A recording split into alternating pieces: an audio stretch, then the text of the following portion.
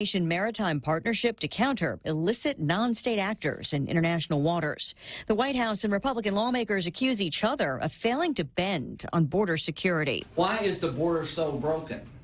Because the policy choices of President Biden are not working. South Carolina Senator Lindsey Graham as Republicans demand policy change to advance the president's proposed aid package that includes more support for Israel and Ukraine. The system is broken. We want to find real solutions. The president said yesterday he's willing to have a serious conversation about this. But where's the good faith? White House spokeswoman Karine Jean-Pierre says not passing Ukraine aid is a gift to Russian President Putin. A now former pilot pleads not guilty to endangerment charges, accused while off duty of trying to shut down a passenger jet's engines in mid-flight. A judge approving Joseph Emerson's release from jail during today's arraignment with multiple conditions, including no contact within 30 feet of any operable aircraft. America is listening to Fox News. Family Finance has been serving the people of Guam since 1959, and they will continue to be there for you in the years to come. Whether you're looking to get a personal loan for that summer vacation or paying off those long overdue bills, Family Finance has got you covered. Apply for a personal loan from $1,000 up to $4,100 by calling Family Finance in Hagåtña at 671-475-4545, Upper Tumon 671-647-5626, or in Dededo 671-633-4473. Great news, GovGuam employees. The FHP Health Center is now accepting all employees of GovGuam enrolled in the self-funded insurance health plan. Continuity of care is important. If you're currently seeing an FHP medical, dental, vision, or home health and hospice provider, you can stay with FHP. If you are a GovGuam employee and want to see an FHP provider, you are welcome. Call 671-646-5825 to schedule an appointment. FHP Health Center, our island, your clinic. News. While the White House criticizes Russia and Iran, Iran's president is visiting Russia, where a date has also been set for the next presidential election, March 17th, though President Putin hasn't officially said he'll seek a fifth term. Victory is seen as a certainty given Putin's most prominent critics are in jail and most independent media is banned. In Moscow today, he hosts Iranian President Ebrahim Raisi. President Putin remarking how important it is to discuss the war in Gaza. President Raisi responding that what's happening is genocide. Iran has long supported Hamas with money, training and political heft. Fox's Jonathan Savage. 2 deaths under investigation in the Portland, Oregon area as floodwaters recede after an atmospheric river hit the Pacific Northwest. Stanwood, Washington was one hard-hit area. It's near the coast and was inundated by a surge of water as rain and snowmelt flowed into creeks and rivers. The water in Stanwood has receded about 4 feet, but many roads remain closed. The cleanup's ongoing in other communities like Sylvana, Washington.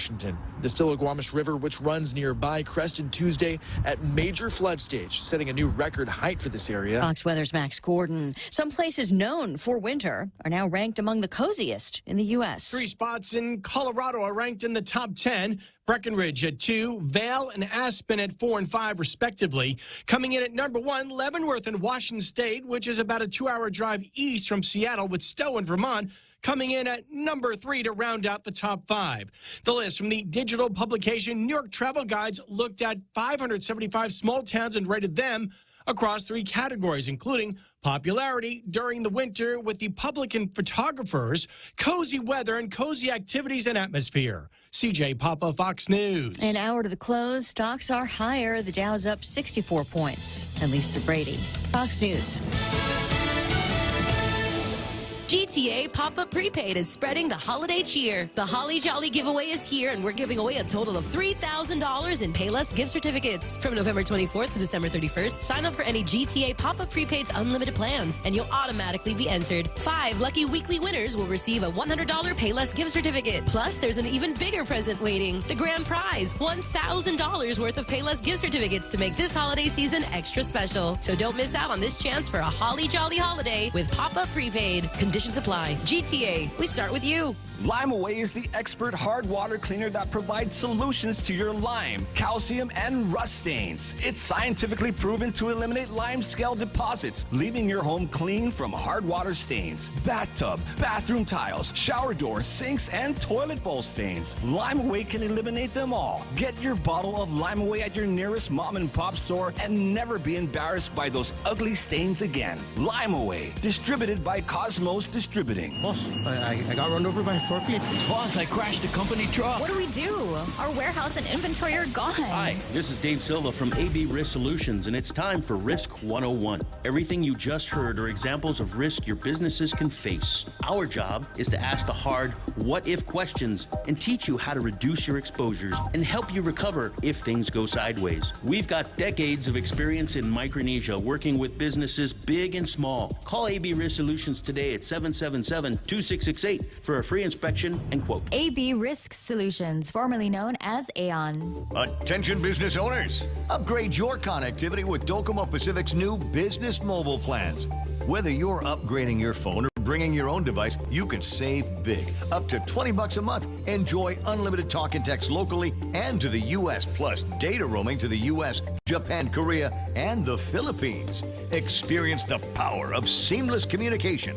Visit business.docomopacific.com today for more details. Some conditions apply. Half a day and good morning, Guam. It's 6:07 on Friday, December 8. I'm Donna De Jesus with a look at your local news on The Point. 34-year-old Kendall Norris McKinney has been charged in Superior Court with promoting prison contraband and possession.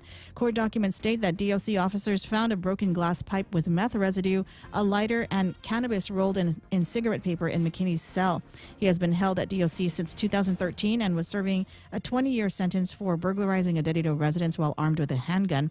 In 2019, McKinney was accused of instructing a woman to pick up a pair of shoes for his cellmate at the Chalampago church. The shoes were later found to have been delivered to DOC containing 2 baggies of meth hidden in the heels of the shoe. He was not charged in that case. McKinney is facing 13 years in prison if convicted of the new charges. And Police Chief Stephen Ignacio wants the community to know that Officer Brian Awa, who has been on leave since 2017 and is currently under investigation in a federal drug case, is not the face of his department. Ignacio says he is someone that we need to weed out and get out of our organization. He has no place in the Guam Police Department. Ignacio confirmed that an internal affairs investigation against Awa was only launched after seeing the story on social media. To date, no criminal charges have been filed against Awa. He still has his badge and his gun. Ignacio calls the situation disturbing, saying it stains the reputation of GPD, warning any officer involved that your day will come and there will be reckoning. We'll have more news after this. Santa's coming and things are looking up. Bank Pacific has rolled out Rudolph's favorite, My Christmas Loan, with the annual percentage rate as low as 7.49% and up to $50,000. And with our Bank Pacific contactless Visa debit card, you have the flexibility of using your money when you want, where you want. My Christmas Loan, contactless Visa debit card. Let's make Christmas season merrier in 23. Equal opportunity lender, credit conditions apply. Merry Christmas from Bank Pacific. Senator Will Parkinson intends to hold oversight hearings with GPA over the maintenance of the island's power plants after the passage of legislation that would waive certain procurement requirements so GPA can quickly increase generation capacity on specific diesel generators and stand up temporary power on Guam. Parkinson made these comments on Wednesday at a Rotary Club of Northern Guam membership meeting at Hilton. He commented that he felt it was appalling for GPA to tell residents that they can help stop power outages when it's the power plants that are down. Parkinson also discussed his measure to abolish the elected CCU. The senator indicated that legal counsel for the CCU is drafting an opinion on the issue of an elected CCU. And here's today's Mass schedule for the celebration of Santa Maria and Camalan and Immaculate Conception at the Cathedral Basilica. The Chamorro Mass started at 5:45 this morning. Mass is to follow 7:30, 9:30, 11:30, and 6 o'clock this evening after the procession. In Agana Heights, the Latin Mass started at 6 this morning. The next Mass is at 8. Next Mass is at Santa Barbara at 10 and 6. St. Joseph at 8 o'clock. Santa Teresita at 8 and 10 this morning. St. Jude 6:30 and 8:30 this morning. There will be no 6 p.m. Mass at St. Anthony. The full schedule for all Catholic Masses can be found at guampdn.com. Procession starts at 4 o'clock this afternoon. And those were your top stories right here on The Point. Now here's Ray with your weather. What are you wearing? What are you wearing to the procession? You got like a veil? My Do you have a veil? Yeah, I'm getting a root canal during procession. Oh, wow. Oh, my God. What's That's better? right. There's going to be root canal. What's better? I'd rather go to the root canal. I don't know. Than do the procession. It's just a little bit of walking around. It's not a big deal. Opportunity to check out what the girls from the other schools look like. That's the way you kind of got to approach this here. Keeping it real, Ray. Yeah. I'm like that. All right. So what kind of weather can we expect for later today? According to the weather guessers, it's mostly sunny with highs near 88 degrees. East winds 8 to 13 miles an hour today. Could be some isolated showers. So if you're going to be out of doors, I don't know, for a procession, then you might want to bring I would bring the little tiny umbrella, a little short one, just enough room for you and maybe a her or a him or something like that. Isolated showers in the forecast tonight, mostly cloudy skies and overnight lows of about 78 degrees. I got partly sunny tomorrow with daytime highs of about 88 degrees. Tomorrow night, partly cloudy and overnight lows should be 78 degrees. Nice hiking weather. And on Sunday, great beach weather, mostly sunny, it says. Highs near 88 degrees. East-northeast winds 7 to 17 miles an hour. Could be gusty, about 22 miles an hour. So bring something to block the wind from the barbecue, and it will be absolutely perfect. Great weekend for it. Heat index going to feel like 94 over the next couple of days. 20% chance of rain or so. Sunrise still a ways off. It's not coming up until 6:32 this morning. Sunset coming up, going down a little bit later now. 5:53 is where we might see the sunset tonight. So go and get some Friday love, would you? 6:12 in the morning. There it is. News and weather together on 93.3 Pika's Best of the Point, brought to you by Bank Pacific. Banking on the Pacific for 69 years. The friendly and hardworking folks at Hoffaday Realty, Jody, Saran, Libby, and Lolita would like to thank you for voting them Best Realty for Pika's Best in 2023. This victory is shared with all of you, so it's time to celebrate. And always remember to contact Hoffaday Realty for all your real estate needs by calling 671-588-4232 or email hoffadayrealty@gmail.com. Located at 426 Jalan San Antonio, Suite 204, Tamuning, open Monday through Friday, 10 a.m. to 4 p.m. Biba Hoffaday Realty. Introducing My Rewards from 76 Circle K, a new and exciting way to fuel your savings. Get rewarded while purchasing your favorite items like Circle K coffee, Polar Pop, hot dogs, and more. Save 25 cents off per gallon and fuel your savings with My Rewards. Download the My Rewards Guam app. 25 cents off per gallon is valid for up to 20 gallons. One time per day. Certain exclusions apply. Visit 76circlekguam.com for more details. Portions of the program here brought to you by APL. American President Lines is delivering the future. The Ray Gibson Show. Morning talk that matters. Call now, 888-TALK. That's 888-8255.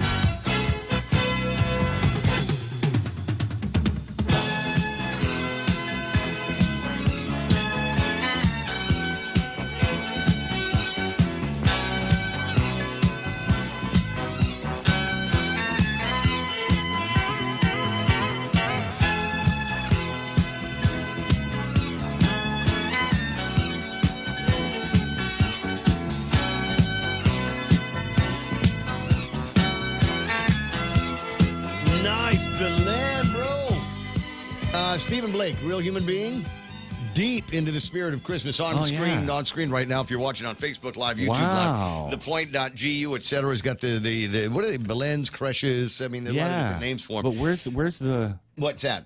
Should I zoom in? The lumut. You know, the moss. Oh, yeah. You gotta go and Stephen Blake's harvest house. that, bro. Stephen Blake's house, and he's got the old nativity scene out there, and this is the first one I've seen in a long time. This, actually like porcelain figures, and that kind of thing. The last time I saw one, it was made with like G.I. Joe and Barbie dolls. Yeah, very, very nice. But it is. You're absolutely right. It kind of is missing a little bit of the Chamorro side of this. When I was growing up, we would go over to our auntie's house. They're right next door to Grandma's place. We'd go over there, and they would have the nativity scene that was all built out, and it was, I want to say, hyper realistic. You know, there's like there would be, if it was done today, there would be like a YouTube or Instagram video of, you know, famous model maker putting together with the epoxy and whatever, and instead of you know, artificial grass or something like that, he would be using lumut.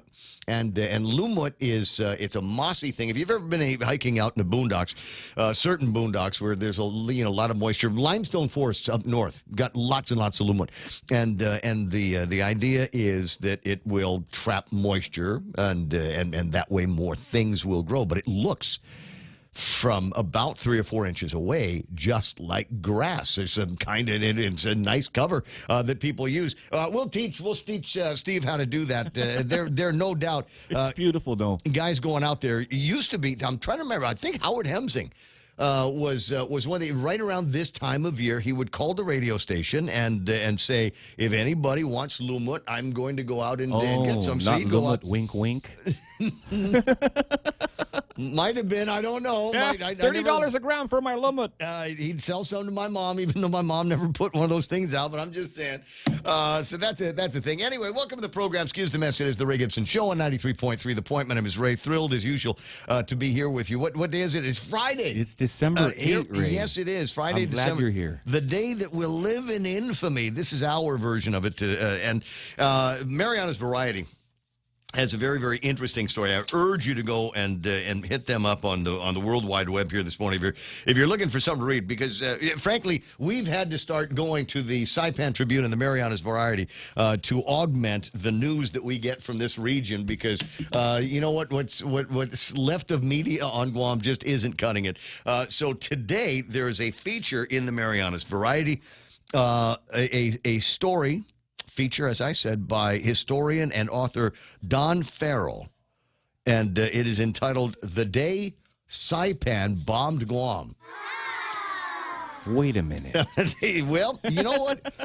There is a lot of forgotten legend, legion, and the mysteries of December 8th, 1941, and the Japanese invasion on Guam, and unfortunately some of the things. I mean, you got to remember, this is Guam and Japan had been separated for decades and decades and decades, and Japan had a thing for Saipan and many of the islands up in the NMI, and so kind of that was their godzu. The Saipanese's own godzes were the Japanese. Wow, friendly fire. It was a strange time, but it's obviously it's worth reading. It's history, and yeah, there was some nonsense back then, and there might even still to this day be some old people that were around to remember what was said when they were around about how some of the Guamanians from Guam still carried a grudge, forgave the Japanese.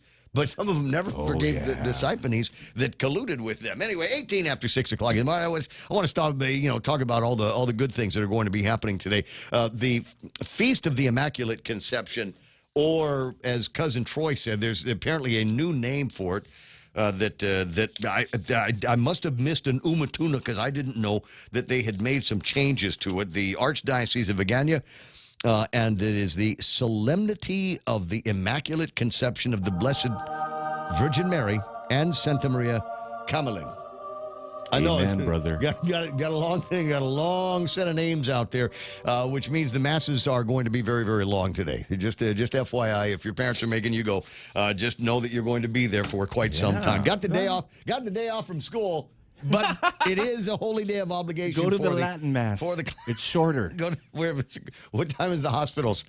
There's always the hospital mass. The chapel. You and I are never going to get anywhere near heaven.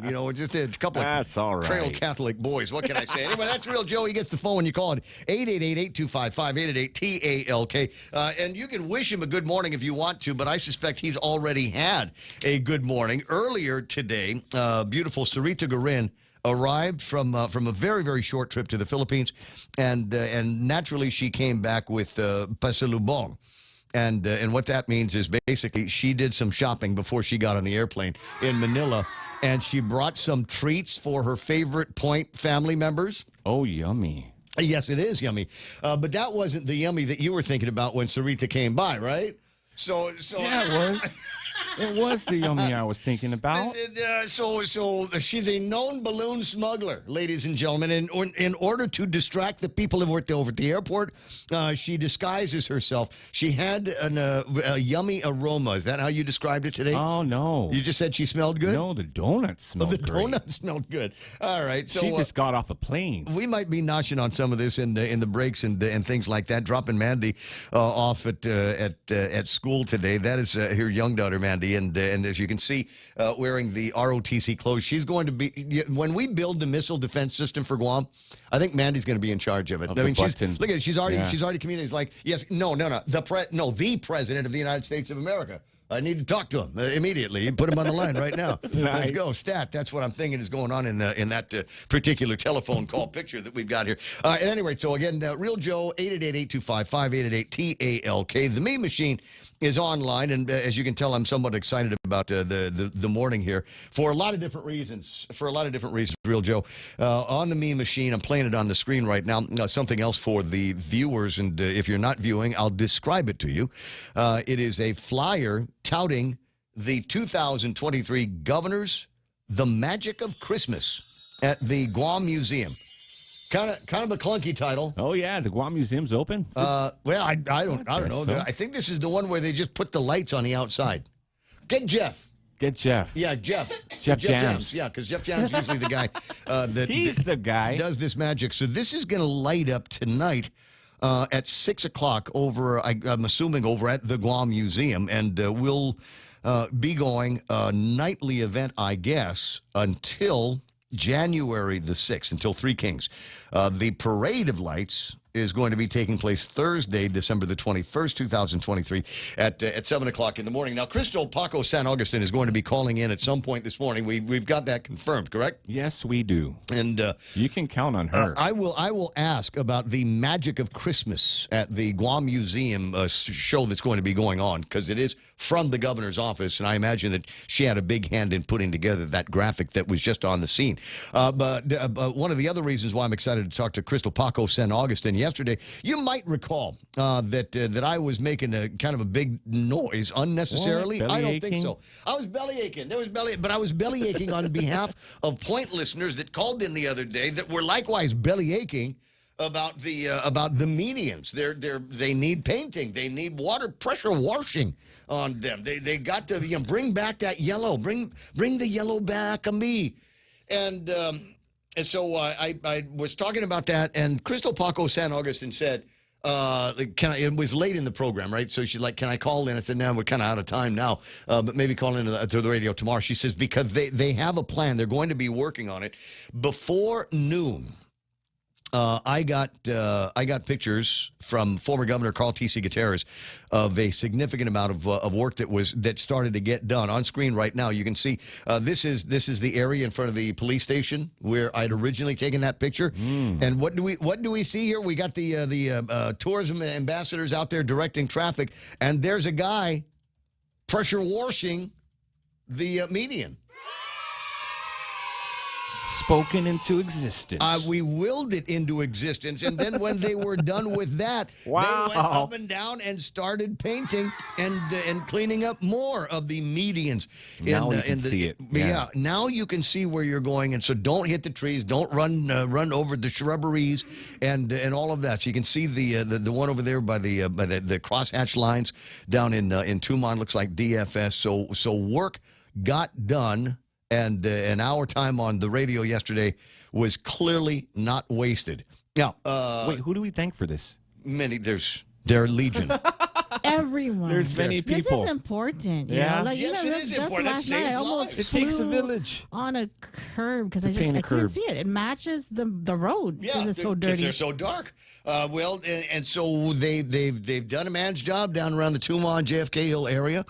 And are going to be. I'm assuming that Crystal will tell us what the rest of the plan is, working with DPW and others to go out there and as much as possible, not just repaint. My understanding is that they've also replaced, those reflectors on the road. Yes. Yeah. Gold-plated reflectors. They're even going to be doing that. You know what? And the crazy thing is, Joe, it's not even the election year. I think maybe they were inspired, or triggered might be the word. They were triggered by Pika's best mayor, Jess Alec, on the radio, who said in an almost cryptic voice, said, all of our prayers will be answered in 2025.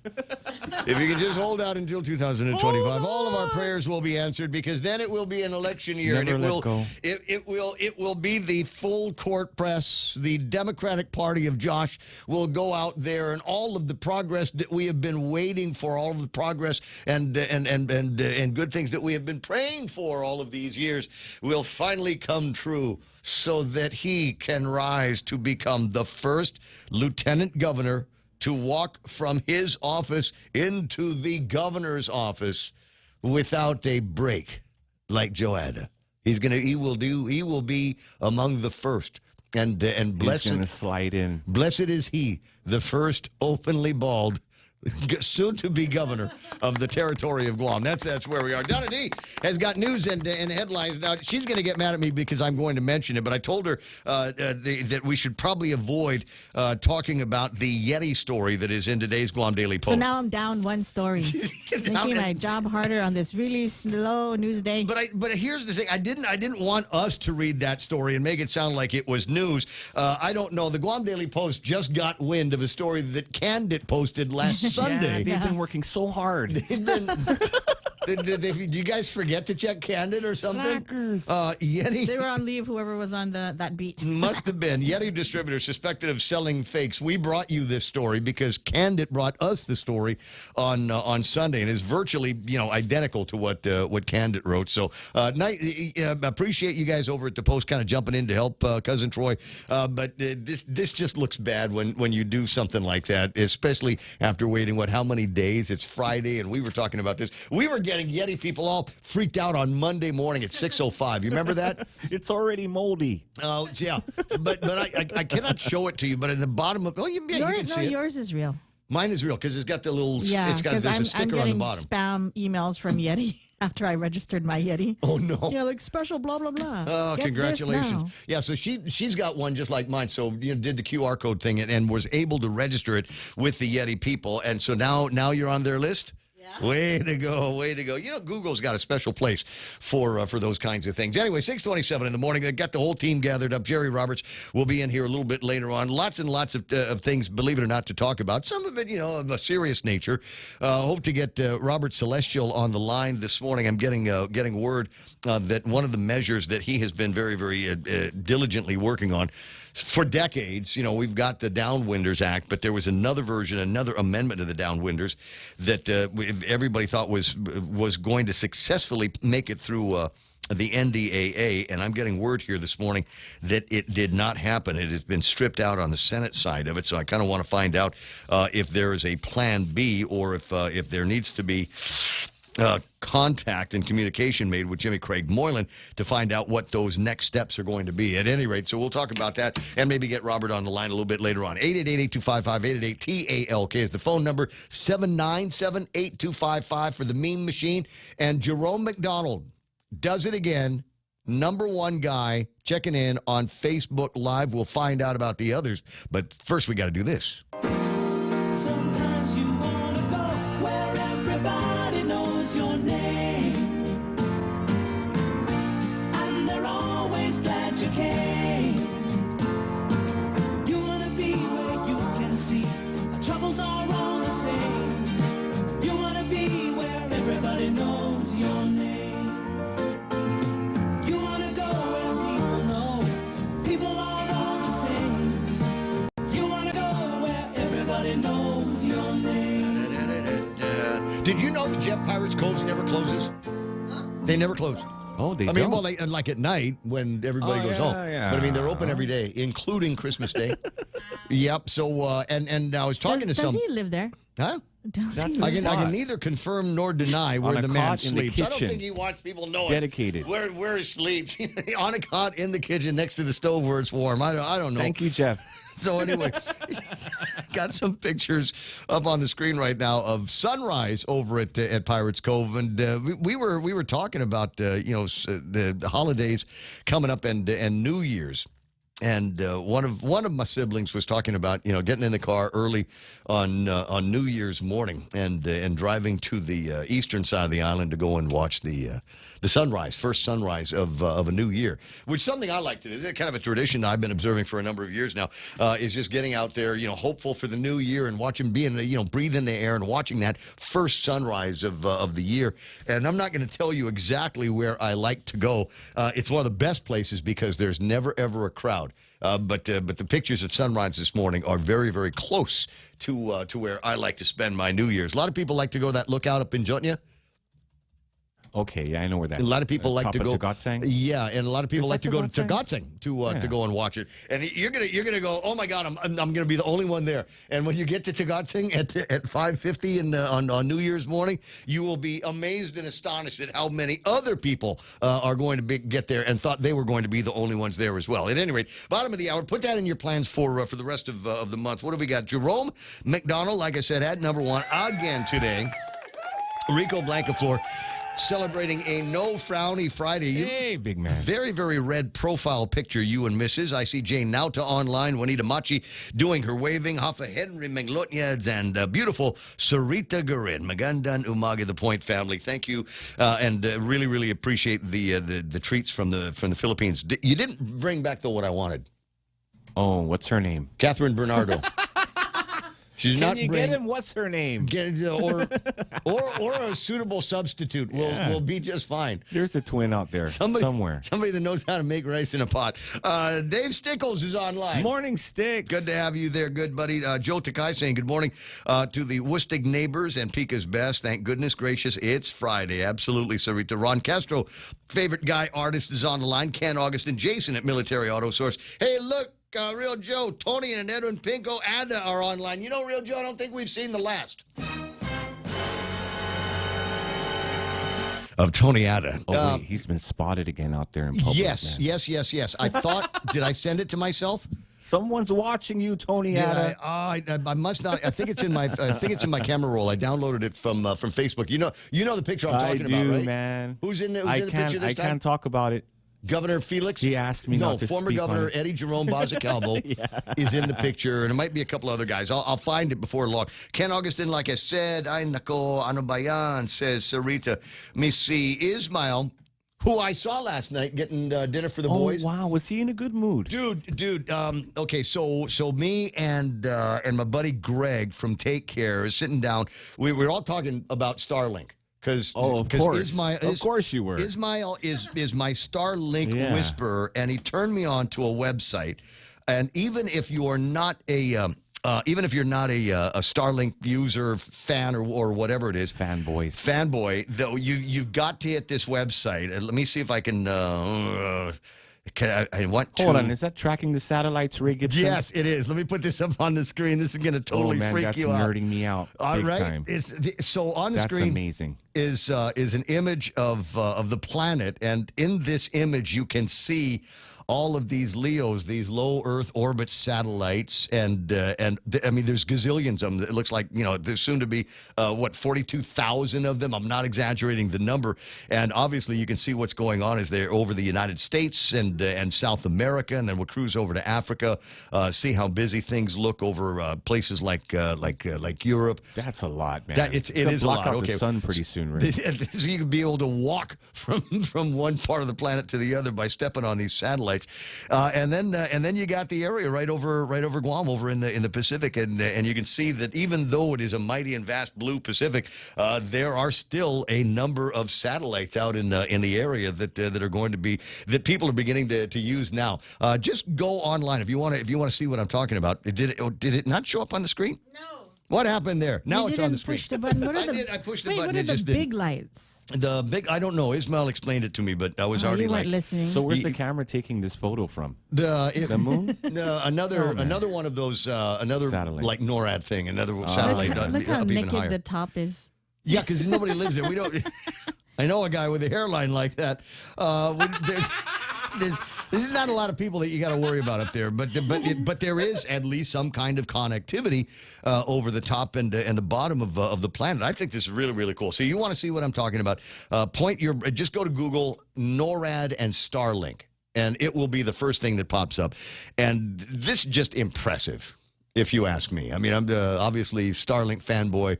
I ran when I came to the radio station this morning. I ran to the post office box to see if we had a Starlink inside of it, and it's still not. It won't fit in there. Still not delivered. Yeah, Is it coming? Yes. It's, Will you unbox it on the air? Hadn't thought about that. It might. Yeah, but I mean, if you want me to, what it looks like. I don't have a problem with it. Okay. It'll be. I'm going to make you put it up on the roof.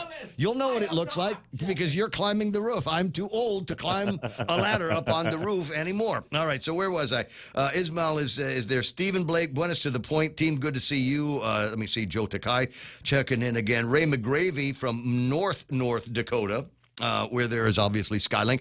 We've got the Keena McCausland there, Anna Marie. Thursday night football. Yes, absolutely. And about 11 o'clock this morning, Guam time, we will start watching the Patriots get their butt slapped by the Pittsburgh Steelers. That's what I'm Spanking? saying. That's what I think there's going to be a spanking. But it is also possible.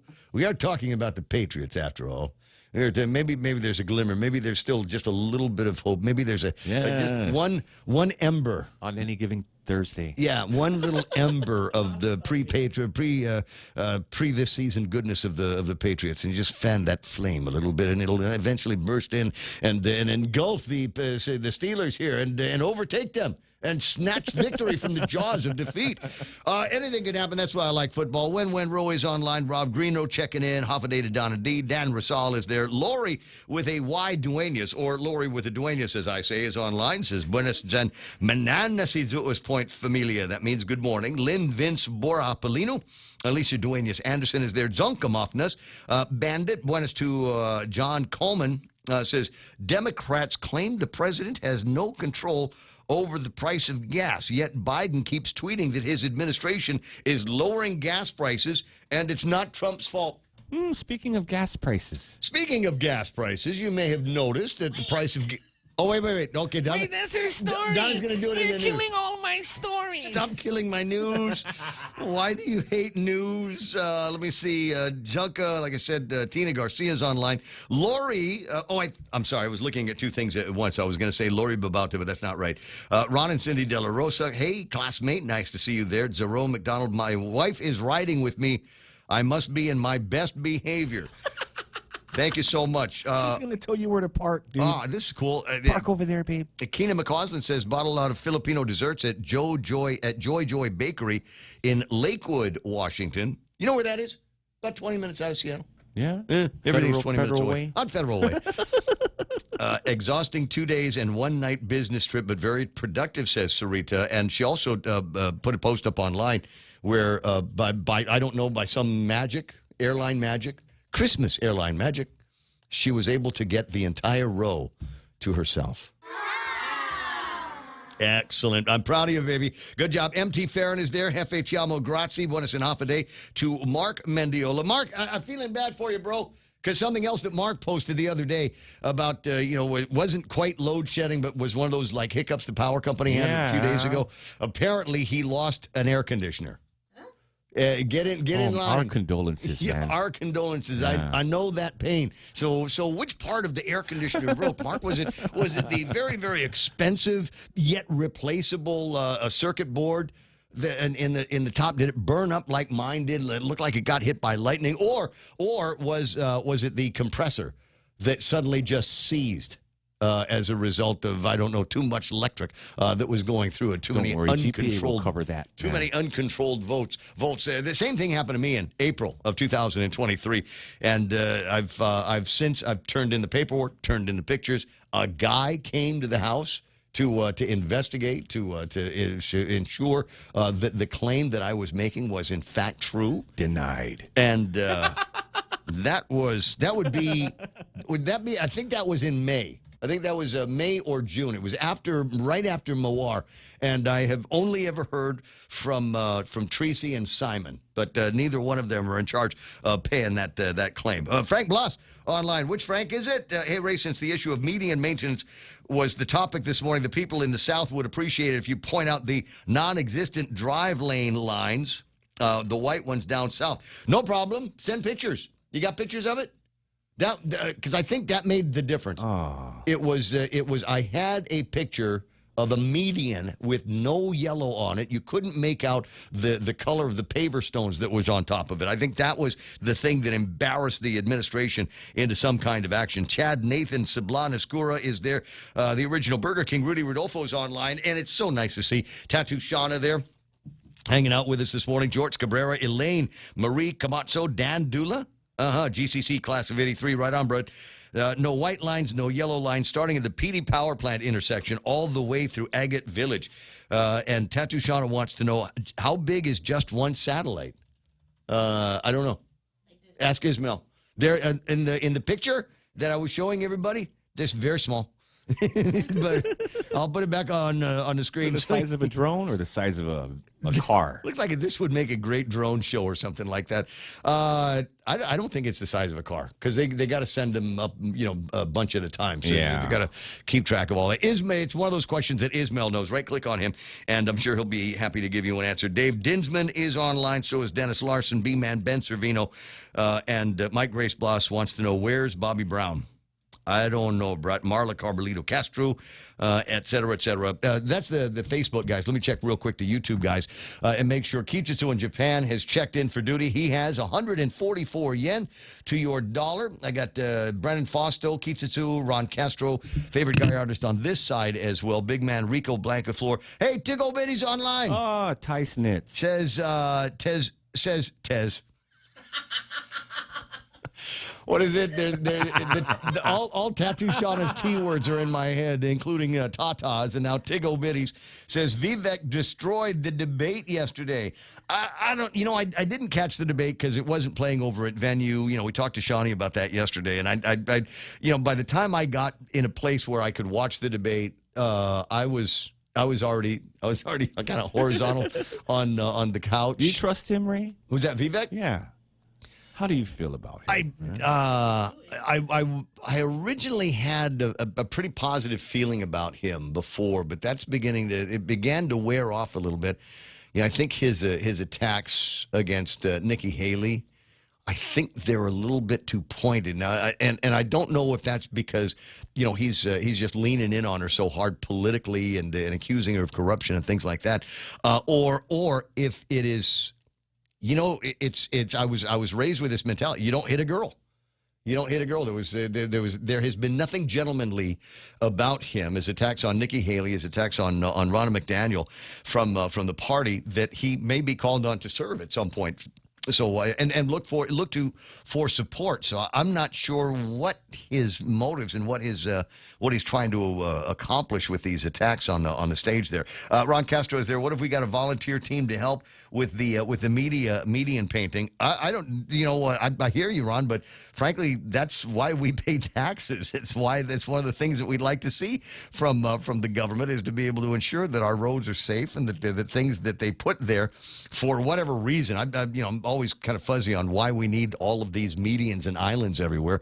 If you're going to put them on the road where there's cars, can you at least paint them so that the car and the driver can see them? Why don't we get a group of paid GovQuam employees? Says AEB. I think we're agreeing on that. Lupang Guam is there. And one other thing before I get to Donna. And in her headline news, it's Friday, No Family Phrase Friday, and we've got the procession Friday. And then when we're done with the procession, everybody go up to VFW in Jigo because tonight is the drawing, another Queen of Hearts drawing. Just a handful of cards literally still in the deck that you can choose from. And if you pull it off tonight, you will win in excess of $5,600, almost $6,000. So I think there's going to be a lot of people queuing up for that, a lot of people adding money to tonight's jackpot. So if you could use an infusion of cash and are willing to, maybe the odds are ever in your favor tonight, VFW is the place to play around with Lady Luck. Doesn't that sound like fun, playing around with Lady Luck? Yeah, it does. I wonder if she's a balloon smuggler. All right, 6:44, Ray Gibson Show. And now time for our first big look at news and headlines. It's the 6:30-ish news with Donna D. Hoffa. Donna, what's going on? AG Doug Moylan says he does not want to rush the police investigation into the murder of 54-year-old Edwin Pirando, reported in Sumai in October.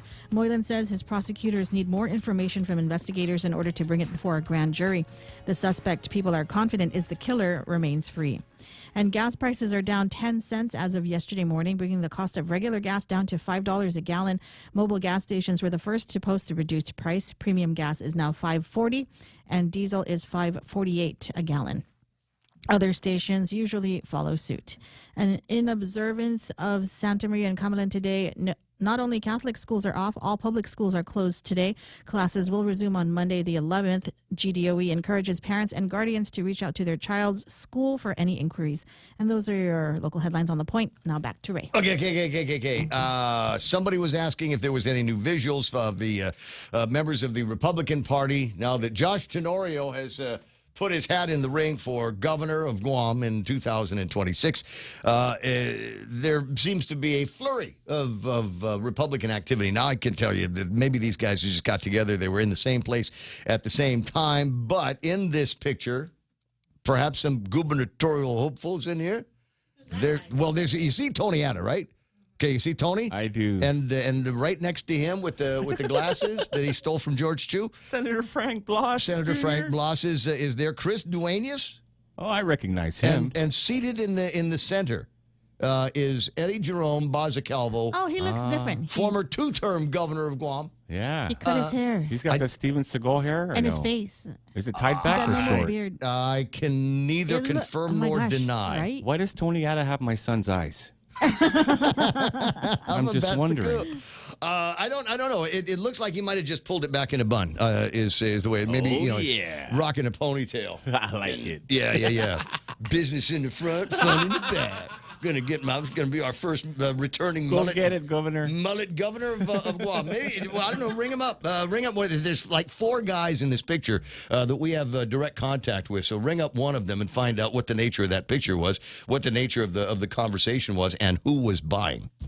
That's what I want to know. Senator Chris, please call. And why were we not invited to this little afternoon soiree out there? At any rate, so we got a lot of stuff to talk about. This is the headquarters for political gossip on Guam, and if it's not real news, we'll make it up and turn it into real news, just like we did yesterday with the median stories. And don't be surprised if there are more median activity going on here on Guam. Crystal Paco on that and a couple of other things in just a little bit, but not right now. It's 6:47. Ray Gibson Show continues after these. Chances are you got some questions right now. Well, here's a couple of answers. Lysol disinfectant sprays and Lysol disinfecting wipes together can be used on over 100 surfaces and kills 99.9% of viruses and bacteria. It even kills the COVID-19 virus. These are simple facts backed up by science. Lysol is suitable to protect your kids and pets. USA's #1, now protecting your homes. Lysol, what it takes to protect. Shop today at your Guam Kmart store. People are saying the future looks uncertain. Jobs, education, even our health. Everything seems harder now. They wonder if we're up to the challenges we're all facing. We don't. We share in the proud history of our island and people. We share the drive to serve and make life better for all of us. We all share the will to overcome and succeed. With part-time service in the Guam Army National Guard, you can share that too. Join Guam's next greatest generation. Contact us at 671-969-5967 or visit nationalguard.com/Guam to find out more. Sponsored by the Guam Army National Guard and this station. What happened? Ray Gibson Show being brought to you by NissanGuam.com on the World Wide Web. Want to Christmas yourself? Christmas yourself with a brand new Nissan Frontier pickup truck. I'm starting to see a whole lot more of those.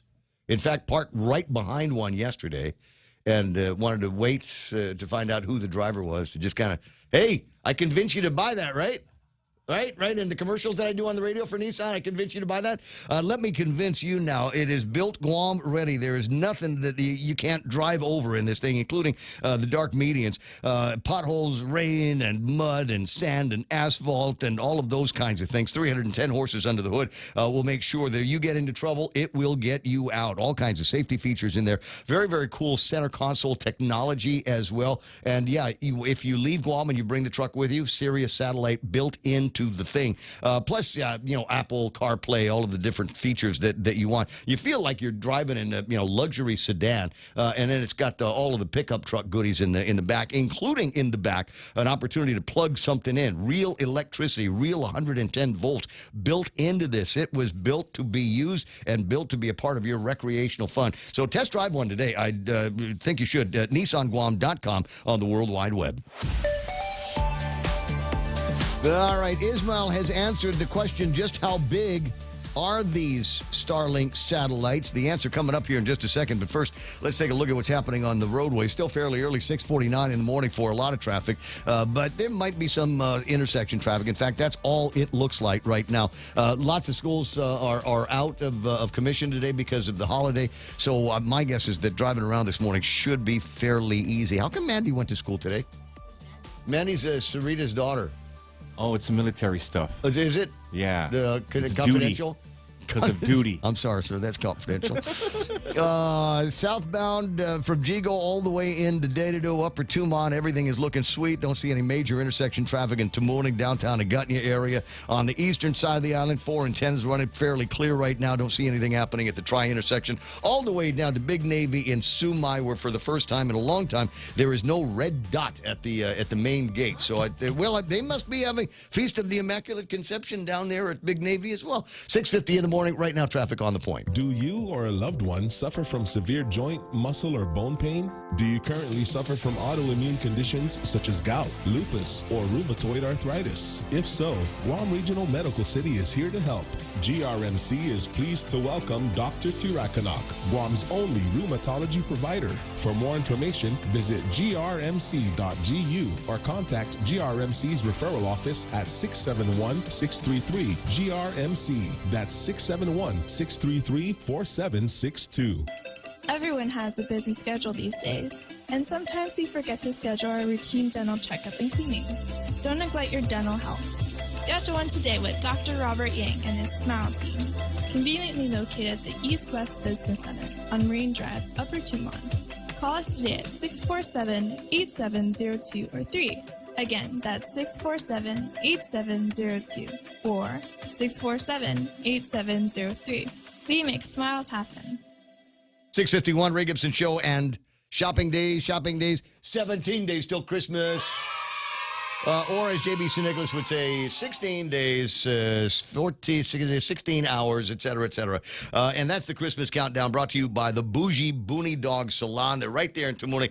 Next building over, if you're headed northbound Marine Corps Drive, you got the Bank of Hawaii and Goodies. Next building over is where you will find the Bougie Booney. You can find them on bougiebooney.com or WhatsApp Katie at 797-4163. It's the gift. Maybe that's where Eddie got his hair done. Are you calling him a dog? What? No, I'm just saying that, he looks a whole lot better, and that's what Katie does with the animals. But somebody's saying... I liked his beard. Remember he came in here like full beard? I didn't even recognize him. Kind of, sort of, yeah. Well, here's the thing. And we've been... Ismail, who knows a thing or two about these kinds of things, says that this is artificial intelligence. This is an AI-generated picture. I don't Show know. us your hands. I want to see your hands. Show me the hands. Oh, my God. Frank Bloss got 5 fingers? You're supposed to have and a thumb. Okay, 6:52 in the morning. Bob Kelly's on the line. Hey, Mr. Kelly, how you doing there? I'm doing good, and I'll talk a minute about Starlink satellites. But first, I wanted to compliment you on your shirt. It's only the real nerds know what this is. It is SBE, which stands for the Society of Broadcast Engineers, of which I'm a member, and who have awarded me certification as a broadcast technologist. And what I think is important to note that right now, our organization has 2 certified SBE, and soon we're going to be adding another full-time SBE person. And so there are great things to be coming that people can look forward in the next year for all of the choice broadcasting. Broadcast is not dead, yes. Let's hear it for engineers. Let's hear it for the propeller heads that are out there. 6:53 in the morning. Thank you very much. I was hoping that somebody would notice the shirt. And you can tell this is an engineer shirt because it has a front pocket in it. For every good engineer carries around what's called a tweaker, and it's a little tiny screwdriver. You would say that because all of my shirts, my knit shirts, I only get them with pockets, and sometimes they're very hard to find. And people think I'm kind of a hassle on that at Christmas time because I don't want a polo shirt unless it's got a pocket. Right, you got to get them like that. Anyway, so you wanted to talk about Starlink satellites. So how big is a satellite? Well, when they're unfurled, they're about 100 feet long or 30 meters as far as the wings. But the satellite itself is about the size of a large dining room table. No. No, Ismail said they're like 27 feet, and I looked it up because I have a hard time visualizing, space and time, so I wanted to find out. So Google will let you do this. So I asked it to send me things that are about 27 feet long. So standard city bus. No, they're not that big. The B2 satellites are not that big. Ismail can kick your ass. You better watch it. 30 feet with the wings unfolded for the solar panel. Uh-huh. But the satellite itself is, they also say a small car, but when they mean a small car, you're talking about the small cars you find in Japan or Europe, not what we consider small in America. Key car. Which, again, is not a lot larger than a large dining room table. I don't know.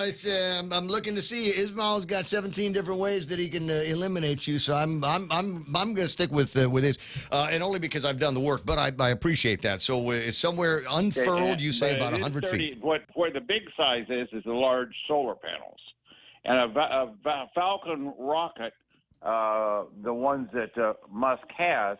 When they put these into space, they put out like 26 or 27 in one rocket. For each launch to put these into space. Crazy.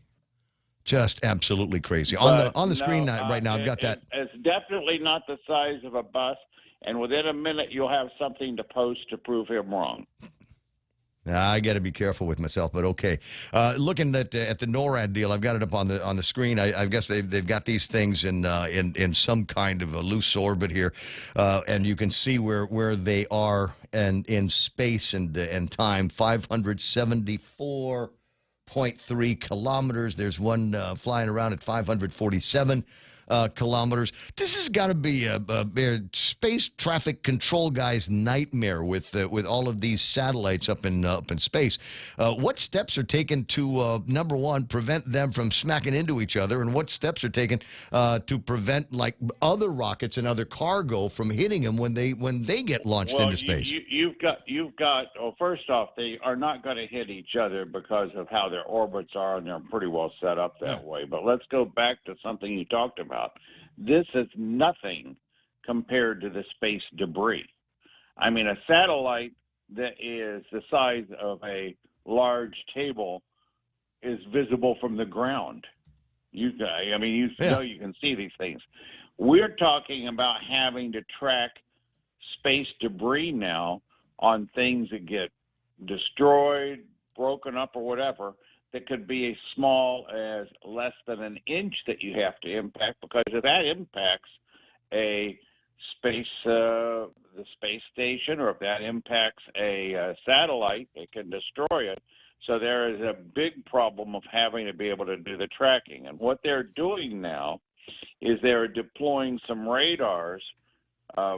It's called a phased array, which means the radar itself doesn't move the antenna. It's done electronically to be able to start tracking these. And Guam is set to get one of these radar tracking stations in the next year or two. They actually did come out here, and we did a study, and I was part of that study. But when I told them that they had to have the radar being able to withstand winds to 195 miles an hour, they kind of went back to the state scratching their heads, because I told them their 115-mile antennas would not last a major storm. Yeah, well, I'm wondering to what degree that is being discussed in Washington, D.C. I've got another story about some of the challenges to building up the kind of defensive systems that we would like to have on the ground on Guam to be able to prevent nuclear annihilation by the hands of the North Koreans and the Chinese. More on that a little bit later on. 6:58 in the morning. That's actually, though, that is the situation of our buildup of our protective plan, that they're putting in, is actually one of the things that's hurting us on finalizing plans to have the radar to track these satellites, because they cannot be located too close to each other, and we don't know where they're going to put all the missile defense systems. And that's another reason where I think we would almost have the completed design and sited for our radar tracking of the space debris, but they can't make their final plans until the military makes the final plans of where the defense system's going to go. As I said, numerous challenges that face the defensive systems for Guam. 6:59 and change. Bob, I'll talk to you pretty soon. See you at the procession. 888-8255, 888-TAL. No, No, he's a good Catholic. buddy. It wouldn't surprise me if he was there. I keep zooming into this NORAD picture to see if I can find Guam or Santa Claus, and neither one of them is working right now. I'm going to stay with Ismail. Says these things are about 27 feet long, and you might be wondering what else is 27 feet long. The tongue of a blue whale. Oh, yeah. Where's Steve Love music when you need it? It's 6:59. Stand by. Fox News Live is coming up next. On the other side of that, Donna Dees with a big look at news and headlines. Jerry Roberts is going to be coming in with the extra point. Somewhere before 8 o'clock, we'll hear from Crystal Paco San Augustine from the governor's office. More on median painting. And yeah, everybody online, I'm seeing all your play. You said, can you also bring up the other parts of the island? We need to have Dwayne Santos says, can you do medians and reflectors, Assen and PD roads, markers and media painting seriously needed down there as well. So what it started in Tumon, we're going to see if we can infect the rest of the island with that kind of work. Here's Fox News. To the learning environments at Harvard, UPenn, and MIT after those university presidents testified this week at a House hearing on anti-Semitism. Presidents came to Capitol Hill to defend themselves against accusations that they were not doing enough to defend their Jewish students, but ultimately got themselves into more trouble after university presidents from UPenn and Harvard were asked if calling for the genocide of Jews violated their code of conduct. They said it depends on the context. Fox Business's Hillary Vaughn on Capitol Hill. All three presidents have since issued statements clarifying they do condemn anti-Semitism and calls for violence. North Carolina Congresswoman Virginia Foxx, who chairs the Education and Workforce Committee, says they will probe policies and disciplinary procedures and will issue subpoenas if needed. It's the first night of Hanukkah, but also 2 months to the day since the Hamas terror attack on Israel as fighting continues in Gaza. Israeli military pushing hard against pockets of Hamas resistance, and especially in the south, believed to be the home base for the terrorists. Taking its toll, though, 90 Israeli soldiers said to have been killed. Also, the fighting taking its toll on civilians. Supposed safe areas reportedly hit by Israeli airstrikes in the south. Israel claiming the areas were used by Hamas to fire rockets. Fox's Greg Palcott in southern Israel. The White House says talks aimed at freeing more hostages are ongoing, but that they're not close to a deal for another humanitarian pause. A retired police chief is sentenced to more than 11 years in prison for charges stemming from the Capitol riot, including conspiracy to obstruct Congress.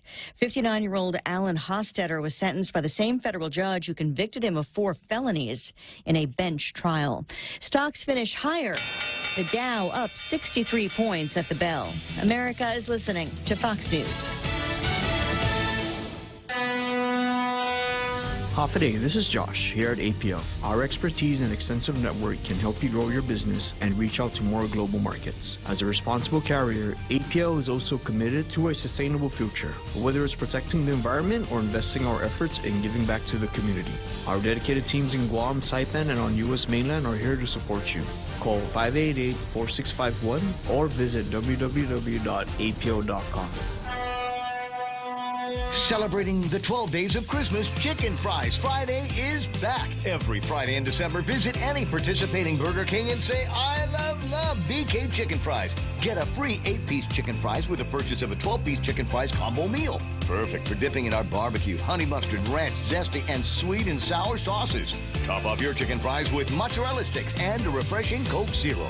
Happy holidays from your friends at Burger King, Tumon Bay, Agutya, Micronesia Mall, and the airport. You rule.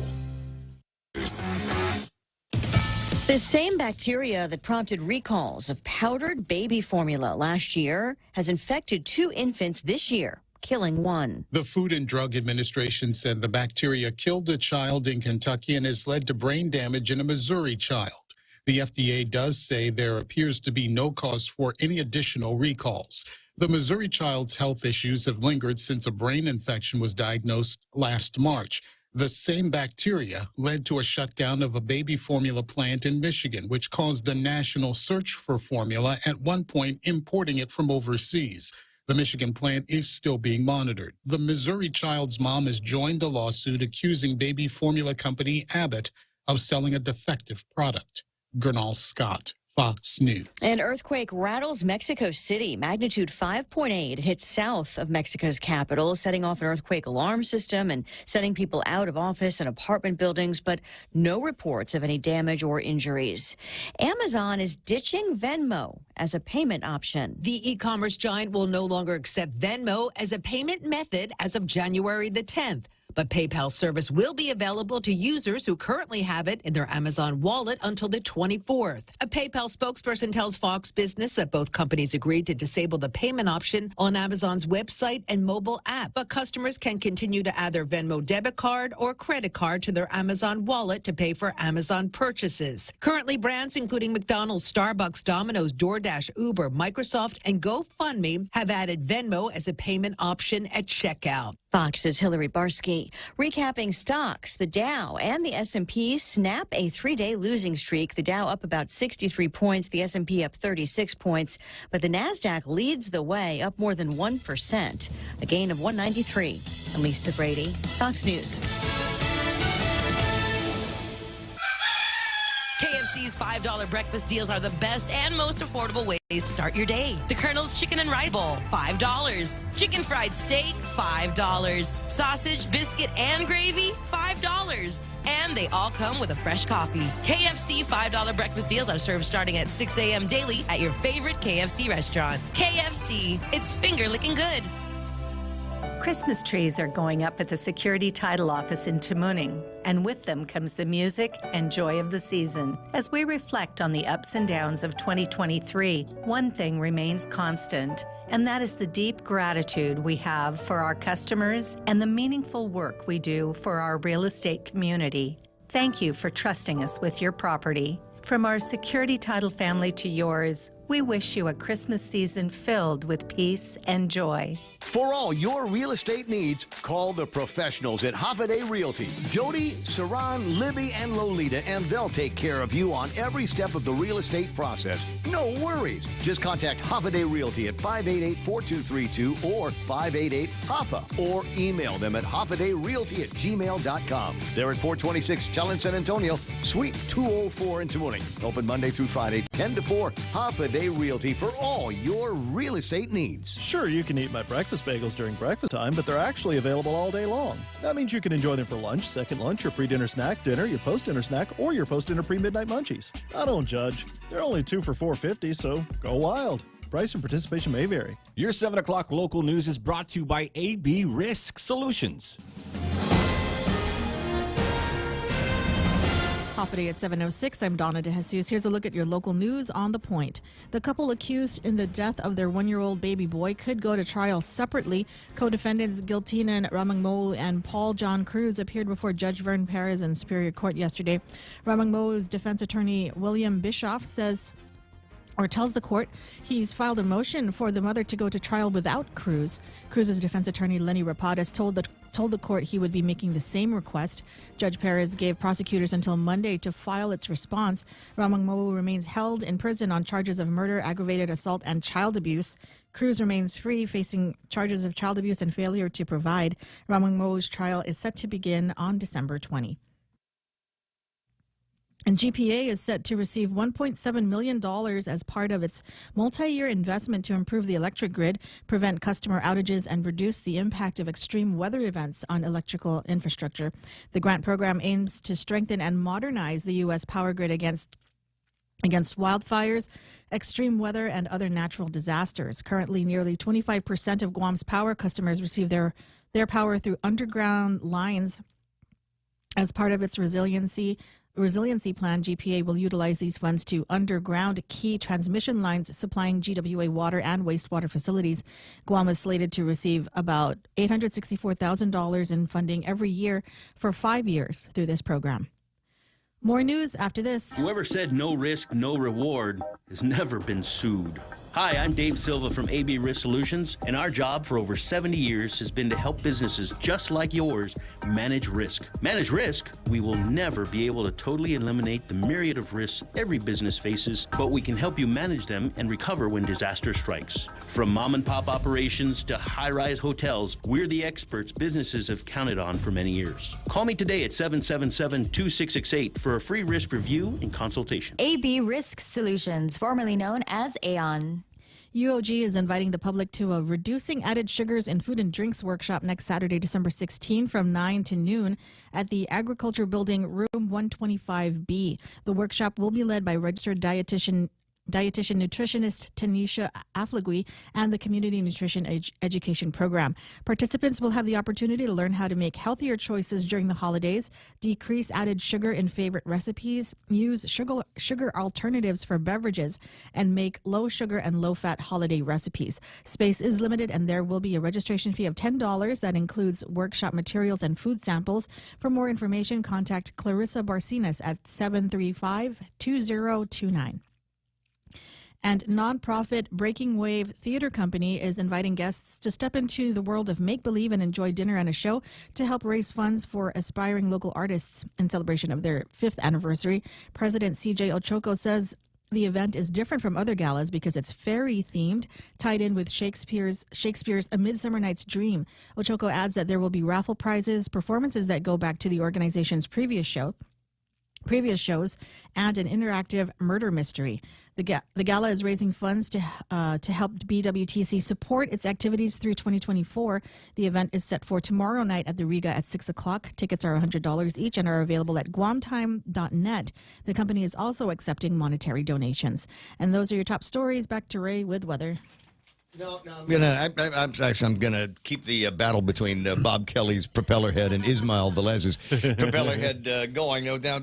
Ismail says online that the size of the Starlink satellite's about 27 feet. Or for those of you that can't picture that in your head, it's about the size of the blue whale's tongue. Okay, yeah, right? Gotcha. Yeah. About the size of a standard city bus.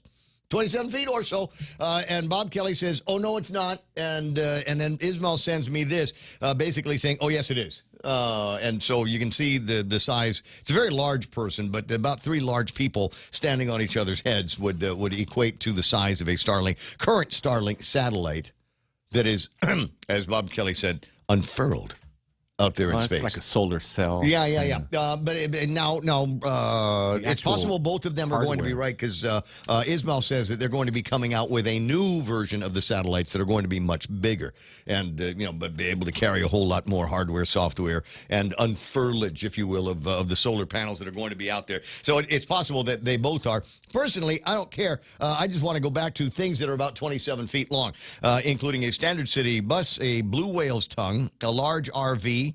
An Olympic-sized swimming pool is 27 feet long. Really? That's all? Huh. It says a telepheric gondola cabin length, but I don't know what a telepheric gondola cabin is. I'm sure if I click on that, it'll show me a picture. A semi-truck with trailer. The main wingspan of a Cessna 172 light aircraft. Is it starting to become a little bit clearer? I can relate to that. There we go. How about this one? A typical high school basketball court. Yeah. That doesn't sound right either. Maybe. A Boeing 737 airplane wingspan. How can it be the same as a Cessna 172? Isn't the 737 a bigger aircraft? I believe it is. Google's full of crap today. 10 full-size transit city bus lengths. No, full-size transit city bus. So that's what things that are about 27 feet. I thought, I was hoping there'd be something funnier than a blue whale's tongue, or in the very least more picaroo. That I might be able to mess around with. Sorely disappointed. Let's get to the weather. Mostly sunny today with highs near 88 degrees. With a heat index, it'll feel like 94. East winds 8 to 13 miles an hour. Mostly cloudy tonight with overnight lows of about 78 degrees. Might be a little bit more by way of clouds that could be sticky because tomorrow's forecast is only for partly sunny skies with daytime highs of about 88 degrees. Partly cloudy tomorrow night. Sunday, back to mostly sunny with highs near 88 degrees. I will be at the beach. I suggest you be at the beach as well. East-northeast winds, 7 to 17 miles an hour. Could be some gusts as high as about 22 on Sunday, so prep for that. 20% chance of rain today. Early sunrise, 6:32. No, late sunrise. Do I have pictures of it from Jeff over at Pirates Cove, or is he going to send me something that's 27 feet long? I don't know. Where's the pictures? There it is. Sunrise on a Taco Friday over at Pirates Cove. Sunset tonight is going to be at 5:53. # tell the others. There it is. News and weather together on 93.3 The Point. Santa's coming and things are looking up. Bank Pacific has rolled out Rudolph's favorite, My Christmas Loan, with the annual percentage rate as low as 7.49% and up to $50,000. And with our Bank Pacific contactless Visa debit card, you have the flexibility of using your money when you want, where you want. My Christmas Loan, contactless Visa debit card. Let's make Christmas season merrier in 23. Equal opportunity lender, credit conditions apply. Merry Christmas from Bank Pacific. Chances are you've got some questions right now. Well, here's a couple answers. Lysol disinfectant sprays and Lysol disinfecting wipes together can be used on over 100 surfaces and kills 99.9% of viruses and bacteria. It even kills the COVID-19 virus. These are simple facts backed up by science. Lysol is suitable to protect your kids and pets. USA's #1, now protecting your homes. Lysol, what it takes to protect. Shop today at your Guam Kmart store. If we're going to keep talking about these rockets, I must insist that they be spoken of in the correct form. They're Falcon rockets, not Falcon. Falcon. Yeah, the Falcon. Yeah, they're Falcon. Yeah, like the Falcon Islands. Exactly. Yeah. Exactly. We got to be careful. I get that weird, almost sweaty feeling when we were doing that. Anyway, on screen right now, what have I got? Picture from First Beach. Thank you. A beautiful picture from beautiful Alicia out there in the world. 7:15 in the morning. Ray Gibson Show brought to you by APL, American President Lines. They're delivering the future and great flavors being delivered all the time by Good to Go. We deliver. And how do you get Good to Go? We deliver to pay attention to you. All you need to do is go to subwaypacific.com on the World Wide Web. Make your order for one of your favorite Subway Series sandwiches, and then decide whether you want to pick it up or you want them to bring it to you. And Good to Go will put it in the car and bring it to your doorstep. Great way to do things. Keeping fresh by refreshing. That's Subway. Rediscover talk radio here. Your FM News Talk Superstation. This is The Point.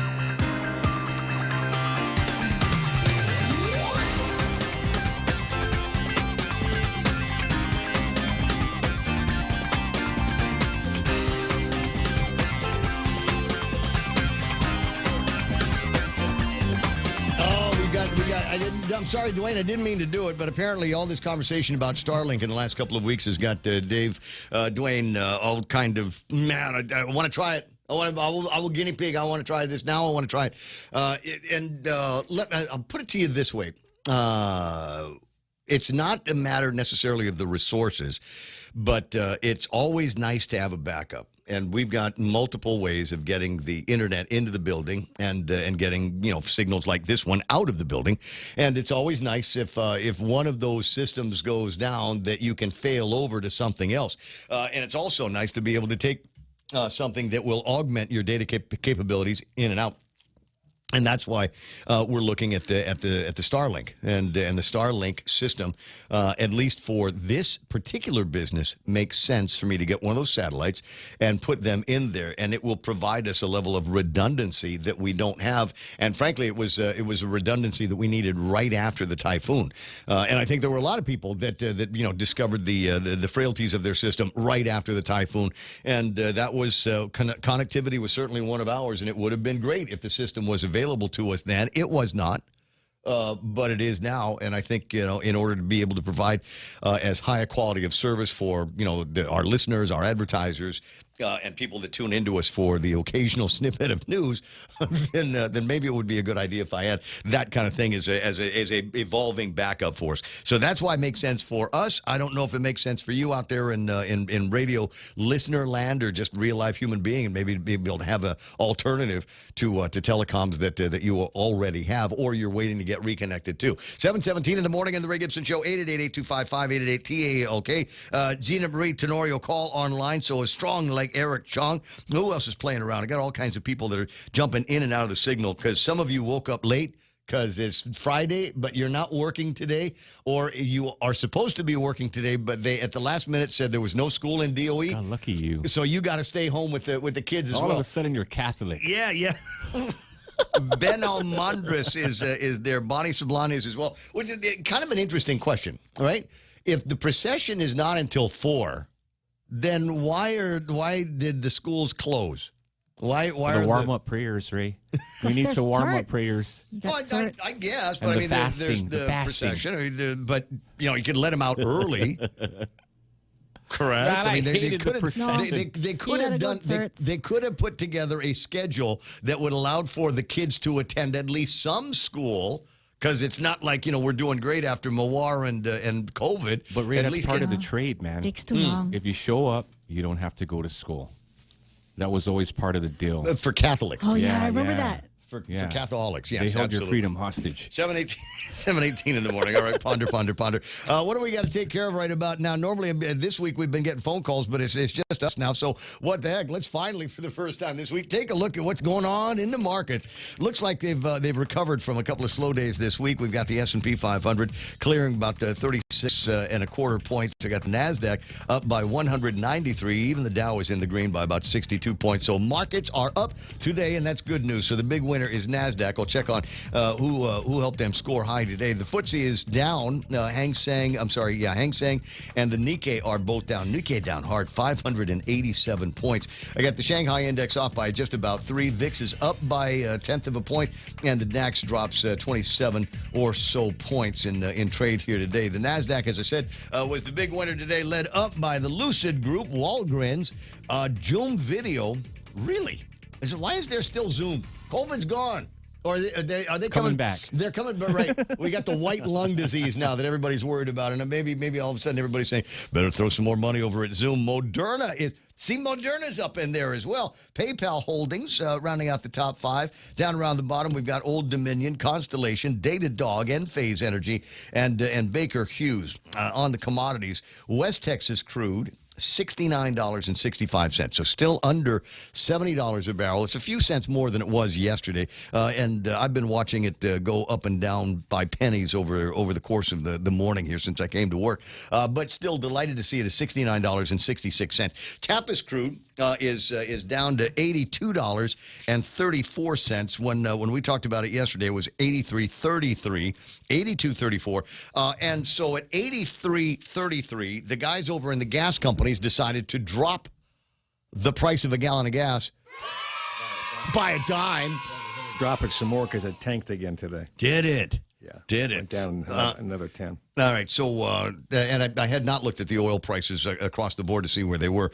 But as I said, 83.33. But I want to say that it has been lower than that without a companion drop in the prices. I'm not really sure about the calculus. I did take a minute to print out my spreadsheet. I was going to give it to you so that you might be able to do some kind of analysis. Because usually when I start talking about where the price of Tapis is and they drop it, Jerry Roberts will ask me a question like, well, hey, when was the last time that they dropped the price of a gallon of gasoline? And that would have been you realize November something. You realize you're the only person on the island who's keeping track of this. There's like nobody in an elected office doing this or anything like that. I'd be happy to share my data with them. It's amazing. Just so that we've got it. There it is. There's the spreadsheet I'm looking at. So the last time we saw a drop in the price of a gallon of gasoline was on the 2nd of November. And? It was dropped to $5.10. From $5.20. At the time, the price of a barrel of Tapis was $92.43. $92.43. So it took them a drop of $9 per gallon, or $9 per barrel. 10%. To drop it by a dime. 10%. Right? Of the cost of the barrel got you a dime. That's something. So if it went to a zero, yeah, they drop it to $1 then. If you follow the same logic, we'd still be some. How much do we pay for it? We're not paying for the gas and for the oil at all. But we're still going to charge somebody $1 a gallon for the gas. So yeah. I thought you might want to take a look at that. Might be a couple of gaps in it, but that's where we are with the price of a gallon of gasoline. So enjoy that for the Christmas holidays, and we'll keep an eye on what's happening with Tapis. Other numbers we like to look at: commodities into the cash here. If you're going to Japan, 143.47 yen to the the greenback, so it looks like it's inching its way back to strength. Nowhere near a penny yen, but it's still all moving in that direction. How much again? 143. 143 and a half. Down a bit, yeah. And so that might end up being good news to try to bring Japanese back to Guam. What we got, clean medians in Tumon again? That's right, absolutely. And so that and a cheaper dollar might bring folks home. 55.4 pesos to the greenback, which is why Sarita was able to get us not just a box of donuts, but also the ensaymada from the Philippines. So there's a good exchange rate going there. And the South Korean won at 14.12 in exchange for the American dollar. 7:23 in the morning. Should we be prepared to be wowed by a Bitcoin number, Real Joe? No, not really. It's 43,310 right now. That's still amazing considering where it was at the beginning of the month. It's the halving, Ray, and the wickering. It's Starlink. All of those, everything is conspiring now. Jerry's looking at me like he's so proud, Joe. You know what's going to happen? Everything is going to get really, really good, and then it's going to be World War III. You're right. Just knock us all off our technological pedestals. That's I got that feeling. That's what's going to be going on. 888-8255-888-TALK. And I think that's all we got for the economic report. Although there might be a couple of interesting things that I have been seeing that I kind of wanted to share with Jerry about. Changes to the workforce and what it is that they're going to have to do in the federal government of the United States of America to get people to go back to the offices. Oh, there's apparently still one of those things. There are apparently still a year plus after COVID, people that won't go back to their offices, and the bosses are having a hard time finding a way to convince them to come back. They're not as strong and tough like Elon Musk, who said, "Look, you need to be here. The work is here, and if you're not here, then you don't work here anymore. Pack your bags." There may be a slight difference between what Musk is paying and what the feds are paying. So maybe there's more of an incentive. Could be. But it's interesting, though, when you think, well, you work for the federal government, you'll do what we say. You would think that would be people, career folks who would come back because they'd be worried about losing their pensions and all that business. That's not the case right now. No more. There's so many people out of work and not going for jobs, and people are begging. I mean, the feds are begging. Everybody's begging. The only people that aren't begging, the only people that are not begging for employees, Gov Guam.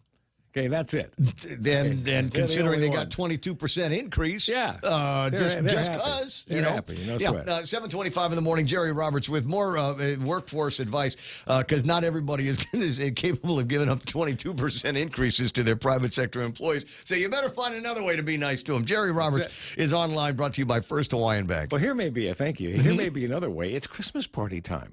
Christmas parties. Yeah. Employers all over the island are getting ready now to throw their major festive event of the year. Employees, though, need to be ready too.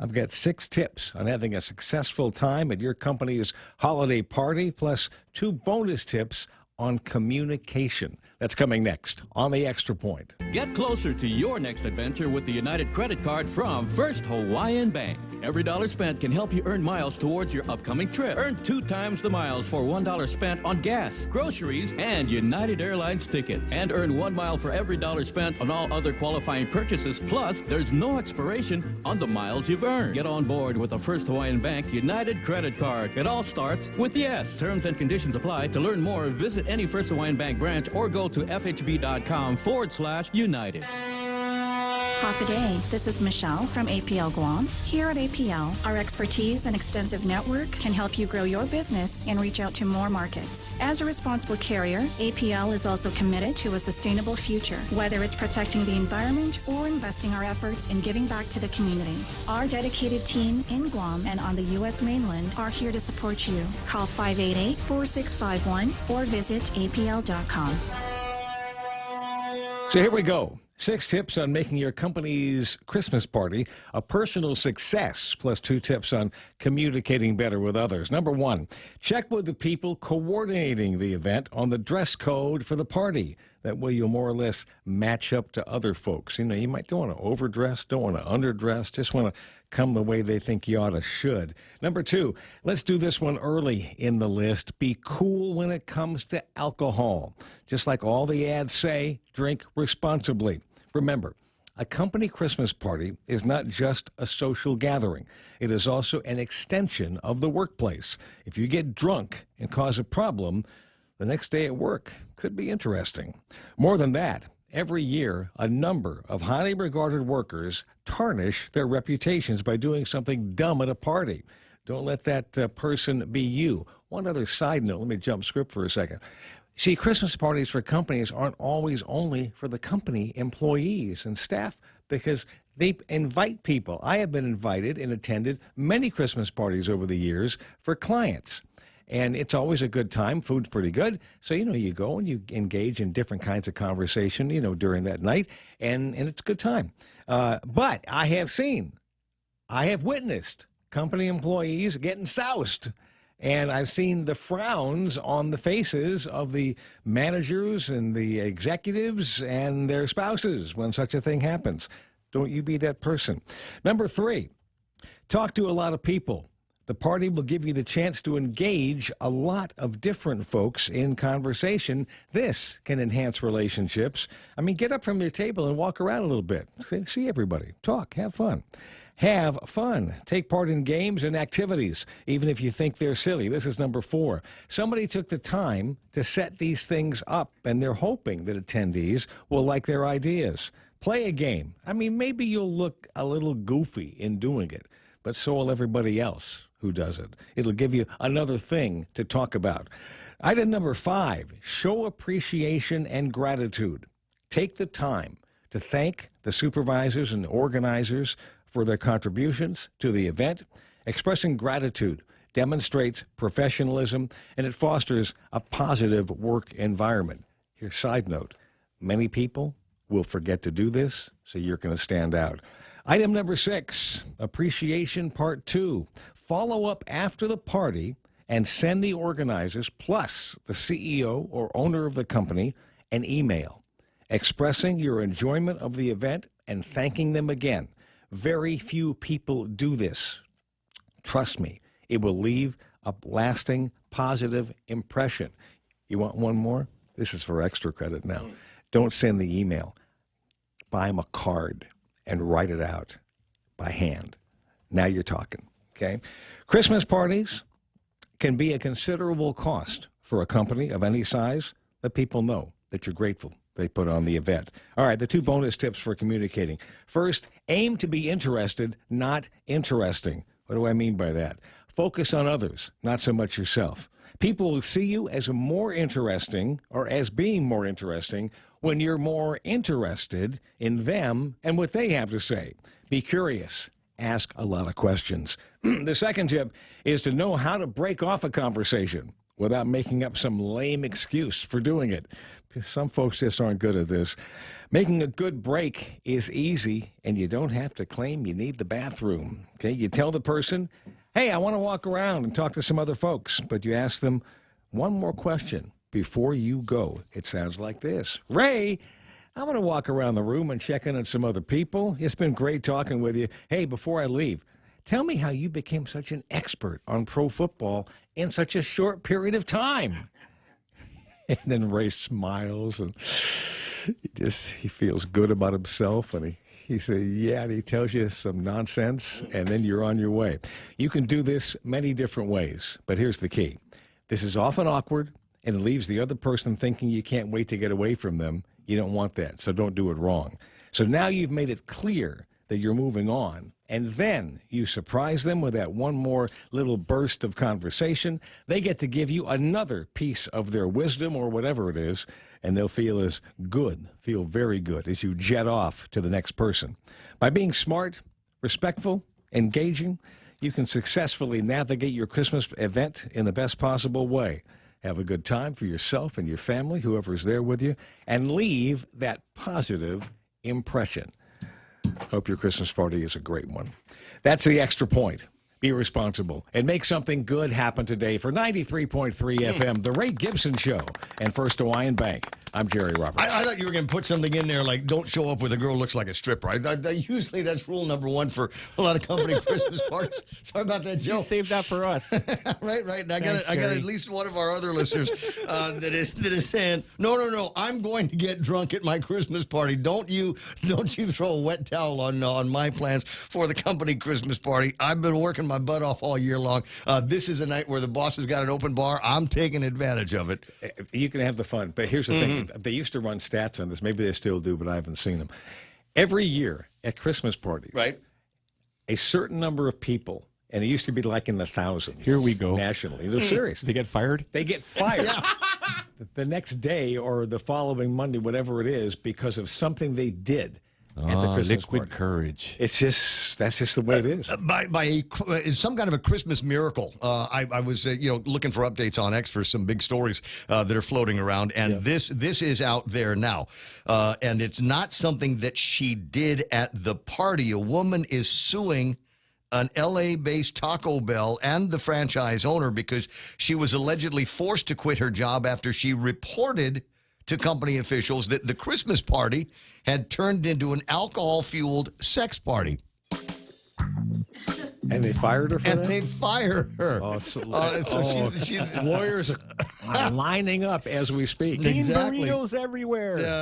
Who knew? Taco Bell, right? They've got one here. I'm thinking, how do we get invited to the local Taco Bell Christmas party? Because that sounds like crazy fun.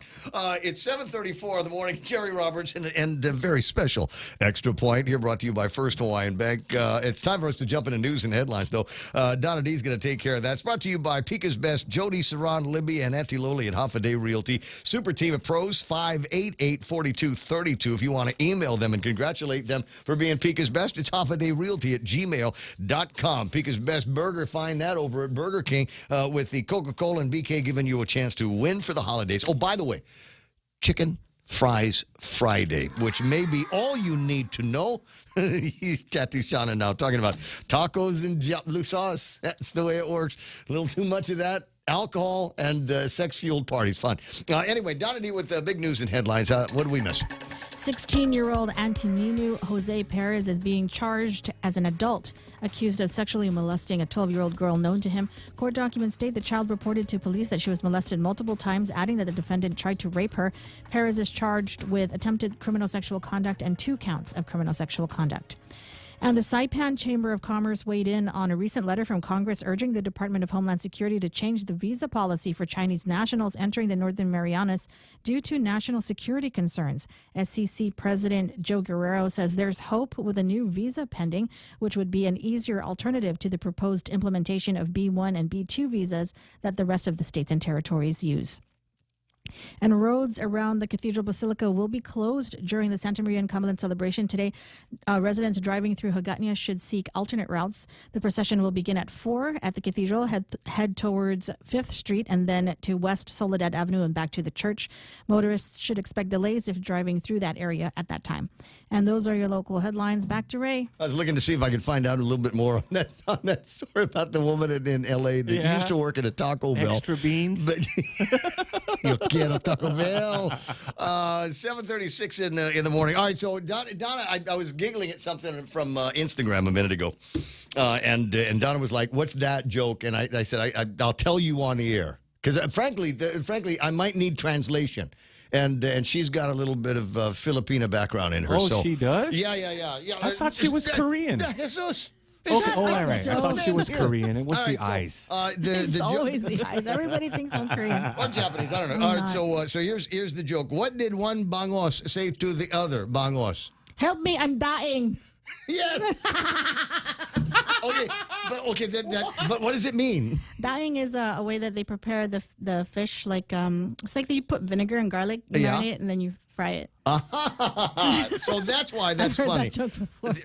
I'm sure everybody's heard it about 1,000 times, but I wasn't sure what it was. Now, every Filipino that listens to this program is laughing their Filipino butts off and are going to be using that at some kind of get-to. You will hear that at the karaoke tonight. It's 7:37. Be right back. Quality care, peace of mind. That is the FHP Imaging Center. Our specialized board-certified radiologist ensures patient-focused care with diagnostic medical imaging, including MRI, CT scan, digital mammogram, digital x-ray, and ultrasound. The FHP Imaging Center is open for most services Monday through Saturday, 8 a.m. to 5 p.m. Call 671 646-5825. Press 1 for an appointment. Now accepting of Guam. FHP Health Center. Our island, your clinic. The friendly and hardworking folks at Hafaday Realty, Jody, Saran, Libby, and Lolita would like to thank you for voting them Best Realty for Pika's Best in 2023. This victory is shared with all of you, so it's time to celebrate. And always remember to contact Hafaday Realty for all your real estate needs by calling 671-588-4232 or email hafadayrealty@gmail.com. Located at 426 Jalan San Antonio, Suite 204, Tamuning, open Monday through Friday, 10 a.m. to 4 p.m. Biba Hafaday Realty. Biba, biba. Portions of the program here. Actually, the time, it's a time check. 7:30. I got to say what time it is. It's we've always done it in broadcasting, even though everybody's got some kind of sophisticated technology at the end of their wrist or whatever. But in case you don't know, it's 7:38 in the morning on a Friday. And that time brought to you by Beyond the Box at the Micronesia Mall, BTB, with the iPads Generation 9, $399. $399. And I advise you to go check it out today. My old man always told me it only costs a little bit more to go first class. So while they've got that one there, I urge you to take a look at the iPad Pro, the most pro ever. Super sophisticated, super fast memory on the air in there, and a super sweet processor. It's got a great pencil attachment. Buy the pencil, you'll thank me later. And just the Pro itself, the price is starting at $999. And you might be thinking, okay, what am I going to, what kind of protector device? They've also got what do you call it? The holder, the iPad holder. That also has a keyboard inside of it with a little touchpad that you can navigate with the thing. You will love this. When you figure out all the great capabilities that they're building into MacBooks that are meant to work with iPads and turning your iPad into like an extension screen of what's going on the MacBook on the computer side, it'll blow your mind away. So try it out today. Learn all the technology. Swing by Beyond the Box at the Micronesia Mall.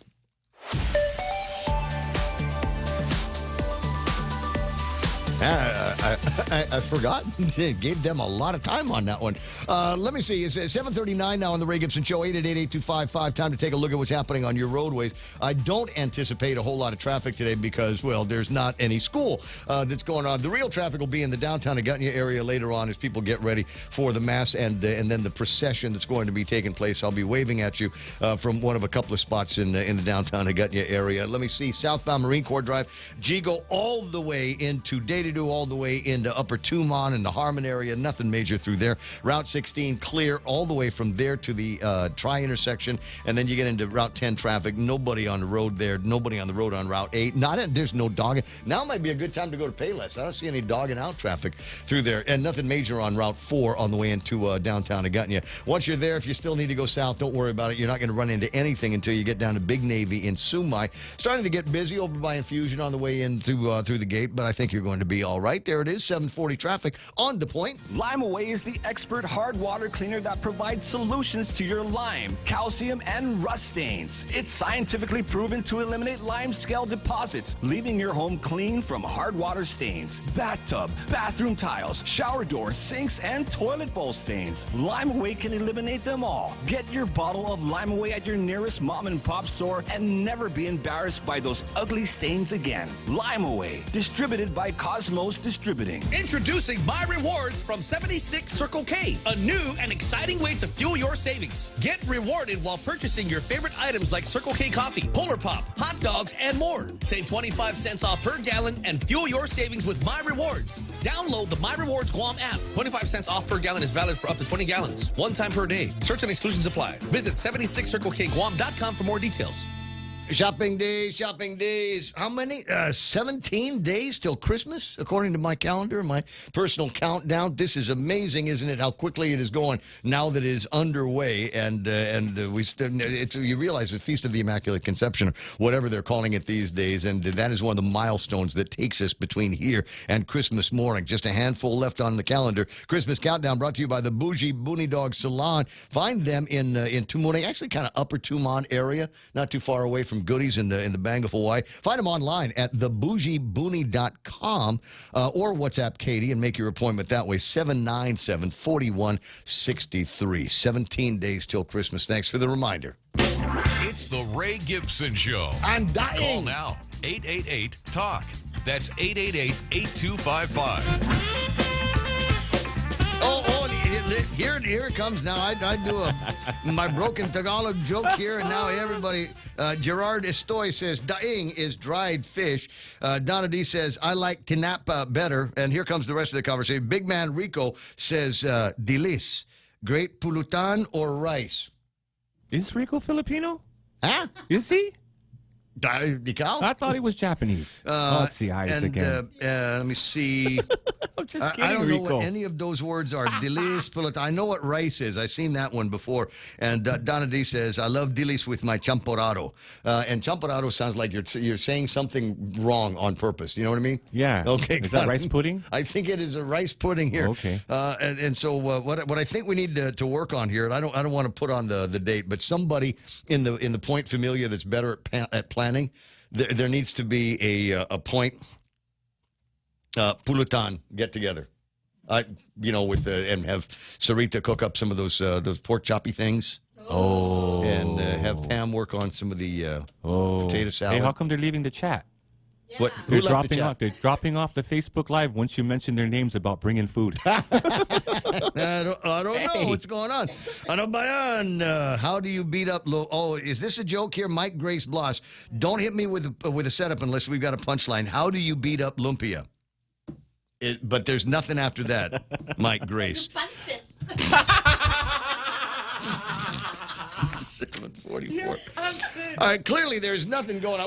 We're totally in holiday mode right now, and it's a no frowny face Friday. And thankfully, I don't know that there is anything that is worth getting frowny face about. I attempted to put together a comprehensive table of contents based on news and interesting stories that are floating around and press releases that have come out. Yesterday, the folks over at the Power Authority issued a press release about how they're investing in grid resilience. Now, I think it's a tourist thing.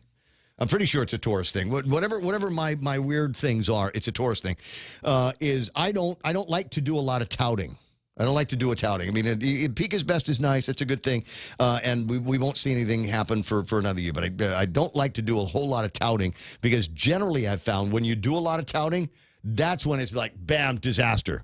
That's when something. Remember, like the governor a couple of years ago, she was over at the legislature State of the Island address, and she was up there on the stage. Ladies and gentlemen, we beat dengue. Oh yeah. And then the very next day, public health comes out and says, "Oh, we got a case of dengue." And we're like, see, that's you got to be careful. So GPA touting about grid resilience in my mind is a karmic signal for us to return to load shedding this weekend. If it happens, that's why, because they were touting. Not because I said it, but because there was touting going on. Hey, look at us. We're big on grid resilience. It's going to be great. Grid resilience, and energy equity and energy justice. That's what we're gonna send out press releases with words like that. And I don't know, it just seems to me like the second you do that, they used to refer to it as calling the devil. So I'd be very, very careful about. Tell me about the resilience after you did it. Tell me how great it was after you did it, as opposed to knock on wood. There's gonna be 7:46 in the morning. Is that my favorite press secretary? And she's off today, and she's calling in. Oh.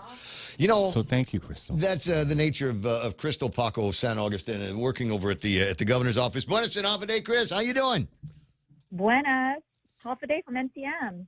Yeah, thank you very much. That's our home turf. I don't know how Jess continues to beat your dad for Pika's Best mayor, because I absolutely the happiest day of my life was moving back into MTM. It's close. That was part of the reason why I'm calling, to respond to Pika's Best yourself in the conversation that was happening yesterday. Mm-hmm.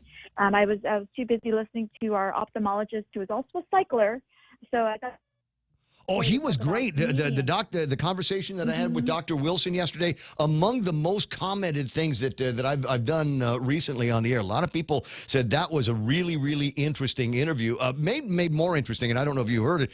If you could hear it kind of in my voice and in kind of the conversation that we had, I wasn't 1,000% sure what the nature of the interview was going to turn out to be, because there were so many vehicles to get into it, from ophthalmology, medical school, and the kind of resistance that there was and apparently continues to be to young black men being able to enter institutions for higher learning. What's going on? What's going on culturally? What's happening racially? And is there still a great divide? And then, of course, the conversation twisted into cycling, and I'm like, oh my God, here's another crazy place where the conversation gets to. I'm glad you had a good time with it. Also glad that you got a chance to hear me and Jess Allig. The images that we were talking with listeners and reading some of the comments the other day on Facebook Live, and one or two of them were talking about how the medians on the roads really need attention. I mean, the lane markers and things like that. I know there's a piece of legislation that I'm sure the governor will support that will provide about $9 million to DPW to do restriping and put some reflectors down on the road and that kind of thing. But I think it needs to also evolve to ensure that the medians get the attention that they need. Absolutely, Ryan. I would agree with you, especially this time of the year. We see more traffic-related fatalities this time of the year, and that's why even next week with the Department of Public Works, we'll be proclaiming Drive Sober or Get Pulled Over. And I know Jerry was talking at length about how to communicate at your Christmas party, but more importantly, the safety that goes into your going to your Christmas party, ensuring you have a designated driver or someone to take you home. It's a small act that'll go a long way and save some lives. And so thanks to Jerry for how to communicate, but I also want to stress about how to be safe. And so next week, the Department of Public Works, in partnership with DPW and Highway Safety at Guam Police Department, the Attorney General's Office, the Judiciary of Guam, we're going to be proclaiming Drive Sober or Get Pulled Over month. Of course, the season of giving, the season of celebrations, and we just want the people of Guam to be safe on our roads. And speaking, was listening yesterday, and I was listening to Pica's best mayor, my good friend, and my second favorite mayor, of course, next to my father, MTN Mayor Rudy Paco. You and him were talking about medians, and I can't help but notice that myself, as someone who's driving through Chuman and all around the island. Make sure I got the facts straight before I phoned in and got you the facts. So I spoke with Acting Director for the Department of Public Works, that's Linda Ibanez. Also proudly from MTM, Linda Ibanez, she spoke to me and she told me that, DPW is working with the Department of Corrections. And this is a long-time partnership to catch up with the grass cutting island-wide. So that's number one. Also, everyone who lives on knows we're in the middle of rainy season, and I know my good friend and partner Jenica Mindy Blosby issuing out press releases saying, flash flood warning and flash flood advisory in effect, wind advisory in effect. So we're at that season where also there's heavy. And so DPW crews are also. You know what? You broke up there. We were talking about heavy. You broke up for just a second there. If you could get closer to a window or outside where the cell connection might be a little bit better. No worries. I'm actually next to an outlet because I chose to charge my iPhone, my Apple, my earbuds versus my phone. So let me get closer to a window. Yeah. But essentially, DOC, we're partnering with DOC. That's a long-time partnership where our inmates, of course, supervised, are able to help us with the grass cutting. And we know that DPW is stretched thin right now. They're also working to address drainage issues island-wide. As I was saying, we're in a heavy weather part of the year.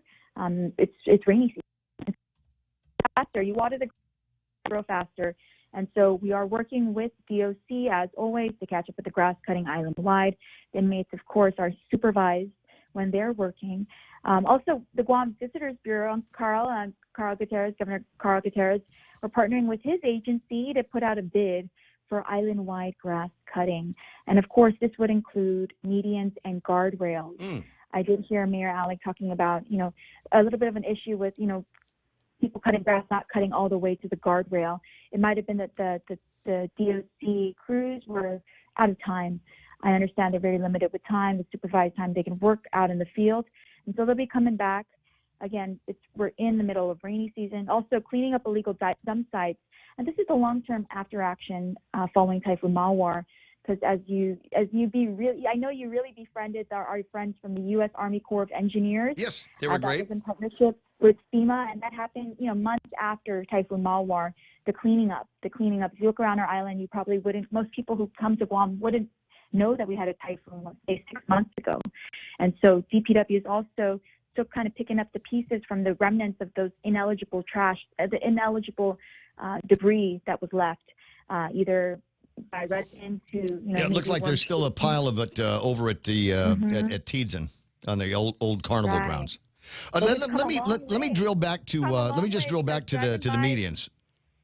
Driving by 2-3 months ago, that was a mountain of trash, Yes. and you drive by now, you might not have even known had someone not told you. So I just wanted to call in about that, but also what a great opportunity to speak about, Santa Maria Kamlin and today's Christmas lights, the magic of Christmas that's going to start tonight 6 o'clock at Skinner Plaza. Yes, so the reason why we're starting tonight is it's in conjunction with Santa Maria Kamlin.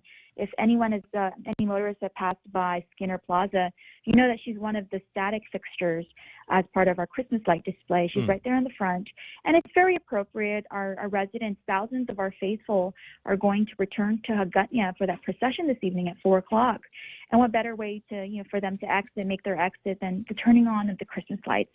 There will be no ceremony. There's no ceremonial event happening tonight.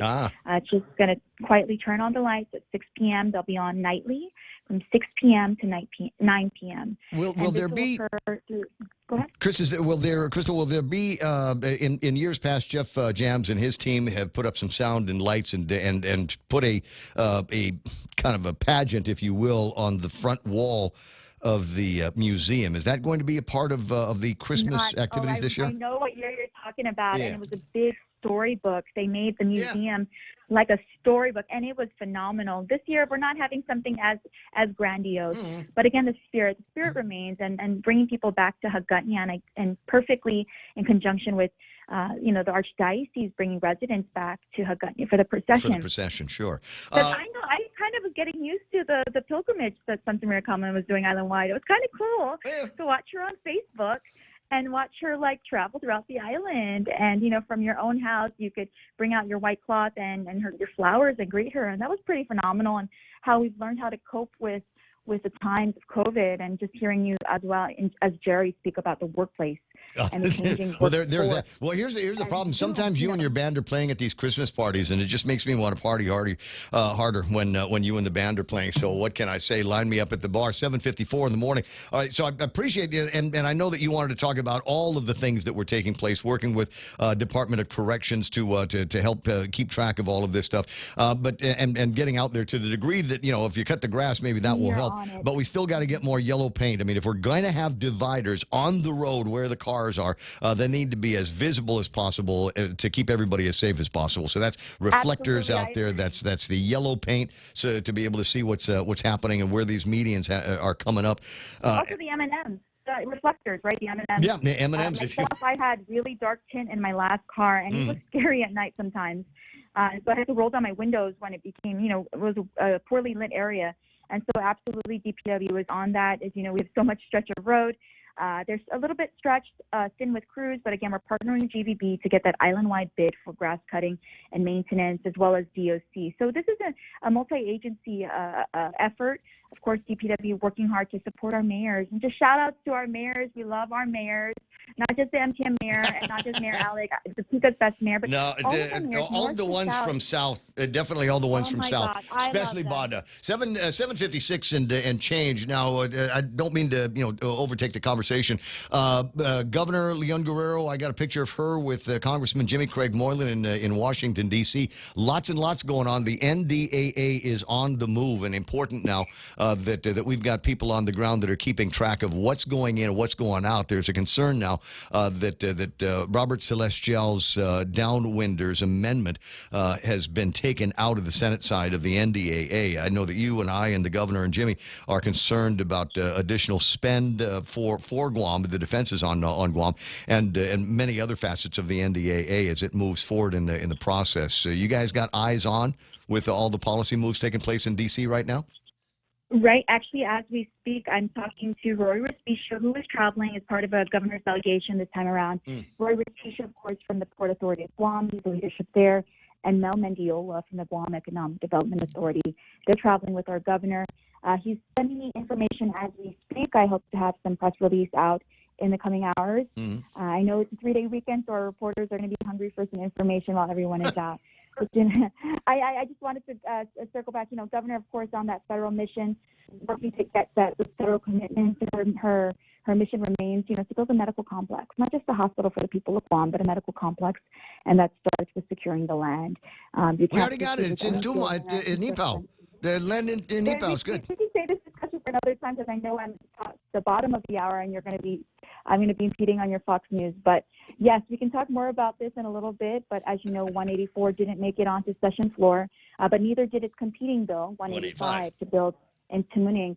And so there's still some time. We hope that, when the senators come back from the holiday, we're able to address this issue and to expedite our efforts to build a medical complex and to get the people of Guam and our region the health care they deserve. I'm really grateful to hear in the last few days Jerry speaking about his phenomenal experience at the Guam Regional Medical City. And that's something I hope that the rest of the people of Guam and the region can experience in years to come at a medical facility like that. Of course, the Guam Medical Complex. Hey, dude, I'm going to let you go. I appreciate the time. Keep an eye. It's the medians. Keep an eye on it. The people are asking for more and better, and they don't want to wait until Josh runs for governor to see it. Understood. Thank you so much. Viva Betnes. Viva 758 and happy. Oh my God, so feast blunt, of the What? You're so blunt. I ain't got time to finesse. I got Fox, and she's good. You can tell it's like I got a media person on the line, and she knows when the countdown begins for Fox News, which is right around the corner. Perhaps there will be something in the newscast about this.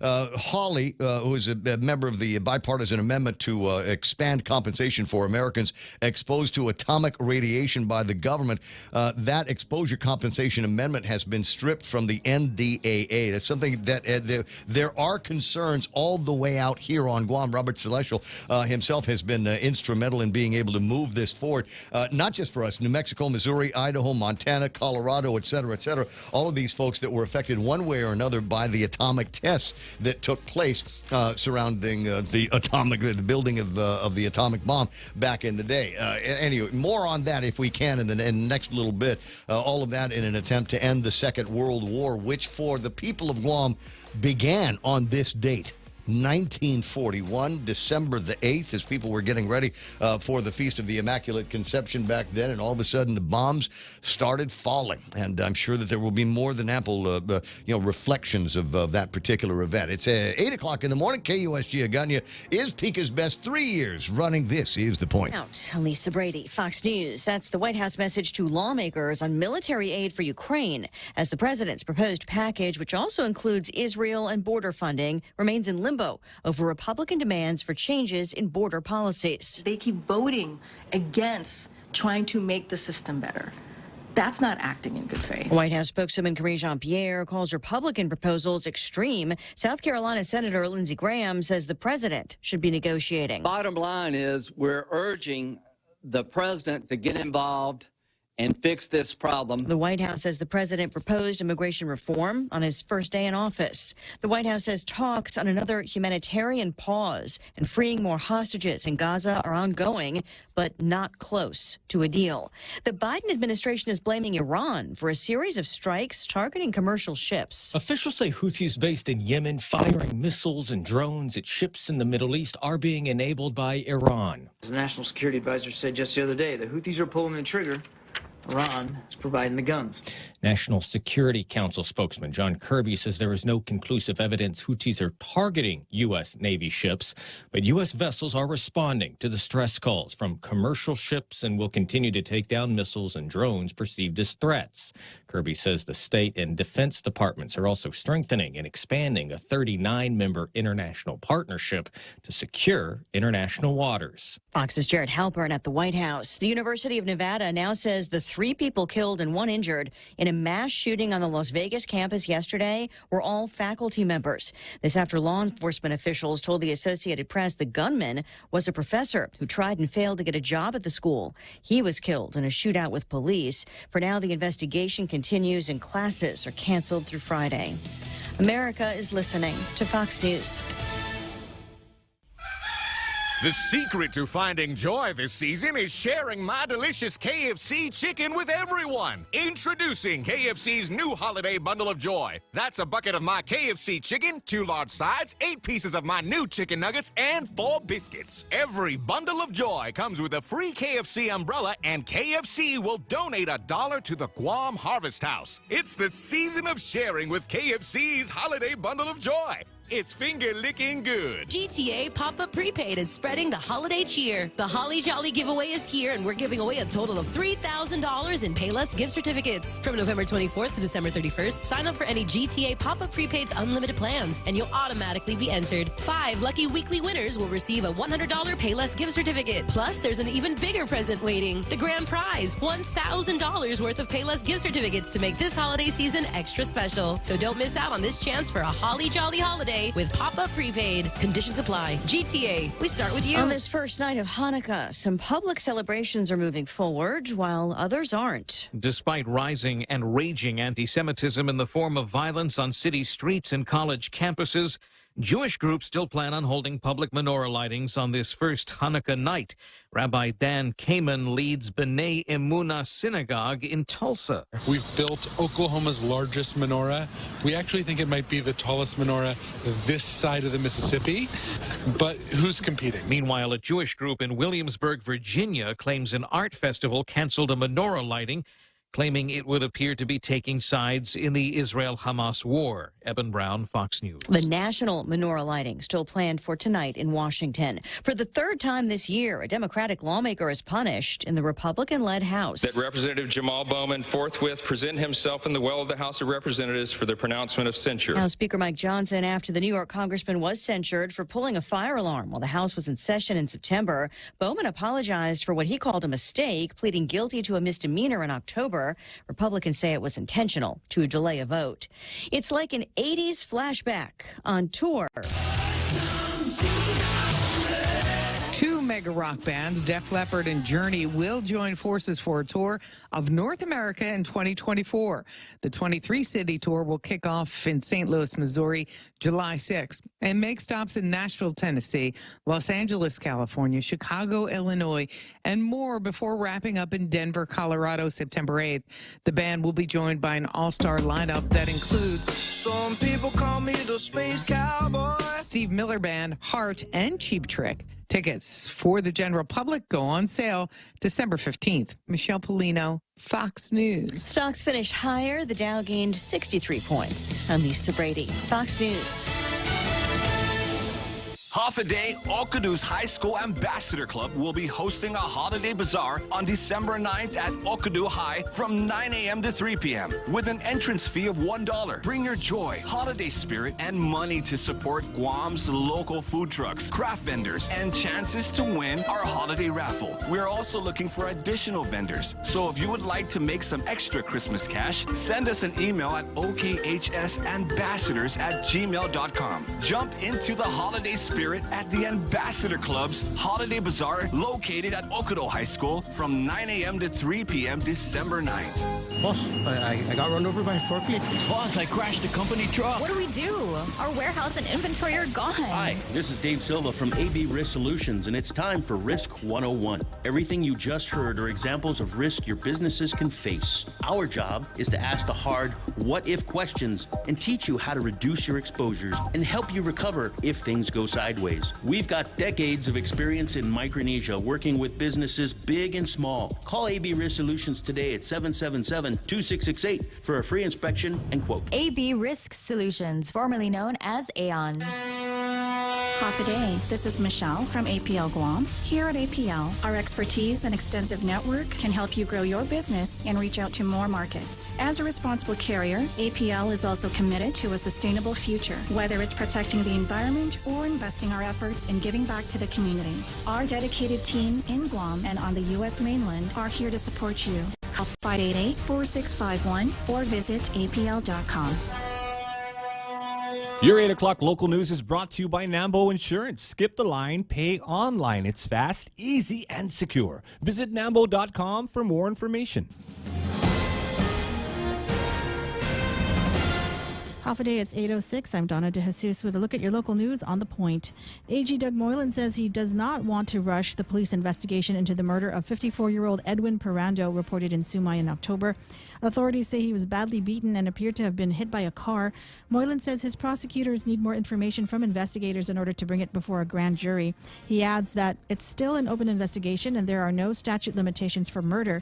We're going to get to the bottom of this, but we're going to do it in a way that a jury would be satisfied that the standard of beyond a reasonable doubt has been proven. Meanwhile, Jamie Nedadog, the suspect police are confident is the killer, remains free.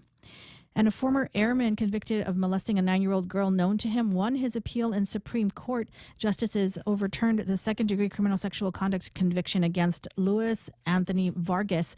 He is serving a 15-year prison sentence after a Superior Court jury found him guilty of the crime in 2021.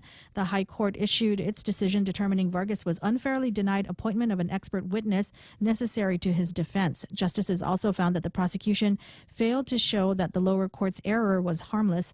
This means Vargas could get a new trial. More news after this. Go green, go hybrid, go to Nanbo Insurance, and your next power bill is on us. Insure your hybrid car at Nanbo and get up to $350 towards your next power bill. That's instant savings for keeping our island clean and green. Nanbo has been providing Guam with over 50 years of reliable and affordable auto insurance. At Nanbo, it pays to go green. Terms and conditions apply. Visit nanbo.com or call 477-9754 for details. 78-year-old security guard Anthony Cruz Quintanilla received an honorary high school diploma after dropping out of high school 62 years ago to help support a household of 11. Quintanilla says it's never too late and you're never too old. He received his honorary high school diploma from Asmujao Community School on Tuesday and is the oldest person to get a diploma from the school. Quintanilla is a retired federal civil service employee who decided to come out of retirement in 2018. Just a few months ago, while on the job, Quintanilla learned that even at his age, he could still apply to get an honorary high school diploma. His advice to people his age who also weren't able to finish their high school because of hardships and other reasons would be to go this route. And there are many holiday events this month with about 14 events happening this weekend alone. Here are a few of them. Letters to Santa is ongoing at GPO until Sunday.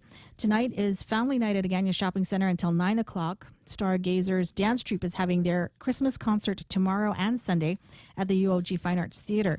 Okudu High School's holiday concert is tomorrow and Sunday at the school's room A120. The Mangilao Christmas Festival is on Sunday at the Market Grounds from 11 to 9, and the Guam Symphony has a free performance at the Guam Museum Outdoor Stage on Sunday evening at 5 o'clock. The full list of this weekend's holiday events can be found on GuamPDN.com. And those were your top stories. Now back to Ray with weather. Might find a few at ThePOINT.gu on the World Wide Web. I can put this up on the screen so that you can see it. And if you've got events that are going on through the course of December, send them to us. You can do it online by going to ThePOINT.gu. And on the banner, it says Community. Click on that and it will show you the calendar and invite you to make a submission. Included on today's list is the Governor's Magic of Christmas that Crystal was talking about last hour, which is going to be kicking off tonight right after the procession activities in the downtown Agana area. So it'll feel like Christmas. I've misspelled it. It says the Magic of Anthony Reed is actually starting tonight. They've got it, and it's probably sold out, but he's over at the Crown, and they've got a special limited time only, very, very short run edition of an all-new magic show. I want to say my buddy Hank is in that as well. Tomorrow, the Plumeria run, 10K, 5K, 1.2K. You can sign up at, I want to say, just click on that and it'll take you to someplace where you can sign up. Island Girl Power's got their December cleanup.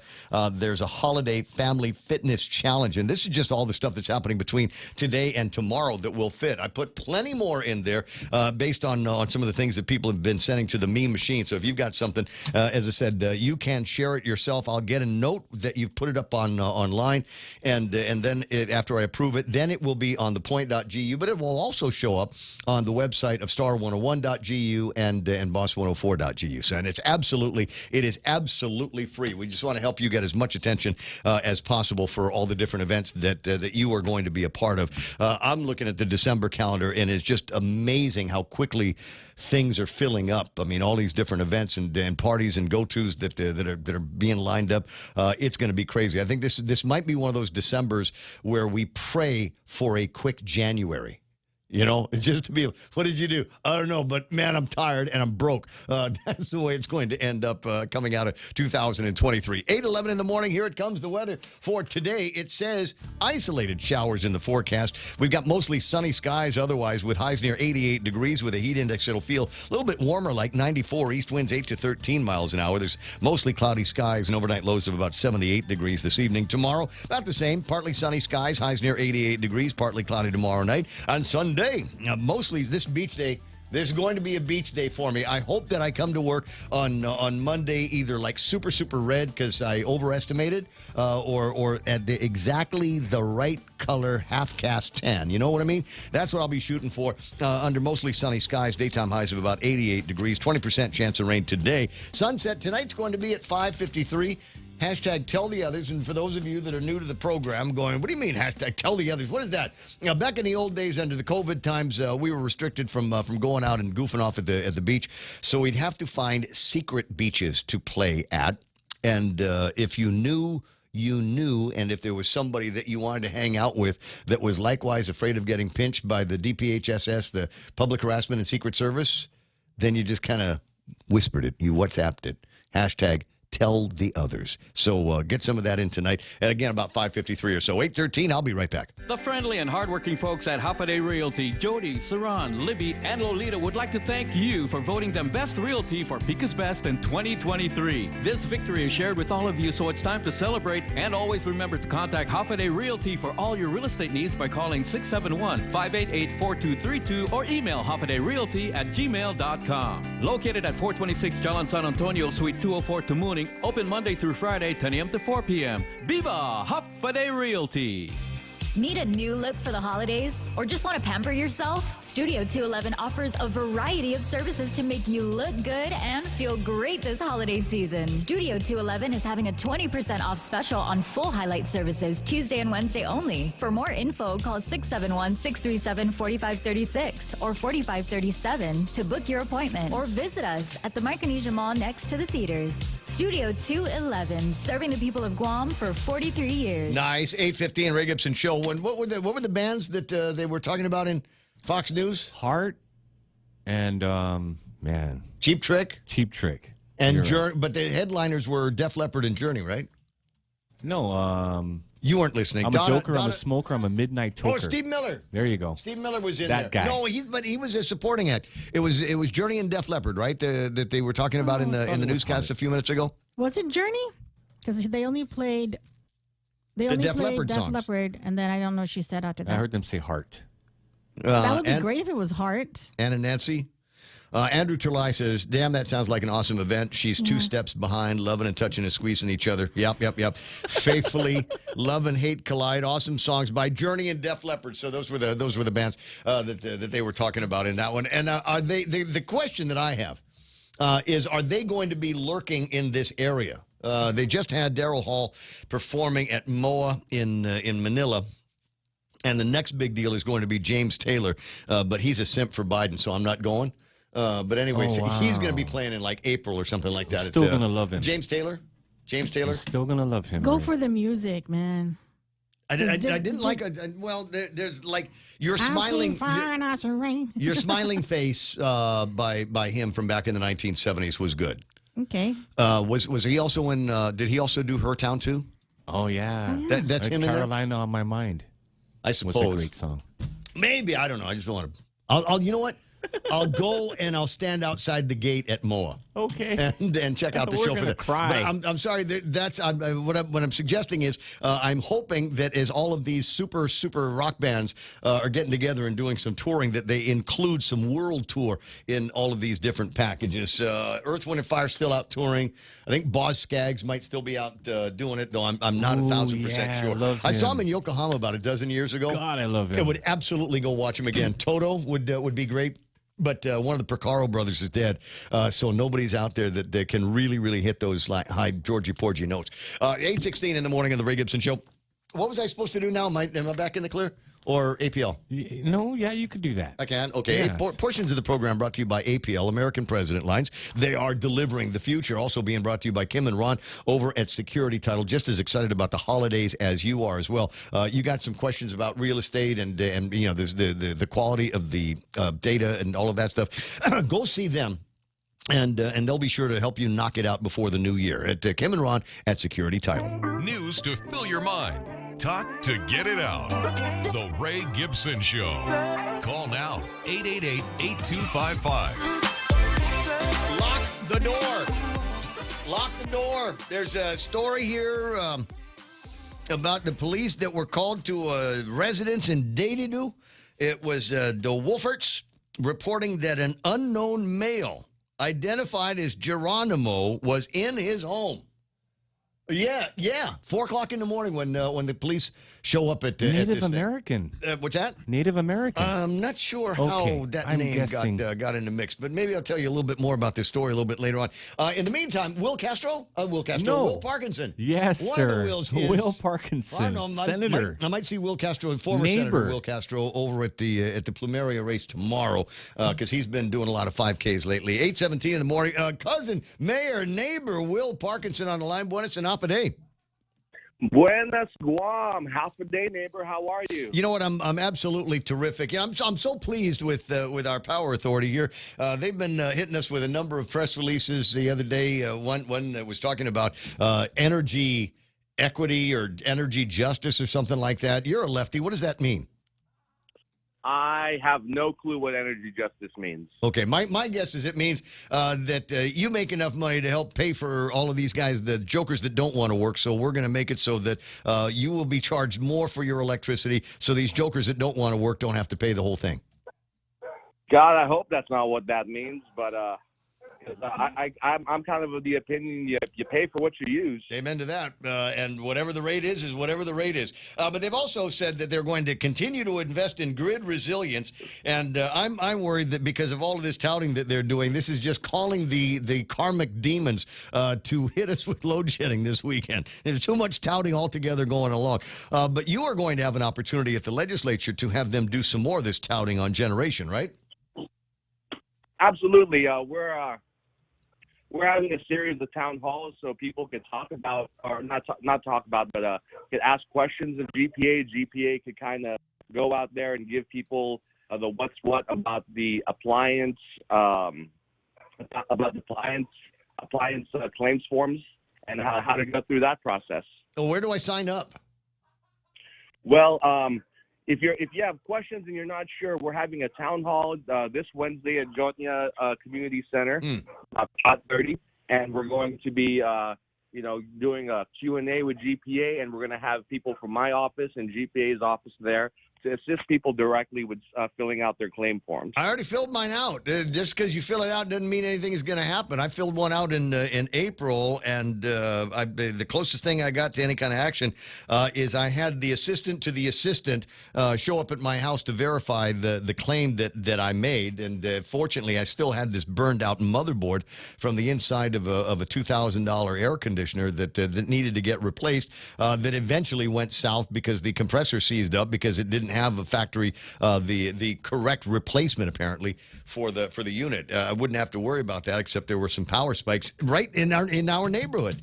You'll remember a couple of big noise, big boom, 2 nights in a row in MTM. You remember that in April? I might have been off island during that period actually, so I'm not sure. Check the record. Check it. Well, you'd know if you did, because I think it was a transformer right behind your place. But I digress. Anyway, so I filled out the paperwork per instructions, and it's now not April anymore. It's almost 2024, and I haven't got my $440 back. Absolutely, and that's something that and that's another reason that we're being so involved in this process is we've heard the stories that, hey, it's a waste of time to file these claim forms. They don't ever really pay out. And so that's why we're going to be here every step along the way, because we want to see how this process goes. And at the end of the day, if we find that for whatever reason GPA isn't paying out at a rate that we find satisfactory, maybe we change the process. Maybe instead of letting GPA investigate themselves, we let this be done by the small claims court instead. Ooh, that would be interesting. Because at least that way it's a neutral arbiter instead of the people being basically investigating and making judgments on themselves. Yeah.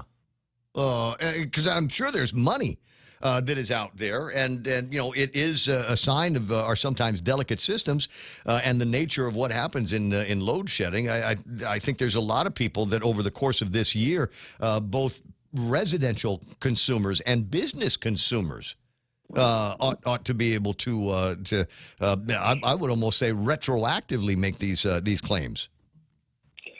I'd love to make it retroactive as well. I just don't know how to do that on a practical level. But you know what? That's certainly something we will explore. Well, it's as we know that the load shedding has been occurring since we've just about completely recovered as a result of Mawar. Reminder now, there existed load shedding prior to that.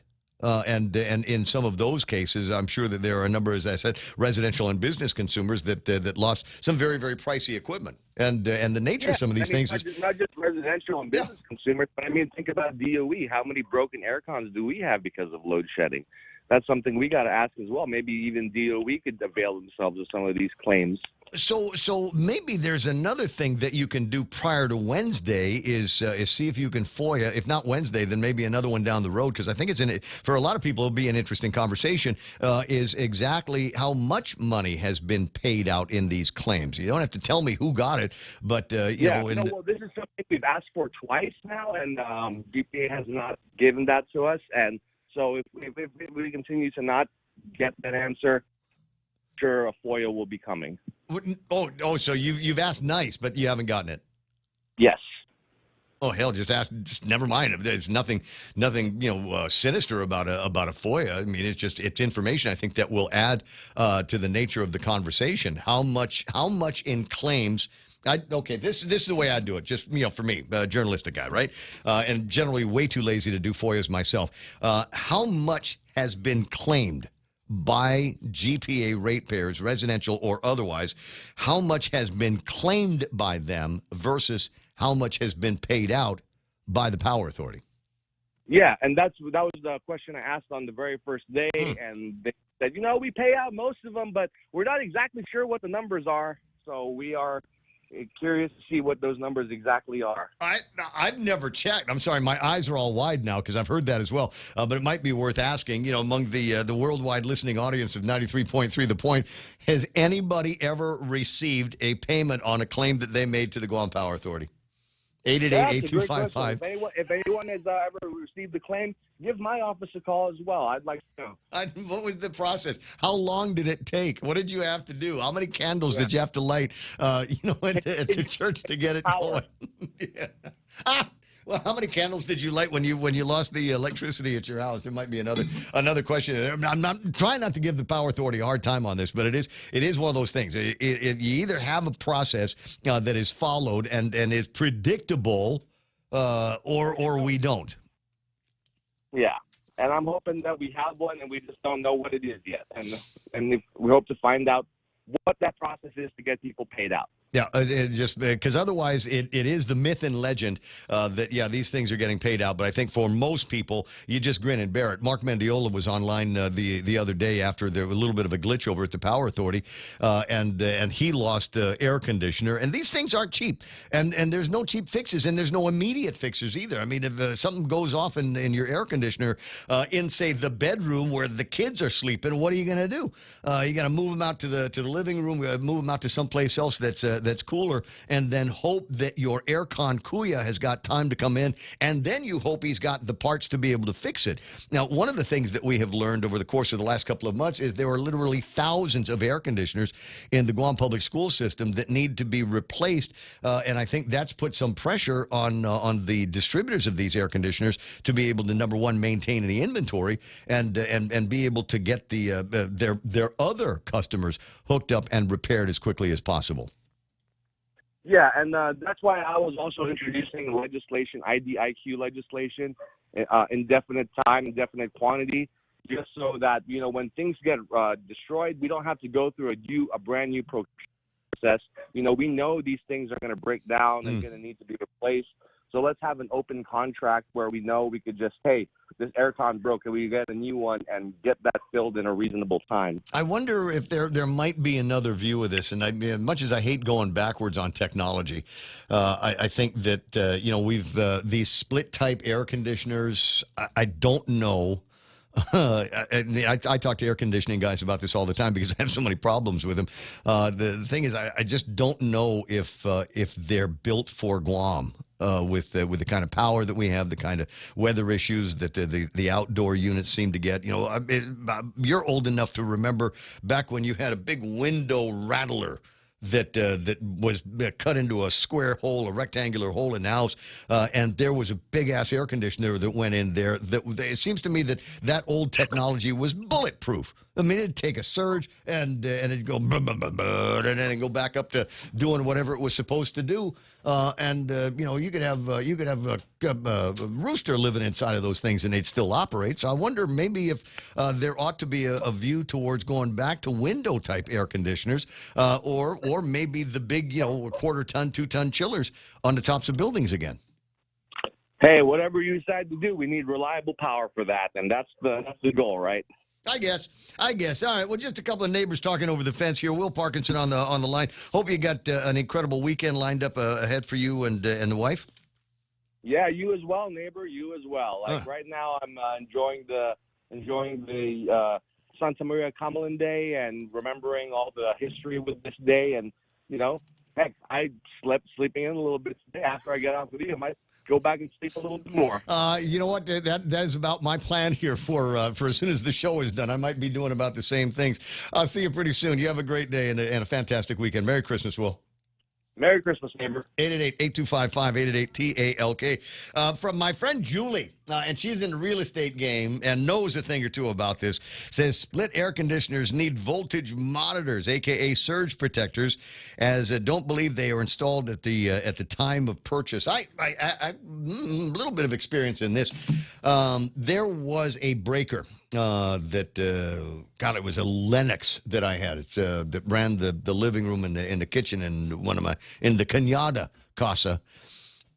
And it came with, it was a device here that as soon as it detected some kind of a voltage spike, it would go off. But the problem was it was not user serviceable. It wasn't like a circuit breaker at, in the kitchen or in the living room where if something kicks off, you just go over there to the panel and turn it back on. This required me to call the Lennox air conditioning kuya to come over to the house. And it's not like they're the police. They don't just go, yes, sir, we'll drop everything right away and get to your house in Cañada Rey and get your electricity back, your air conditioning back on. And sometimes it would take a while to get them to do that. So I don't disagree. If there was something user serviceable, a button that I could push to restore the electricity, that would be great. Maybe the concept of a massive isolation transformer in front of these air conditioners, or just buy less delicate air conditioners. I lost one in the living room. I'm sorry, the bedroom. And I know the less time I'm talking about Ray Gibson's bedroom is probably the better on it. But the issue was that it had sat idle because we didn't have electricity in the house. The bearings were already starting to go out, and they just kind of failed. And it was beyond economical repair. So the guy goes, my aircon kuya goes, and finds an air conditioner, I don't know, $299 or something like that, at Kmart with a 5-year warranty. And as I said, I don't worry about that air conditioner because I know that it was built the old school way, old tank, bulletproof, industrial everything. Virtually no major electronics except right there in the start panel, but everything else was all felt like it was old hardcore analog technology that was driving the air conditioner, and it seems to be able to take whatever GPA throws at it, as opposed to these split type air conditioners that, oh my God, you start spitting out ice. That's my favorite. What about you, Real Joe? When they start either dripping water for no reason, or when they all of a sudden ice starts coming out the front of them. You're going, what is this? Brutal winters here in Guam. Why is that? Bottom of the hour, Aircon Kuyas, explain yourself. Donna D with news and headlines. Look at celebrity birthdays for the entire weekend. Plus, I haven't had a chance yet to go over the magistrate report with the guy Geronimo. Maybe I'll do that now. And it's just, what? Geronimo's his name. It's in the Geronimo Ainam is the fella's name, and he'd shown up in somebody's house. Can you imagine? You're at the house, you hear a funny noise, and you go out to investigate, and Mr. Wolford saw a guy walking out of his bathroom. Number one or number two? I don't know. All these houses look the same, though, Ray, nowadays. You never know. The victim yelled at the defendant and asked him what he was doing in my house. The defendant responded that he was homeless, then walked back into the bathroom and locked the door. So Marvin and Mary start banging on the bathroom door. Sounds like the wet wipes, man. Whose song is that? Start banging on the bathroom door and yelling for him to get out. He later left the bathroom. Report indicates the defendant admitted to entering the victim's home through a window. And he added that he was drinking with his cousin since the previous afternoon and that he was super drunk. The defendant then entered the victim's home so that he could take a wee. I cleaned it up for the kids. The officers also observed the defendant had slurred speech, red, watery eyes, strong odor of an alcoholic beverage to be emitting from the person. Now, I don't know about you, Real Joe, but a drunk, uninvited Geronimo shows up at your house and uses the bathroom. Do we not seal it off and never go in there again? Maybe. He didn't bother taking a shower? I'm going to lock and load, man. Burn it with fire. Yeah. And sneaking in through the window. So make sure your windows... toilet seat. Windows, for sure. For sure. In the very least, that. Brand new toilet seat. I like picture windows. They're safer. As long as you can't, throw a brick through it and get in. But obviously, you'd be able to hear that. But, other things can't get in through picture windows. I'm not suggesting that this is a life or death situation, but it certainly could have become one. Which is why, if you listen long enough, I might get you details on what could be a free weapons safety course. You buy a gun from my friend. I think it's Deborah. You buy. I'll tell you in a minute. You buy a gun from her. God, you sound like an owl. And then you get into the course for absolutely free, and then you can get your concealed carry. 8:33 in the morning on the Ray Gibson Show. Donna D coming up next. Lime Away is the expert hard water cleaner that provides solutions to your lime, calcium, and rust stains. It's scientifically proven to eliminate lime scale deposits, leaving your home clean from hard water stains, bathtub, bathroom tiles, shower doors, sinks, and toilet bowl stains. Lime Away can eliminate them all. Get your bottle of Lime Away at your nearest mom and pop store and never be embarrassed by those ugly stains again. Lime Away, distributed by Cosmos Distributing. Attention business owners. Upgrade your connectivity with Docomo Pacific's new business mobile plans. Whether you're upgrading your phone or bringing your own device, you can save big. Up to $20 a month. Enjoy unlimited talk and text locally and to the U.S. plus data roaming to the U.S., Japan, Korea, and the Philippines. Experience the power of seamless communication. Visit business.docomopacific.com today for more details. Some conditions apply. All right, 8:34. I was right. It was my friend Deb, and she has got a firearm safety course tomorrow from 8 until 5. I'll get you a phone number. I'll get you a number you can text her at in just a second. So 8 to 5 tomorrow. They do these all the time, and she's really big on firearm safety, specifically for women. Wait, where are they going to do this at? I don't know. I'll give you the number, and then and then you can. I got her number. Huh? I have her number. You have Deb Regis' number? Okay, so it's First Shots is the name of it. And for this one, if you buy a gun from her, then you get the course for free, which is one less thing to have to worry about. Do they come in pink? I know many men with pink Glocks, yes. Okay. And some people say you don't even need the color. If you're carrying a Glock, we'll just assume that you've got pink underwear on. Gun people can be like that. There are gun snobs, just like there's wine snobs and cigar snobs and beer snobs. It's 8:35 in the morning. We're news snobs with our last look at it. Here's Donna D. What's going on today?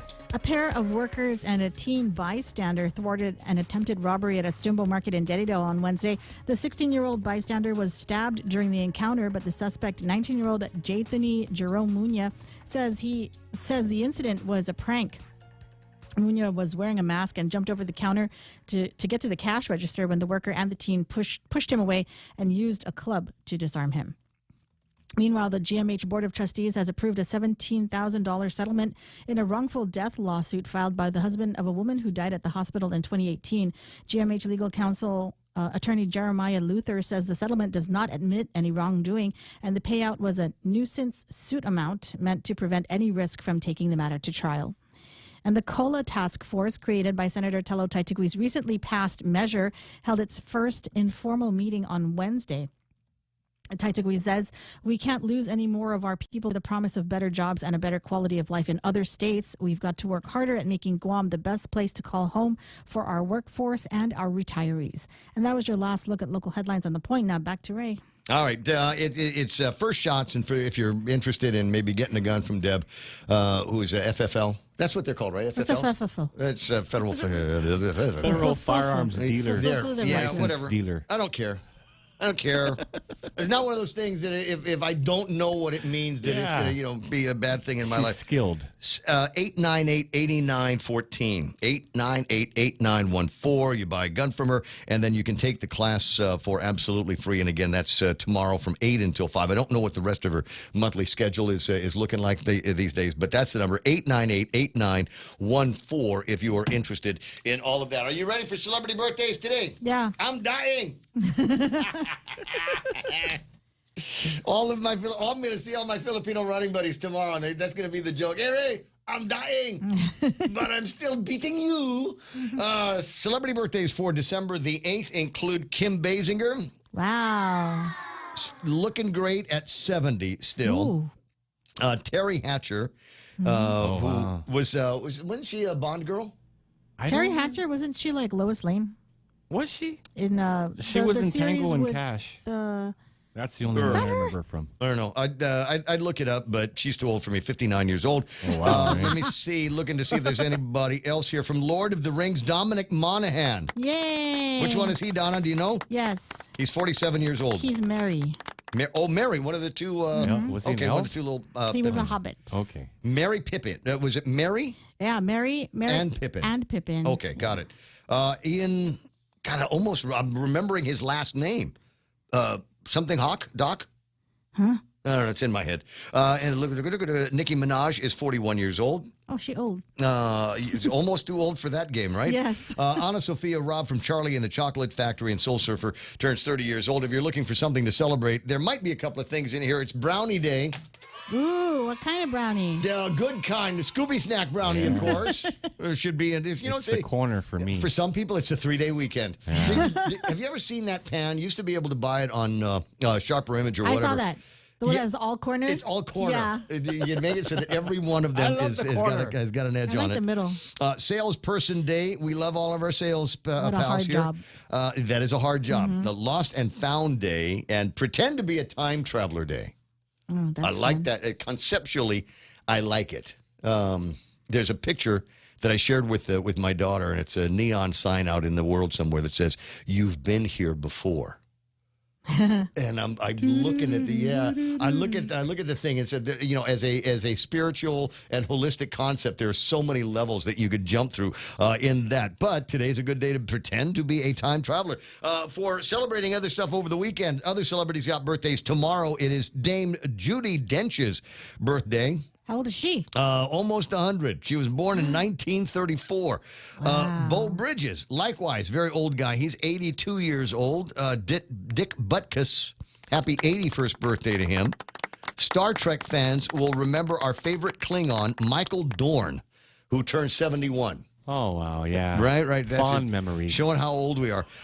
This guy is one of my favorite actors, and I'll watch whatever he's in. John Malkovich is brilliant. Yes. He's a brilliant man. But I don't know why. Why is that? What is it about John Malkovich? He's so eloquent. I think that's what it is. It could For be. me. There's a bit that he did on Saturday Night Live, which means I can't play it.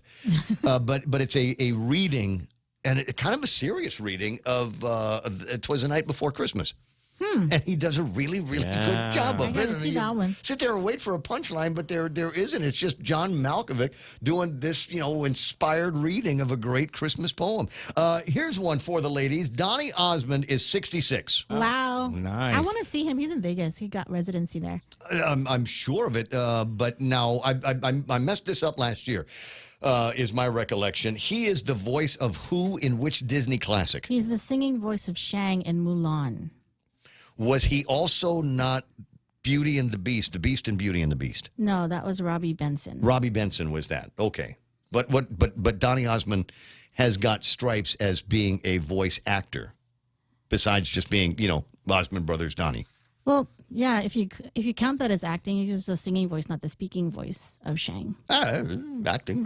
I don't know. And he just sang a song. That's what he does all the time. Yeah, so nothing major. Looking to see if there's anybody else tomorrow that's got worth bringing up. It's World Techno Day tomorrow. Techno as in... nice. No, as in the music, yes.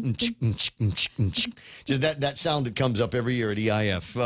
And you got celebrity birthdays for Sunday, including Susan Day, who is 71 years old today. Susan Day from Partridge Family. Nice. One of my first girl crushes ever in the history of it. TV chef Bobby Flay is 59 years old. Only? Boy, he looks old. Yes, he does. Yeah, he does. Crazy thing is, do you remember when he took on the Iron Chef? Yes. I do. And then he stood on the cutting board. Yes, Yeah. that was the rematch. That was so disrespectful. upset me, Crazy. man. I mean, Gosh. I honestly didn't like him all that much to begin with. Yeah, me too. And I was so embarrassed. And then that happened, and I kind of swore off the guy. And if somebody said, here's free food over at Bobby Flay's restaurants, No, I probably thanks. still wouldn't go. Yeah, you keep your Tex-Mex to yourself there, Bobby Flay. Stop standing on the furniture. Who else have we got there? The world's tallest living man, Sultan Kozan. He is 8'3" tall. Which makes him 8 inches shorter than the tallest man in history. But the tallest living man today is 8'3". Someone taller than Bob Klitsky? Amazing, but true. That's so Raven star Raven Simone is 38 years old over the weekend. And the kid, the girl from Diary of a Wimpy Kid, oh my God, is 31 years old. That's how old the thing is. Special events over the weekend for Sunday, Dewey Decimal System Day. Do we still need that with the internet? Yes. If you say so. It's Lager Day, as in beer, as in there's an excuse to go to Carabao on Sunday if you needed one. Nobel Prize Day, which after they gave Obama one, and I'm going, for what? What? It's just he started just as many wars as anybody else did. I don't understand why he got that. Worldwide Candlelighting Day. Worldwide Candlelighting Day, which maybe is a nod to GPA. Thank you, One Power Authority. Something to Please celebrate. don't load shed on Sunday. Studio time is 8:43 in the morning, and the Ray Gibson Show. Donna D, you have a fantastic rest of the week and the weekend, and we'll catch up with you on Monday morning. I got my fingers crossed that Dr. Yang will look in there and go, "Oh, Just a filling. that's just a filler. We don't need to do a root canal." But if it is, and they're sponsors of the show, and my new dental best friends, tell Maggie and Audrey I say hi. In the front. The rubber dam. Maggie's the cute one. Anyway, so what? You don't think AK's cute? AK's cute too. Okay. They're all. I don't know. It's the one that doesn't wear the mask. She's got nice teeth. Well, I mean, to work at Dr. Yang's, right? So anyway, say hello, and I can hardly wait to see them. I would be going in there this month. But as it turns out, I think I used up all of my dental insurance money recently, so I got to wait until the thing renews in January. That's the only reason why I'm not going in there. But even if it is a root canal, Dr. Yang zeroed in on the nerve when he was putting the crown on. Why do you have to say the nerve? Because for me it was on the lower jaw. And that's a little bit tougher to get to because it's not like there. You got to go. Mine's the lower jaw. You got to go through a little tiny hole on the side in order to get to the nerves and stuff. I think that's going to be my second root canal with him, so I don't really remember the first one that much. So That's I guess how it wasn't so good, right? Good job. It's not the root canal that worries me; it's the shot. So that the the first shot, the one that numbs you. I hate that one. Yeah, but they've got stuff there, and they can put something in there that will numb the surface, so even then you don't feel the shot. I think that's what I had last time. Yeah, that's why you got for it. At 8:45 in the morning, happy air is the magic phrase at most dental places on Guam. It's a quarter to 9 o'clock in the morning. I'll probably be right back. Your pup deserves to have healthy skin and a smooth, soft coat, so book your appointment today at the Bougie Booney Dog Salon in Upper Tumon. Yes, that's Bougie, Boujie. Grooming services for all breeds and sizes include a bath with high-quality shampoo and conditioner, haircuts, de-shedding, and complimentary nail trims. The cutest part is the Christmas photo shoot. You gotta see for yourself. Check them out at the Bougie Booney on Instagram. Book your appointment online at thebougiebooney.booksy.com. WhatsApp 797-4163 or reach out on FB and IG. Decorate yourself for the holidays. Visit GU Ink Hustle Tattoo and Piercing next to Pyology in Tamuning. Purchase gift cards and gift yourself a new piercing and some tattoos. Call 649-8287 to book your appointment. Follow them on Instagram as well at GU Ink Hustle.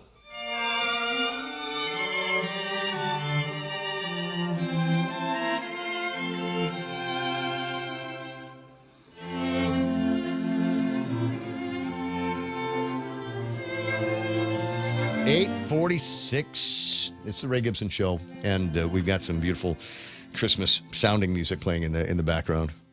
See, now I want to go and dig out. Now I want to dig out that John Malkovich piece. Oh yeah, I might could do that a little bit later on. 8:46 in the morning. Shopping days. 17 days till Christmas, and that Christmas countdown reminder brought to you by thebougiebooney.com of the World Wide Web. Katie's busy. She got her schedule is filling up fast, so if you want to get some great dog work done, so when you have people come by the house for your Christmas whatevers, they don't look at the dog and say, "Hey, did you find that outside?" You want it to look absolutely fantastic for your guests, and Katie does an incredible job. I've shown you pictures of the dogs that have been treated to her incredible salon. Get yours booked today by dialing up Katie at 797-4163. 17 shopping days until Christmas. Ray Gibson Show until it's not going to be anymore, and we don't have any guests or anything like that today, right? I don't believe so. That's good. It could be good. It frees us up to talk about all kinds of other stuff that find its way into the table of contents. And as Don had been complaining about most of the week here, and will most of the month because it's the holidays, and there really isn't all that much going on as you know, people think more in terms of celebrations, get-togethers, gatherings, and today's a big day for it. Today is the Feast of the Immaculate Conception. I know I'm saying that wrong, but I missed an umatuna and I didn't get the memo. But there's a new way to describe this in the Catholic Church. But it is the same old tradition, and for many Catholics, this is going to be very exciting because it is a return to the Cathedral Basilica and then the procession that takes place. And there's probably not one of us that is listening that is born and raised on Guam at virtually any time that doesn't have any kind of fond memories of it, because it was always, for our family, it was never just the procession. It was never just that. It was we'd go and get all dressed up. And you know, you were joking about it the other day, but for us, it was the normally school pants, except they were ironed, and the school shirt was ironed, and you also had a tie. We all got the same tie from Diana's, the clip-on or family shoe store, because we all got new shoes for Christmas as well. And the clip-on tie, and then the girls in their uniforms with a veil or a cap and gloves. Yeah, Oxford shoes. Oh, yeah. Oxford shoes. There's pictures of all of that stuff. And there was ceremony to all of this kind of thing. And then when we were done with it, we would leave the Cathedral Basilica and literally walk to my grandmother's house over by Carabao. And that was where all of the family got together. Everybody either participated in the deal or were at the house waiting for the Underwoods and the Martinezes and the Torreses and everybody else, the Benitos, to come over. And there was food and there was drink, and it was a great way to begin for us. It was the milestone to begin the holiday season. I can't imagine that for many people my age, that your Feast of the Immaculate Conception, December 8th ceremonies weren't very, very similar to that. I imagine that we all kind of went through things in about the same way, in a crazy kind of 1960s, early 70s Guam that unfortunately is gone, and I don't know if it's ever going to get back. But you got events like the one today that will at least bring back those very, very fond memories of those times. And I don't know that there is anywhere else in the world where there is this kind of a celebration to include the procession. It might be worth, going and participating. And you go, but I'm not a Catholic, and they say, I won't hold it against you. But it's a big church, and you're walking around again. You got a lot of room to do that, and then participate in all of that. But I appreciate you allowing me, indulging me, sitting in the warm bath of nostalgia. That is the beginning of this holiday season. Again, your kids hosted the procession. Shelley says, "Yep, we were there. White beanie with the pink tassel. You had to have that. CGS clip-on ties from Jerome McDonald. Yeah, it was fun." Where were we? There were a couple other things, as I said, that I probably wanted to get through today, including that. But there's so many other activities that are taking place. I'll make the deal again. Go to thepoint.gu, and where it says community on the banner up on top, just drop down from there and submit your events. And it's absolutely free because they're all public service events one way or the other. And I'll make sure that those submissions are approved, and it'll be on the websites, and DJs will be talking about it all the way through the holiday season and then into January as well. So, what was I saying? This bill here, and I worry because I know Jimmy and the guys over at the congressman's office have a few things that they would like to see survive the scrutiny of the Senate and the NDAA. There could be already a victim on this. I don't know that we're able to get a hold of Robert Celestial. He has pointed me in the direction of a Facebook page that I'll put up on the screen right now, just as soon as I get rid of a couple of messages that are floating in on my personal account that I don't want you to see. The STL Toxic Waste Alliance. And in there's about a 15-minute piece with Senator Hawley, I believe, begrudgingly acknowledging the fact that there are a number of downwinders, fairly new downwinders in the conversation, that are going to be disappointed by the contents of the NDAA. The amendment, which Hawley co-sponsored with Senators Ben Ray Lujan of New Mexico, Eric Schmidt of Montana, and Mike Crapo from Idaho, would expand the nature of compensation. I believe it's a RECA compensation for people in those different states. The original version did not cover New Mexico, where they tested the atomic bomb, the Trinity test, nor did it cover Missouri, where wartime production of uranium resulted in the contamination of Coldwater Creek. The amendment would expand the bill to cover New Mexico, Missouri, Idaho, Montana, Guam, and Colorado. Why Guam? Because they tested the atomic bombs out here in this area as well, and we have been a part of the downwinder legislation for some time. It would also reauthorize the law for another 19 years. President Biden extended the law further 2 years a couple of years ago, but without action. It sunsets next year.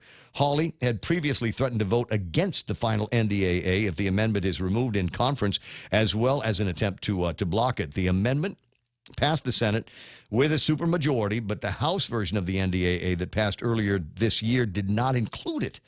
Reached for comment, Lujan and Schmidt both told The Hill they backed the amendment's inclusion in the conference bill, but would not commit to joining Hawley in voting against it or blocking as it moves back into the House.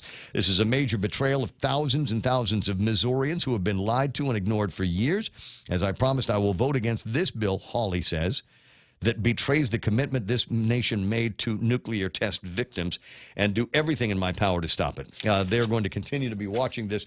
We've reached out to Robert Celestial and Congressman Jim Moylan to find out what their thoughts are, and it might be one of those we're just going to have to wait and see what happens now that it goes out back, I want to say, into the direction of the House. 8:55 in the morning.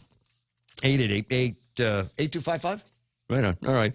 There was at least one other of these weird kind of what are you doing in my house stories. Oh, those are great, man. Well, I'm trying to figure it may come up in a superseding indictment with this guy Geronimo because he had wandered into somebody's house. He's just been busted for criminal trespass.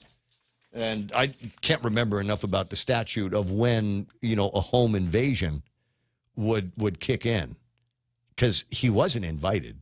He came in through the window, and then he went memmy in their bathroom that they're now going to have to seal off and sell the house, or burn down with fire, because when you got strangers, he just drunk stranger coming into the house, using the bathroom, then going back in and locking the door. Hey, what are you doing in there, kid? Need some lime away.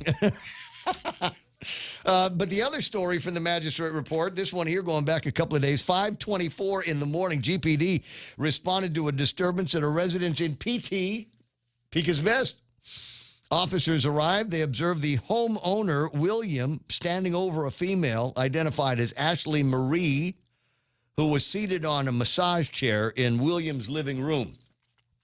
Earlier that day, William's wife, Marjorie, and now everybody knows who I'm talking about because Petey's small, observed the defendant in their living room, and the music was playing. Marjorie also observed the defendant seated in the massage chair going through her son's wallet. Marjorie then called out for William. Marjorie then saw a bag that did not belong to the family, and when she opened it, she saw her son's wallet.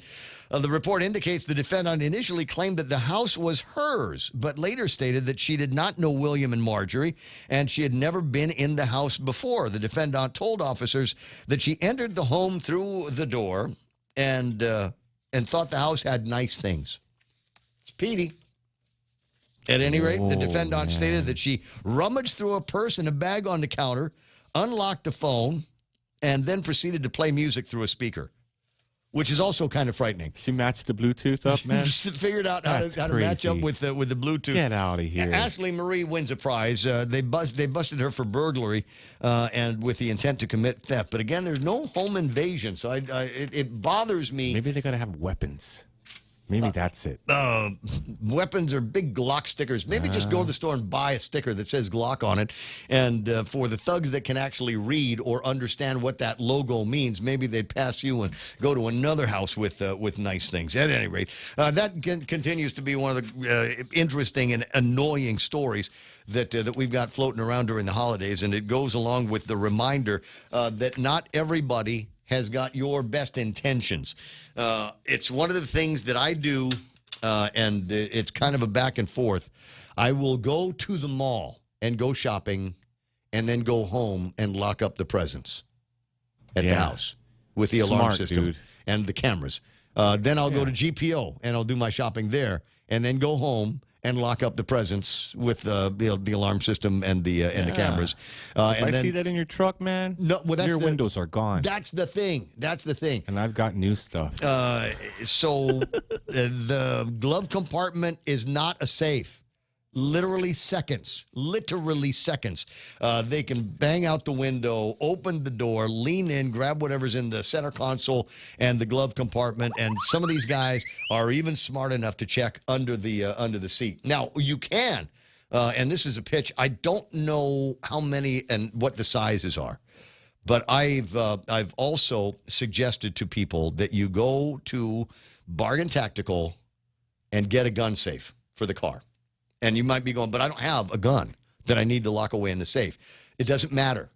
You've got a wallet, you got a driver's license, you got a cell phone, and probably really expensive toy and whatever. And you get a gun safe for the car that becomes physically attached by a steel cable to the car. and then it is less likely that the contents are going to be stolen. Now there are going to be some guys. It's not completely theft-proof because there's some guys out there that have got technology and bolt cutters and things like that. But it will give them enough reason to stop and think about it, and then maybe move on to the next car. So if you're thinking about, I would suggest that if even if you don't have if you do have a gun, then obviously it's a great thing to have a gun safe, just so that you feel comfortable leaving it in the car when you go to places where they're squeamish about the Second Amendment. 9 o'clock in the morning, Ray Gibson Show continues on the other side of Fox News. It's kind of a small talk hour. Don is gone. The news is just about over, and all we've got to do now is just ponder life in the Marianas, life on Guam in December of 2023. Be right back. Faculty members. I'm Lisa Lacera, Fox News. That's what police in Nevada are saying after the shooting yesterday on the campus of the University of Nevada, Las Vegas. Las Vegas Metro Sheriff Kevin McMahill says the suspect who was killed by police was identified as 67-year-old Anthony James Polito of the Las Vegas suburb of Henderson. The suspect had a list of people he was seeking on a university campus, as well as faculty from the Eastern Carolina University. We have contacted almost everyone on those lists to make sure that they are all right. And he says Polito was rejected for university jobs and was struggling financially. The school identified 2 of the victims who died as business school professors Patricia Navarro-Velez and John Jerry Chang, and that the 3rd victim will be identified after relatives have been notified. A 4th faculty member is still in the hospital. North Dakota Senator Kevin Cramer's son, Ian Cramer, has been charged with manslaughter after a crash that killed a sheriff's deputy. Wednesday, Ian apparently said he wanted to go visit his brother, who died 5 years ago, after which his mother, Chris, drove him to the ER. When she got out of the car, the statement says Ian got in the driver's seat and drove away. Kramer's daughter tracked the vehicle and alerted law enforcement. Mercer County Sheriff's officials began to follow him. And during the chase, a deputy tried to deploy a tire deflation device while on the side of the road to try to stop Kramer's car. Kramer instead crashed into that deputy's car, pushing the vehicle into the deputy, killing him. Fox's Jessica Rosenthal. A Texas judge has granted permission to get an abortion to a woman whose fetus had an abnormality. The woman is 20 weeks pregnant, and doctors have given her baby a fatal diagnosis, likely to be stillborn or die shortly after birth. America is listening to Fox News.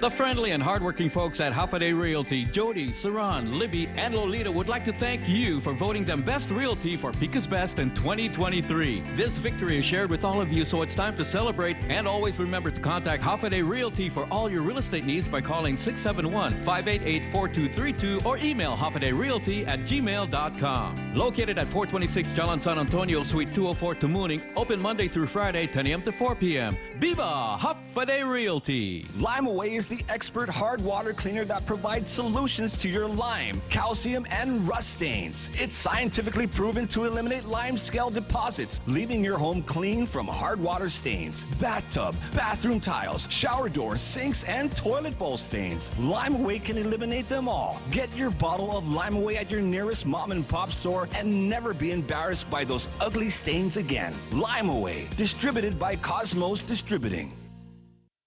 .com. A New Hampshire man is held without bond in connection to a crash that killed a police officer and a utility worker. Peter Simon was arraigned and faces several charges, including 2 manslaughter counts, armed robbery, and assault. Simon, a truck driver, left the scene of a crash in his truck, later hitting a Waltham officer, Paul Tracy, and a utility worker, Roderick Jackson. Both died of their injuries. Waltham Police Chief Kevin O'Connell praised Tracy, a 28-year veteran cop. He was a compassionate police officer that always looked out for the underdog. Simon fled the scene, later stealing a cop car and again crashing, where officers arrested him. Simon's lawyer pleaded not guilty on his behalf. Another hearing is set for next week. Gernal Scott, Fox News. A Vermont sheriff charged with assaulting a shackled prisoner is losing his law enforcement certification. The Vermont Criminal Justice Council has found Franklin County Sheriff John Grismore violated the state's use of force policy. Grismore will not lose his job, but will no longer be able to issue tickets, make arrests, and investigate crimes. He said he plans to appeal. The latest jobs numbers continue to look healthy. Fewer people than expected filed for unemployment benefits last week. There were 220,000 new claims. Those still on benefits, continuing claims declined to 1.8 million. When that number declines, it generally means people are finding other jobs. The monthly employment report is released on Friday. Outplacement firm Challenger Gray & Christmas says U.S. employers announced 24% more job cuts in November than October. Andrew Challenger says the job market is loosening. Fox's Jenny Casola. Rapper Kodak Black is under arrest in South Florida. Police in Plantation charged him with improperly stopping or parking his vehicle, cocaine possession, and tampering with evidence. The rapper, real name Bill Capri, was arrested last year on drug trafficking and other charges. I'm Lisa Lacera. This is Fox News. Subway just added 6 all-new sandwiches to the Subway series. You gotta have number 23. The Hot Shot Italiano is the De Niro of subs, loaded with pepperoni and salami. Come on now, get in the game. Pick number 19, the Pickleball Club. Ham, bacon, lettuce, tomatoes, onions. Number 20. That's to be continued because there's so much new at Subway. The Subway series of 16 sandwiches is not just a roster. It's the greatest Subway menu of all time. At Subway, you gotta refresh to be fresh. Santa's coming and things are looking up. Bank Pacific has rolled out Rudolph's favorite, My Christmas Loan, with the annual percentage rate as low as 7.49% and up to $50,000. And with our Bank Pacific contactless Visa debit card, you have the flexibility of using your money when you want, where you want. My Christmas Loan, contactless Visa debit card. Let's make Christmas season merrier in 23. Equal opportunity lender, credit conditions apply. Merry Christmas from Bank Pacific. Christmas trees are going up at the Security Title Office in Tamuning, and with them comes the music and joy of the season. As we reflect on the ups and downs of 2023, one thing remains constant, and that is the deep gratitude we have for our customers and the meaningful work we do for our real estate community. Thank you for trusting us with your property. From our Security Title family to yours, we wish you a Christmas season filled with peace and joy. What again? Nissan? Portions of the program here being brought to you by APL, American President Lines. They're delivering the future. And the guys over at NissanGuam.com, the World Wide Web, and happy Nissan Frontier owners on screen right now. Everybody piled up in the car, and we're at the Nissan showroom in attendance for the picture of them grabbing the keys. Key fob, the electronic key for their brand new color blue Nissan Frontier. And I'm proud to say that the inspiration behind this purchase was us talking about it on the program here, and they said, just hear Ray rave about this thing all the time. I got to get me one too. Well, that means there's one less on the lot. And if you are thinking about Christmasing yourself or your family with a Nissan Frontier, you might want to go do some shopping right about now. Save you some gas, because it's still $5 a gallon. Swing by NissanGuam.com and the World Wide Web, or call 647-7261 and arrange a test drive, and you'll find out why truck envy is real, why they're dusting the competition on a day-to-day basis. 310 horsepower.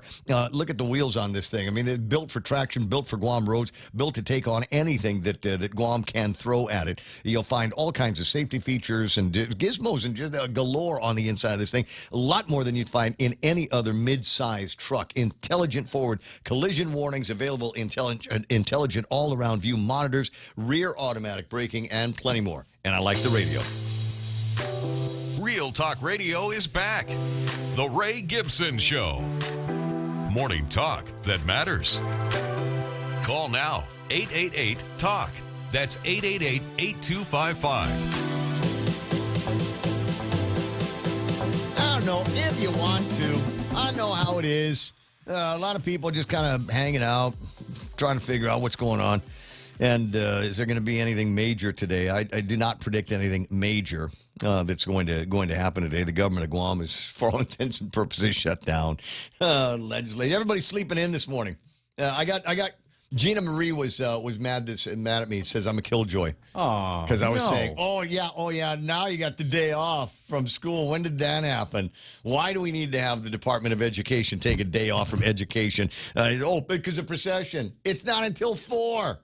It's not until 4. You take the buses, drop the kids off in again, and they can still make it. You know what? If you told Pully we were going to be late, I'm sure that they would have taken, given you some additional. Okay, we'll start at 4:15. Can you make it if we start at 4:15? And that's the other thing. Nothing ever starts on time here, right? Never. Everybody will It's go. Guam time. They'll go out at 4. Tomorrow Standard Time. They'll go out to church at 4, but it'll still take a while to get everybody, the carousel and all of that stuff, and who's going to grab this and grab the other and whatever. I gotta put my good shoes on. That's how I knew that the times were changing. That's what I was when all of a sudden people weren't getting all dressed up for the Feast of the Immaculate Conception. They stopped wearing the veils, and the guys and the girls stopped wearing the gloves. The suede extra the guys stopped wearing, it's like the Buster Brown's white shirt with the white wife beater inside of it. Did you have stains on your white shirt, man? I always did. Constantly. But they get replaced pretty quick because between my grandmother and my mother, they didn't want to think that we were poor or something. Oh, my God, Mazuti, those kids. 10 after 9 o'clock in the morning. And while the news was playing, and to cover up the fact that I wanted to go outside and check on something in the office, I put that NORAD graphic up on the screen. It's the one that shows, and thank you, Ismail, for turning me onto this website. This is the NORAD, which shows where all of the Starlink satellites are. And I know what you're going to say is, oh, my God, he's going to go on a Starlink again. And I'm not, sort of. It's a different kind of Starlink story that I want to talk about here. It is the Starlink story, and I asked somebody about this the other day, because the Starlink that you get here is only going to be like another wireless internet thing for your house. And you're going to get great speed. It's going to be 2 or 3 times faster than what you're getting, from the terrestrial guys. But it without the adapter, it doesn't go into your router, A. B, it's also not a cellular device. It's not like you can be walking around with your phone and be able to take advantage of this incredible, satellite technology, this computer internet technology that is lingering right above our heads in 27-foot satellites by the thousands, as you can see on the NORAD screen. I ran into a story here this morning, and that's going to change. SpaceX aims to test cellular Starlink systems. They're going to put up 840 satellites. They're working with the FCC right now to get what an acronym Bob Kelly will understand, an STA. And then they're going to test these 840 Starlinks to begin with and see if they will match up with Starlink devices. They've got 2,000 test devices, 13 different locations across the United States. The company filed the application for the experimental license this week as the FCC continues to mull over whether to give SpaceX full authorization to operate satellite-to-cellular communication service amid concerns about interference. According to the filing, SpaceX is requesting this special temporary authority, the STA, to conduct the test starting on December 10th through a period lasting about 180 days. The goal is to test out the system in partnership with T-Mobile, using the carrier's licensed radio spectrum to beam the satellite connectivity to these 2,000 test devices.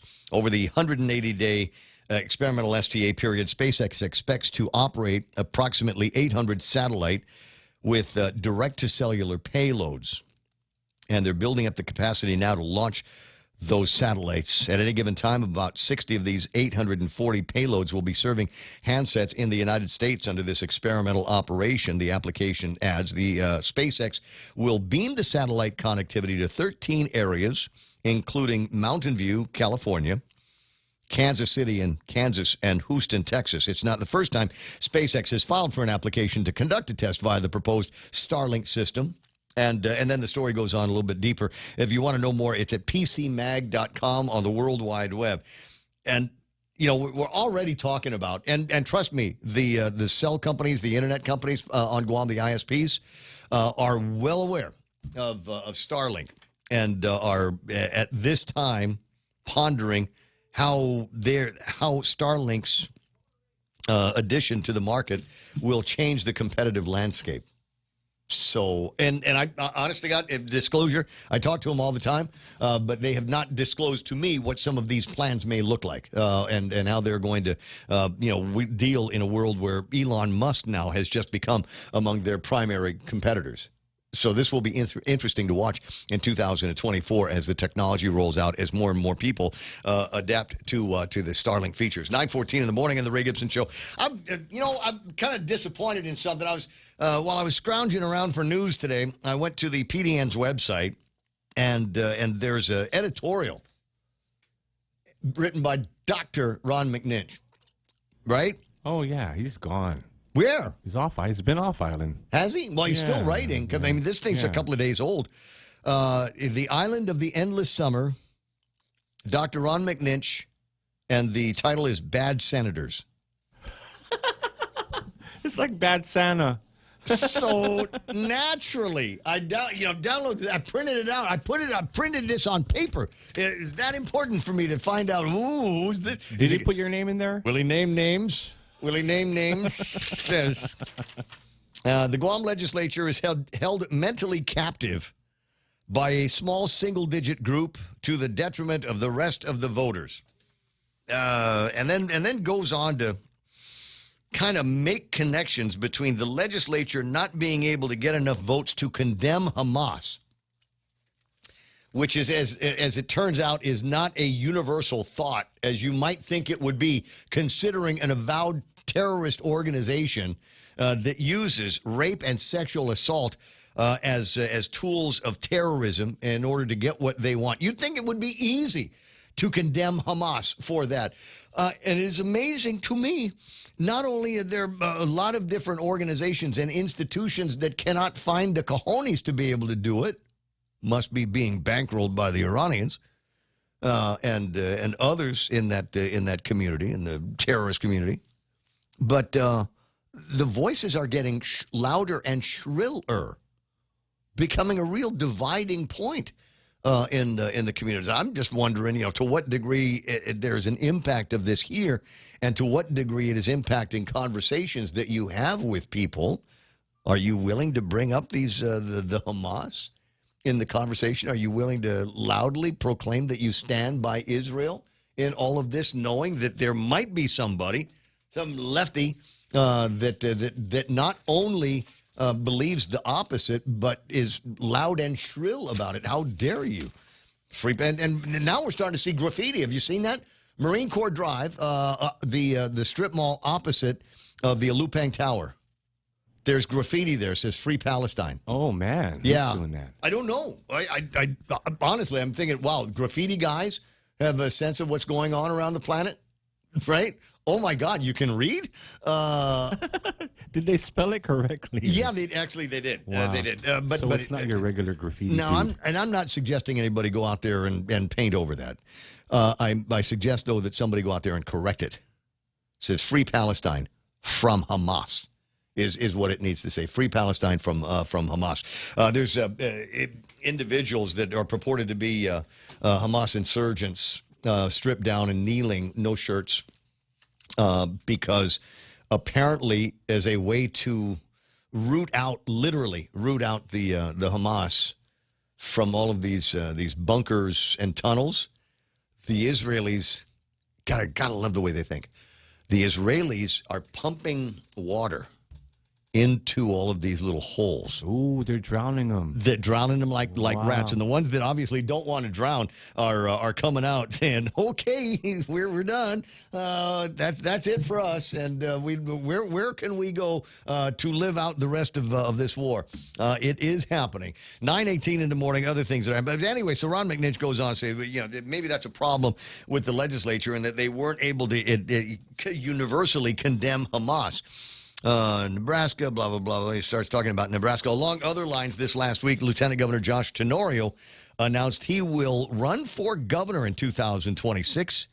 This was one of two big stories earlier in the week. The other one was the fact that your Yeti might be a counterfeit.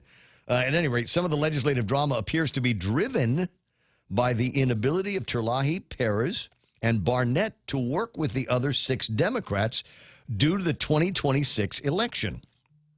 Now, if he was on the phone, I'd ask him how he's drawing that conclusion, because it's not really all that obvious to me.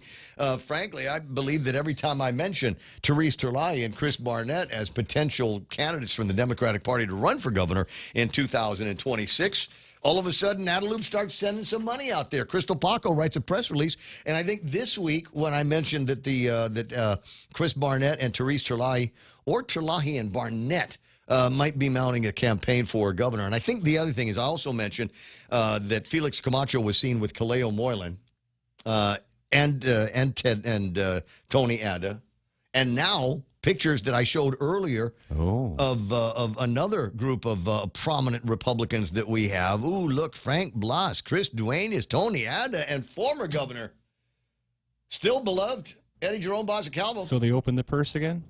$666,000, I think. Thank you. In tax refunds. Thank you so much. Just in time for Christmas. Wait, 666? That's what it said. That's the number of the beast. That's what I said, 666.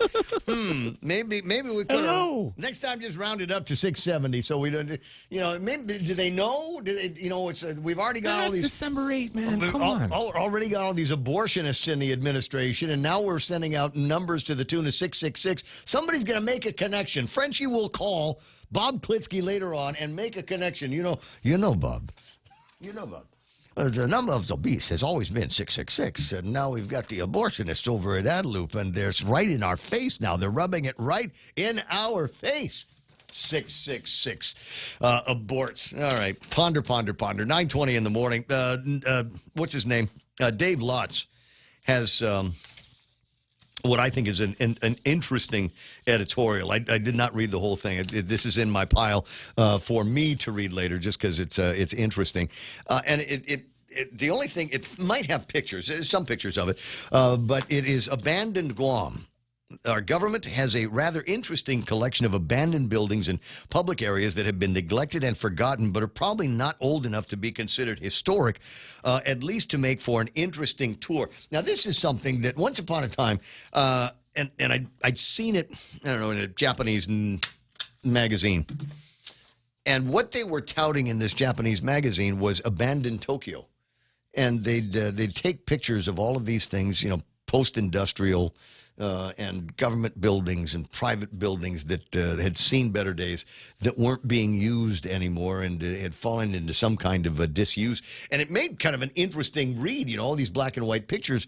And we're surrounded by so many of them, which is a point that I think Dave makes in this, that we don't even realize that they're there. I told you the other day I needed to go to drop off some trash over at the Harmon Trash Thing that they've got back there with GSWA. And if the only way to get there, well, it's not the only way, but the easy way to get there is northbound on Marine Drive, just before the turn that takes you into Kmart. The substation turn, right? There's a bunch of signs back there, and you make that turn, and there's Harmon Mart in front of you, or the old Harmon Mart in front of you, and then you go left, and that'll take you through the rest of Harmon. But if you went right, your car would hit these boulders, and the boulders are there to protect, to keep vehicles from going onto the property that was the old Guam rehab. And it was something else for a while. I can't remember what it was in the last 20 years before it was completely abandoned, but is definitely abandoned now. And it's got to be, I don't know, 5 or 6, 7 acres back there. I'm not good with the space, but you can see it on Google Maps. And maybe if you've got vintage Google Maps, you might be able to get a bird's eye view on the nature of the buildings that were up there, parking structure, not parking areas, and the buildings that they had, office spaces and galleries and hallways. It's all still back there. And it's getting covered over and eaten by the boondocks. I'm surprised that Mawar didn't expose more of it. But it kind of, begs the question, what is the government of Guam doing with all of these abandoned properties? If you're out on Route 10 and you go by the old Department of Public Health, you'll note that there are fences up and there are likewise boulders. We apparently have no shortage of boulders to keep people out of these. Like, they keep people away from them. They keep cars out from under them, but it doesn't necessarily do any good if people can just kind of walk in and have their way with the buildings. But there is another building, and it's not an old building. The public health building is not one of these old ancient, built by the Japanese buildings. I mean, it's been, 70s, right? Maybe 50 years old. Yes. But we can't have nice things. There was something electrical that went wrong in there, and they abandoned the building. You could have called any number of electricians around here. Kendo was still alive when that happened. You could have called him, and I don't know, about 20 minutes later, he would have stuck another fuse in there or pulled out a switch, and you'd be back to normal. But nope. We can't, you got director-level people that don't want to live in that kind of slummy building.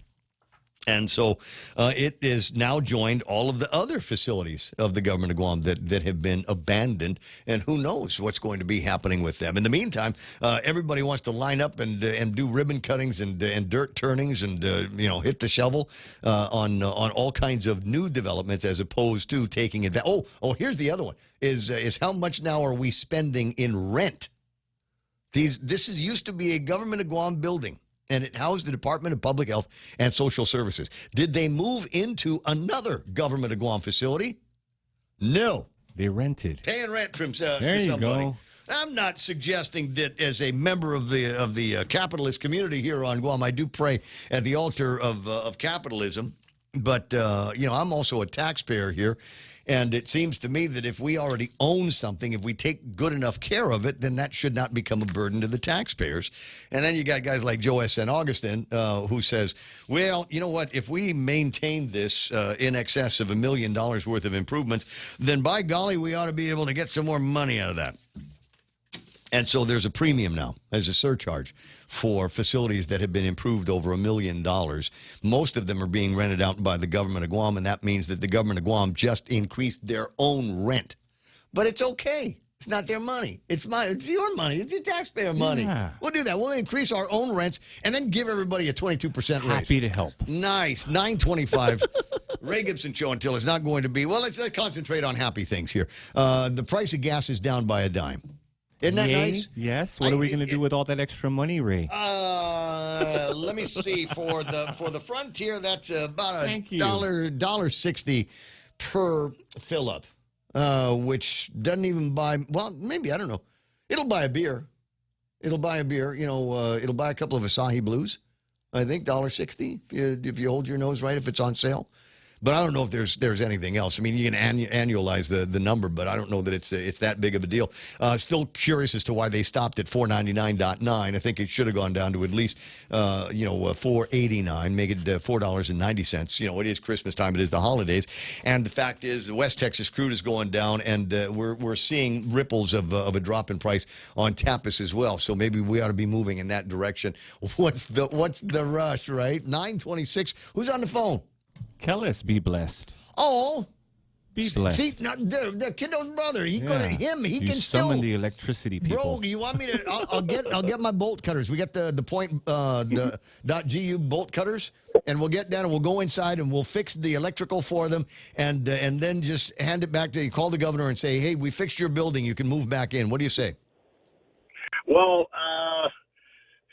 we went and looked at it, just before that happened. They were asking us to look at something, and we told them some things, and they weren't happy about it. And then, 4 months later, that's when it finally died a horrible death. But what I was calling about, which is kind of But wait, hold on. Died a horrible death, but still within the realm of repair. Yeah, but they didn't want to give us a call back. But, because the government of Guam does have electricians. But what's kind of interesting, because they have a lot of maintenance people that work in the government of Guam. Uh-huh. Well, okay, they have a lot of maintenance people that are paid by the government of Guam. Let me just put it that way. So it's kind of interesting when they've moved to all these private buildings, and evidently there's no problems with the air cons and the power in a privately owned building. It's like, the hotels, which are, I don't know if you know this, but some of them are kind of close to that salt spray thing. Oh my God. And, that was the reason that we can't build a hotel near there, because of salt spray. You mean hospital, but yeah. Well, I didn't want to say what it was. Something can't be built there. But, these privately owned facilities that are kind of close to the ocean and have been there for more than 5 years, we're 50 years plus, they're still working. And the aircon still works, and the power still works, and the roof is not falling down, etc. So in other words, if you were going to build a whole new building for the radio station, you wouldn't go out and find the absolute lowest, cheapest contractor that would do it on the slide, without a building permit. You'd probably get someone that's a professional and would build it, and you'd be willing to pay extra. Wait. Are you winking when you're saying this? Because I don't. Because I am a mother's son. Yes, but what I'm saying is most private businesses, or especially if they're going to be building something like, I don't know, a hotel or a condominium, etc., they put the effort into having it built correctly. Because normally the government, that's what's funny, is the government, when a private company is building something, the inspectors come in with a fine-tooth comb and they make sure. When GovGuam is doing something, well, it's a GovGuam building project, so of course they're going to do it right. So the inspectors don't even look. Well, right. Well, the only place where that does not seem to be the case, I think, might be the swimming pool up in the Dededo Sports Complex. My understanding is that the thing has been repaired, I think, to everybody's satisfaction. I've seen blue water in the thing and clean water, but they said that they're waiting on an inspection from the Department of Public Health and Social Services.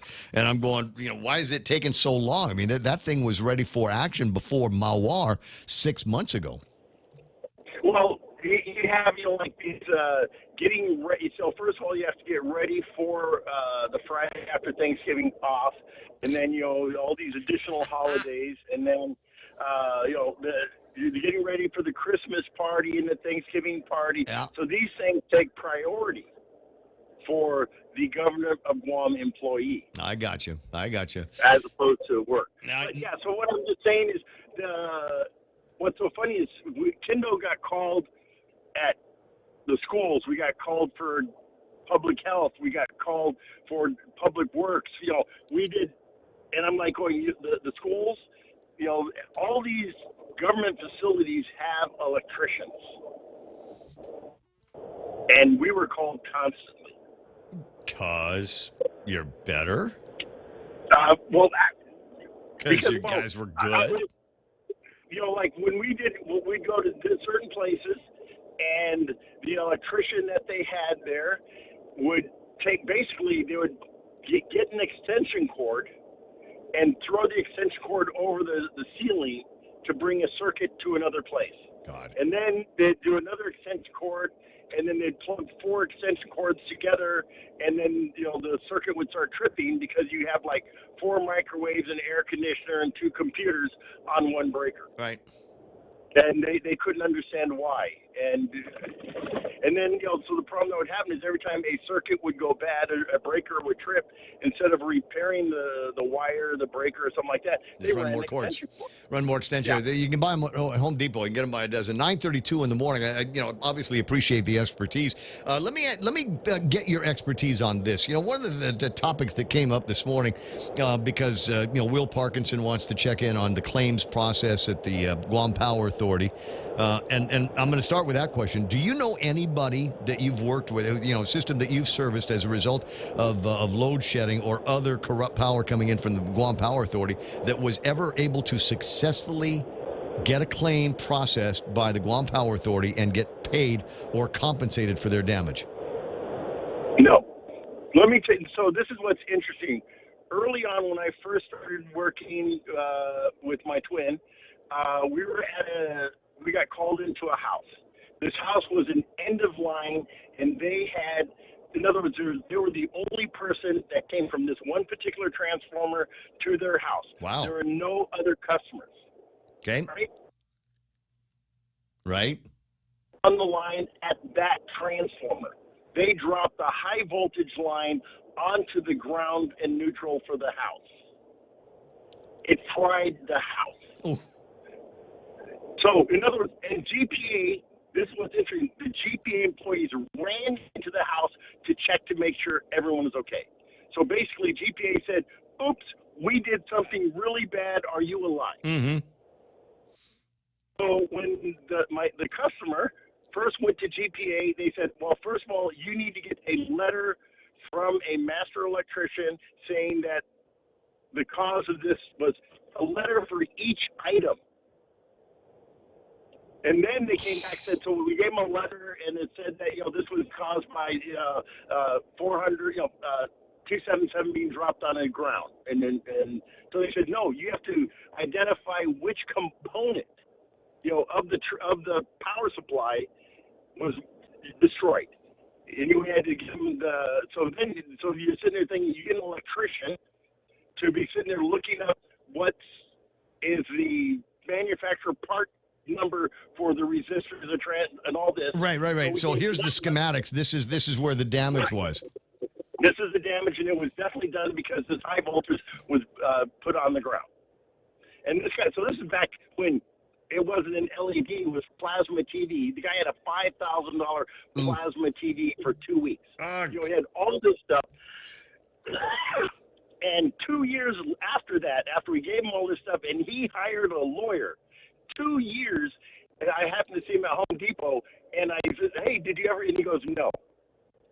So, in other words, he had the letters that GPA wanted. He had to hire a lawyer. He did all this stuff, and for 2 years, he might have been paid by now. I don't know, but because this was like 12 years ago when this happened.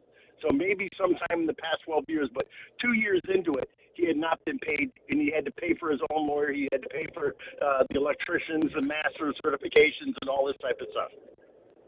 So I think just on the Kendo side, I think he put $26,000 or $3,000 into stuff because it's not a cheap thing to get. So a separate letter for the TV, for the Bose systems, for his chair, for I forget how many letters Ken had to write. So but there was still nothing. There was still no comeback from that. So very, very clear explanation of how we get to know on claims with the Power Authority. Now the other question is, and a lot of people are losing parts and components in the delicate engineering and the delicate electronics that make up the components of these split air conditioners. And split air conditioners are great when they work, but they are the most delicate things that are out there, and the ones that are most likely to be susceptible to corrupt voltage coming from the Power Authority. Some may bristle when I say corrupt, but I think if I use that, maybe it'll get some, it'll trigger some action. The question that I want to ask you is, what do you have at your house in front of the circuit with your expensive air conditioners? What do you have in front of that to prevent GPA from frying anything? If you are not willing to purchase and have installed a voltage monitor whose sole purpose in life is to die, really. In other words, to protect whatever you put in front of it. Just real fast, I had a customer on Nimitz Hill that had a refrigerator that they bought from Germany. It was a $8,000 refrigerator. Oh, good Lord. Yeah. So it's a nice refrigerator. So the technician, if you buy an $8,000 refrigerator, you get someone to install it for you, right? Yes. So the technician is sitting there, and it's been powered up for like half an hour or something like that, and they're just going through and they're signing all the paperwork, and you're telling them the warranty, etc. A brownout happened right then and there. Ooh. Oh. So the technician is like going, she goes, can you repair it? And he's like, no. This is not covered under your warranty. Your warranty is for parts and labor, not GPA. So if there's a brownout, so she had to, and eventually she bought another one. So it turned out, her refrigerator cost $16,000. Oh. Because she had to buy a whole new one. And so what she ended up doing is, while that one was being shipped from Germany, we installed a voltage monitor for her, originally just for her refrigerator, and then she went and had one put on the whole house. I was going to say, so now I'm at Amazon.com right now looking at a variety of voltage monitors. Now, the voltage monitor, obviously, it's going to be looking at what's happening with the electricity and maybe recording it. Internet of Things, maybe you'll get some kind of a beep on your smartphone when it detects that you are in a brownout condition or an over voltage condition. So this is how they work. So you sit there and you say, what is the voltage that you're looking at? Let's say you're looking at 208, or you're looking at, depending on what type of power you have. So you say 120, right? Yeah. So it'll go plus or minus like 10%. You can even, on some of them, you can even tell them how much. And then you give it a time delay. You want to have a time delay because if you get a brownout situation where the power goes off just for 1 second, you want time for your diffuse a bit before the motor gets in again. So you say like 2 minutes or a minute or something like that. If you have a house that has 4 or 5, you separate them like a minute each. So that when the power, so if you sit there and say, like, I want to wait 5 minutes, it has to have good, clean power for that 5 minutes. Because this is something that's very common with GPA. Is your power will come back, and then 2 minutes later it goes down. Or you start brown out, up and down, up and down. That destroys air cons. Right. So you sit there and say, after you have good power for 5 minutes or 3 minutes or something like that, then it'll come back up. But if for 1 second the power drops below the threshold, the timer starts all over again. Fine. So if you're sitting there wondering why my aircon hasn't been on in the past half hour, is because your power has been messed up, for this past half hour, and it's saving your aircon. All right, now, how much? Okay, I'm sold. I got another caller on the line that wants to conference the call, to conference with you, and maybe we can add. Is it Bob? Yeah, I thought it might be Bob. So the question that I have is, can you identify the device and buy it? I'm sure they cost $100 or so from someplace like Amazon.com, maybe Home Depot, but something that can be installed by an electrician on the circuit that drives that air conditioner, and that way I would have this monitor device in front of it, and it's like the transfer switch that you installed for me here at the radio station, right? The generator is running, and the power comes on. The generator doesn't shift over until the transfer switch says, you've got clean electricity now. And I'm going to go ahead. I will power down a generator, and after I switch everything over, because we've got 5 minutes of good power into the building right now. All right, so that's that system. Let me bring Bob Kelly into the conversation. I got 2 certified guys on the line, and so I'm kind of going to milk this because I think people need to have some mechanism to be able to defend. If it cost me $200 to save $500 on a circuit board, or another $1,800 on the replacement of an air conditioner, I want that installed by Monday. Hey, Bob, welcome back. Thank you. What I wanted to say is one of the most important things that people should put in for air conditioners and any other motorized things that they have in the house is a surge protector. If you're going without a surge protector, that is a very dangerous situation with our power system here. Okay, so how big of a surge protection device? Is there something that I can buy that will go... The one on Amazon that I sent you the copy of. Now, it's not a monitor. We can talk about monitoring, which can monitor consumption and voltage and current and all of that. But if we go back to what I sent you, that is just a simple surge protector that takes away the high voltage spikes. It would take care of a lightning or something. It's not going to solve your brownout problem, which what he was telling you about turning off and waiting because of low power, that's another issue. My issue at my house is sometimes they like to only give me one phase of my power, and that's kind of frustrating too. If you drop one phase, you're kind of screwed on your 240 volt. All right, so I'm looking at it right now. It doesn't look like it's very, very big. I mean, it looks like about the size of a couple of decks of cards. The surge protector, all it does is the ones here are usually a MOSFET or something. It'll just immediately take away a surge, and that protects you from the surge, just like when you get a surge protector for your computer. You plug it in on a surge protector power strip. Only what I sent you is made for an air conditioner. I got you. All right, and we'll find a way to share some of these links online so the folks that are interested can get them. The question that ought to be a part of the conversation with the air conditioning installers is, do you have this equipment? Can I buy this? When you install the air conditioner, can you install this too? There's an air conditioner installation here that puts in air conditioners, and they will not warranty your air conditioner against GPA issues unless you have that. Something worth asking about. And let me see, Kellis, are you working? Are you available? People can call you up and say, hey, I got something fried at the house. Can you come and look at my circuits? Or are you still working for the contractors? I'm not working right now. I go to Home Depot a lot, and I give free advice constantly to anyone that asks for it. Because it's kind of hard without Ken. I know. But I know.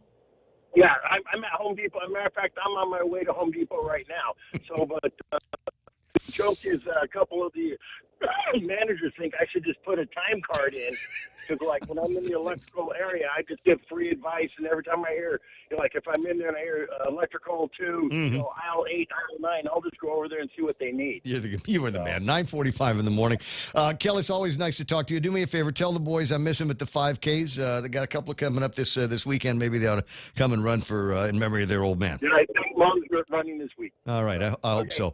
All right, buddy. I'll talk to you pretty soon. Bob, you have a fantastic rest of the day as well. Appreciate you chiming in. It's an important conversation to save yourself some money. Bob Kelly's got this thing. I'll put it back up on the screen for a second so you can see what it is and maybe make a purchase yourself or two. I've got as much as I can surge protection on important equipment over at the house, and I might get one of these for the air conditioning as well because I don't currently have one or two or three of those for the new air cons that I put in. But I will say one of the other places where you want to get a surge protector, some kind of voltage protection device, is in front of your washing machines. More and more, the washing machine is a computer with a motor attached to it. And the computer part of it is just as sensitive as any other piece of electronics. Hate them, Ray. Yeah, so I have a Maytag, and it's still analog. Really? Yeah. Oh my and God. It still runs. Oh, yeah. You know what? I'm maybe just getting one of those washboards. I think they've got those over Home Depot as well. But the idea here is so that we've living sort of in modern times, and you should be able to enjoy the technology. Can you imagine losing an $8,000 refrigerator? If I lost $1,000 worth of washing machine right now, it would put me I would be livid with the idea. So I've got a surge protector in front of the washing machine, and hopefully between the surge protector for the electronics in the washing machine and the whole house water filter that I have, I'll be able to enjoy that washing machine for a few more years. Because in addition to, if it's not GPA that's going to be sending corrupt voltage in, it's GWA that's going to be sending hard water into your washing machine. If you ever thought maybe now's a good time to start talking about these water softeners, they also do a great job at the filtration and removing some of that the hard water that the filter is not going to be able to take out. 9:47 in the morning. A lot of interesting talk on the Ray Gibson Show. Hope if there's something out there that you want to talk about, you got to let me know. Hit me up on the Facebook Live or the YouTube Live. Here's why. Earlier in the week, we got into a conversation about the nature of the markings on Guam's roads. That is, issues with no reflectors, can't see the stripes, and you can't see the medians.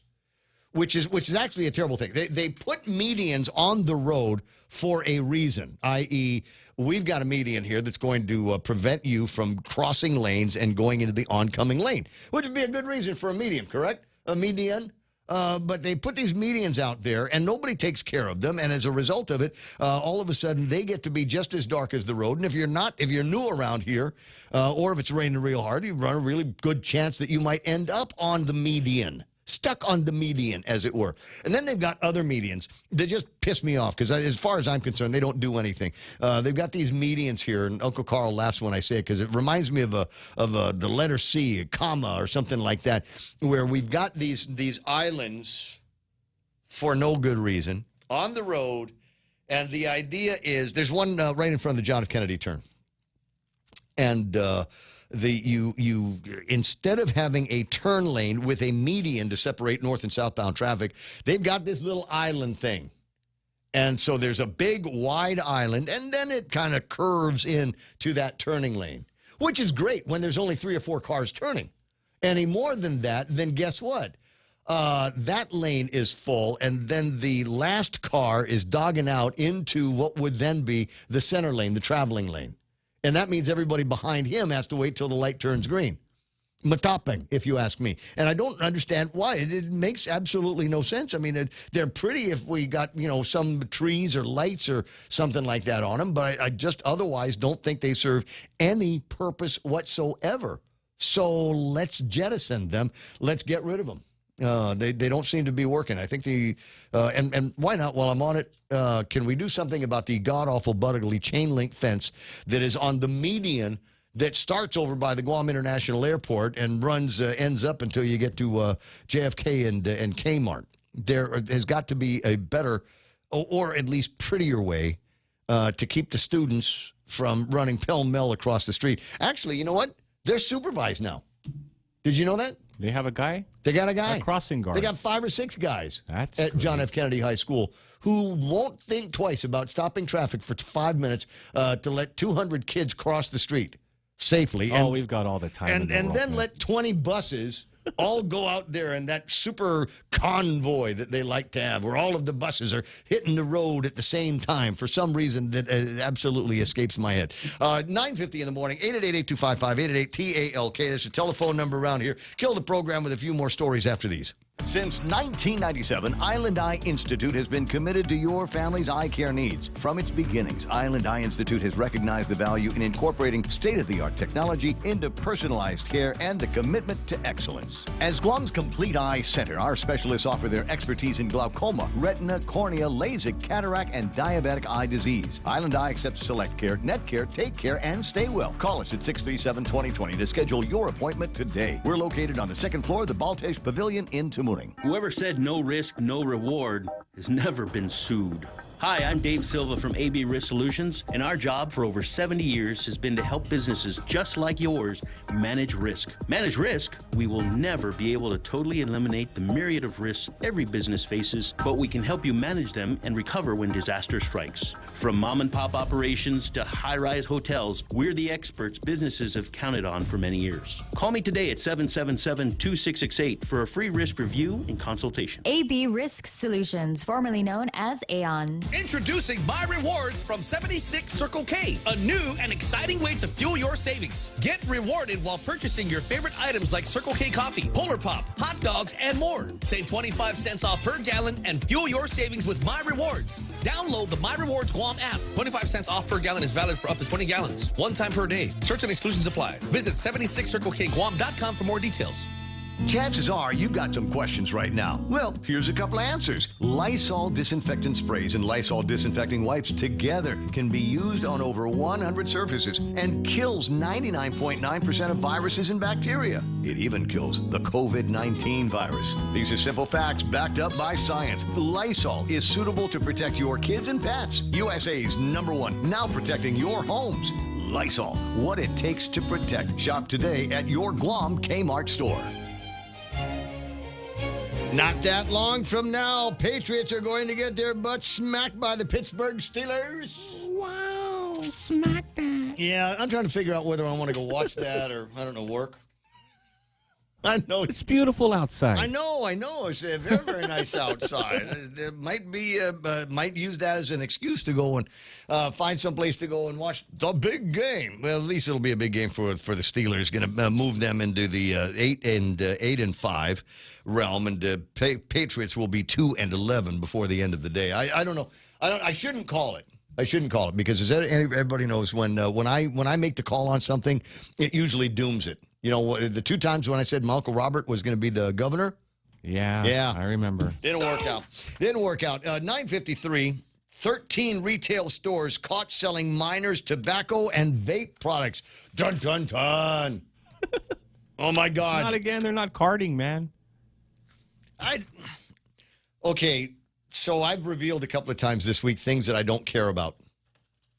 And so these 13 stores were issued citations and fines consisting of penalties ranging from $1,000 up to $10,000 per violations. This year's inspections reflect a 94.8% retail compliance rate, which means that most of the stores where they sell tobacco and vapes are doing the right thing. But number one, the problem, I got two problems with this story that Jolene wrote for the Daily Post. Number one, they don't identify the stores. They don't identify the stores. I think they should have identified the stores, and they should list somewhere the nature of the citations and fines. And if I was in charge, and I'm not, which is one of the reasons why I don't really care about this story, but if I was in charge, it would be $10,000 per violation. And because you got to make it hurt. You got to make it hurt. And number two, after you paid, you're not allowed to sell vapes and tobacco anymore. That's it. Simple. We gave you an opportunity to live inside the rules, and just because you got pinched, then and you said, "Oh, I'm sorry," and then you pay your fine, and then you just move along. I just think it ought to be one of those things. You are no longer allowed to sell tobacco and vape products in your store because you are not living up to the rules and the regulations, and we're tired of it. So if you can't play right, then we're just going to cease your ability to do that. But then there's another thing that's in my head, and that is, if they don't buy it from the store, they're going to find a way to get their hands on nicotine. They'll find a way to get their hands on the vape. It just is. Everybody's got, one crazy uncle or crazy aunt that will, oh, what do you want? You want a cigarette? All right, yeah. Tell you what, I want a cigarette too. So you give me enough money, I'll buy 2 packs of cigarette, one for you and one for me. And then everybody's going to be happy. Oh, you want some vape juice to go along with your areola juice? No problem. Give me some money and I'll buy it, and then we'll split it. It's like what was the old line? You buy, I fly. That's what's going to happen. Now, I'm not going to suggest that there might be something cultural afoot, depending on which mom and pop store that you're talking about, because there was a once upon a time where somebody would give me $20 and say, Ramon, run to the store. Need 2 packs of what is it? Cigarette. What was it? Daddy smoked. Camels? No, it's the other one. Kent's. Daddy smoked Kent's. Here's some money. Go to the store and buy some Kent. And somebody beer? else in the warehouse would say, "Hey, grab a case of beer." And you could do that. Yeah, and I was 15. They didn't want to go. I could drive, and so here's money, and you go and get the stuff. And you walk in the store, nobody carded you, and they knew you weren't going to drink it. They knew you weren't going to smoke it. And then when I got to be of the age where I knew how to smoke, I knew which places to go. And they didn't care because it was the 1970s, and they figured that people were mature enough to make their own decisions. That's where we are today. That's where we are today. We've gotten out of the habit of trusting people to make good decisions. So we'll make it for you out of, it's for your own good. I remember being able to go and watch movies at the Hoffa theaters. In fact, any of the theaters on Guam. Because they were all owned by the same family that was in the beer and the cigarette business. And you could go there, and they used to have this big vending machine, right there by the stairs over at the Hoffa Theaters. You remember that? I do. And it had every kind of Calvo cigarette that they sold. You remember that? Because there were two different like the companies. Benson and Hedges. Right. So there were 2 different companies that were in the cigarette business on Guam, and they fought like hell against each other. And so if you got a vending machine in one of these places, you must have known somebody. But the deal was, it wasn't like there was somebody standing there, checking IDs. You go in there, if you had $1, you could get yourself. Yes, he said $1. You could get yourself a full pack of Benson and Hedges 100s for your $1. And that was kind of the deal. It always struck me as like, wait a second, I got $1. I'm buying the big, tall cigarettes instead of the little, tiny, short ones. And it was something, I don't know, the better menthol flavor that they had. And you might be saying, wow, right? Solid memories of smoking. I actually enjoyed smoking. When they cure cancer, I'm going to start smoking again. Do you ever have dreams where you're smoking a cigarette and you wake up Sweating? No. Good for you, man. It's been a long time since since my last actual cigarette. But there are times where I miss it. And this never goes away. For those of you that are near quitting smoking or whatever, there will always be things that stay with you. After a great meal, there was nothing like pushing back from the table, reach into your pocket, which is why shirts have pockets on them. Was for your cigarette and your Bic lighter, and you reach in there and you pull out a cigarette and you hit the lighter, and pretty soon you're smoking. There was something about the post-meal cigarette. There was another kind of post-blank cigarette that was also nice. But there were things that I didn't like. We've talked about this before, and one of them is the idea that you wake up in the morning, you were out with your friends all night, you didn't buy a new pack of cigarettes on the way home, you got 20 lighters because you stole everybody else's, but the only cigarette that you have is whatever is in the ashtray. Might have been there 3 or 4 days since the last time you emptied and cleaned the ashtray. And that's what you're going to smoke until you can go find someplace. I always hated that cigarette. Hey, I got to break away, closing in on 10 o'clock in the morning. And I wanted to leave you with this story here. It's something I'm going to have to hold on to until next time. We always like to talk about food and cooking. And the people over at McCormick say the next big trend in cooking and spices is tamarind. All of my Filipino friends are saying, oh, really? We've been cooking with that for years. Well, it's about to become center stage, and we'll talk about the whys and all of that, and why tamarind is so important. And I think you can find that over at Chanel's mom's store right up in Dedito. Groovy. Hey, listen, I got to, as I said, breakaway for Real Joe, Donna D, Jerry Roberts. My name is Ray Gibson saying thanks for listening to Pika's Best and playing along with our reindeer games. Back on the radio with you Monday. In the meantime, happy Feast of the Immaculate Conception. See you at the procession. Fox News. Las Vegas Metro Police released more information after yesterday's shooting on the UNLV campus. Las Vegas Sheriff Kevin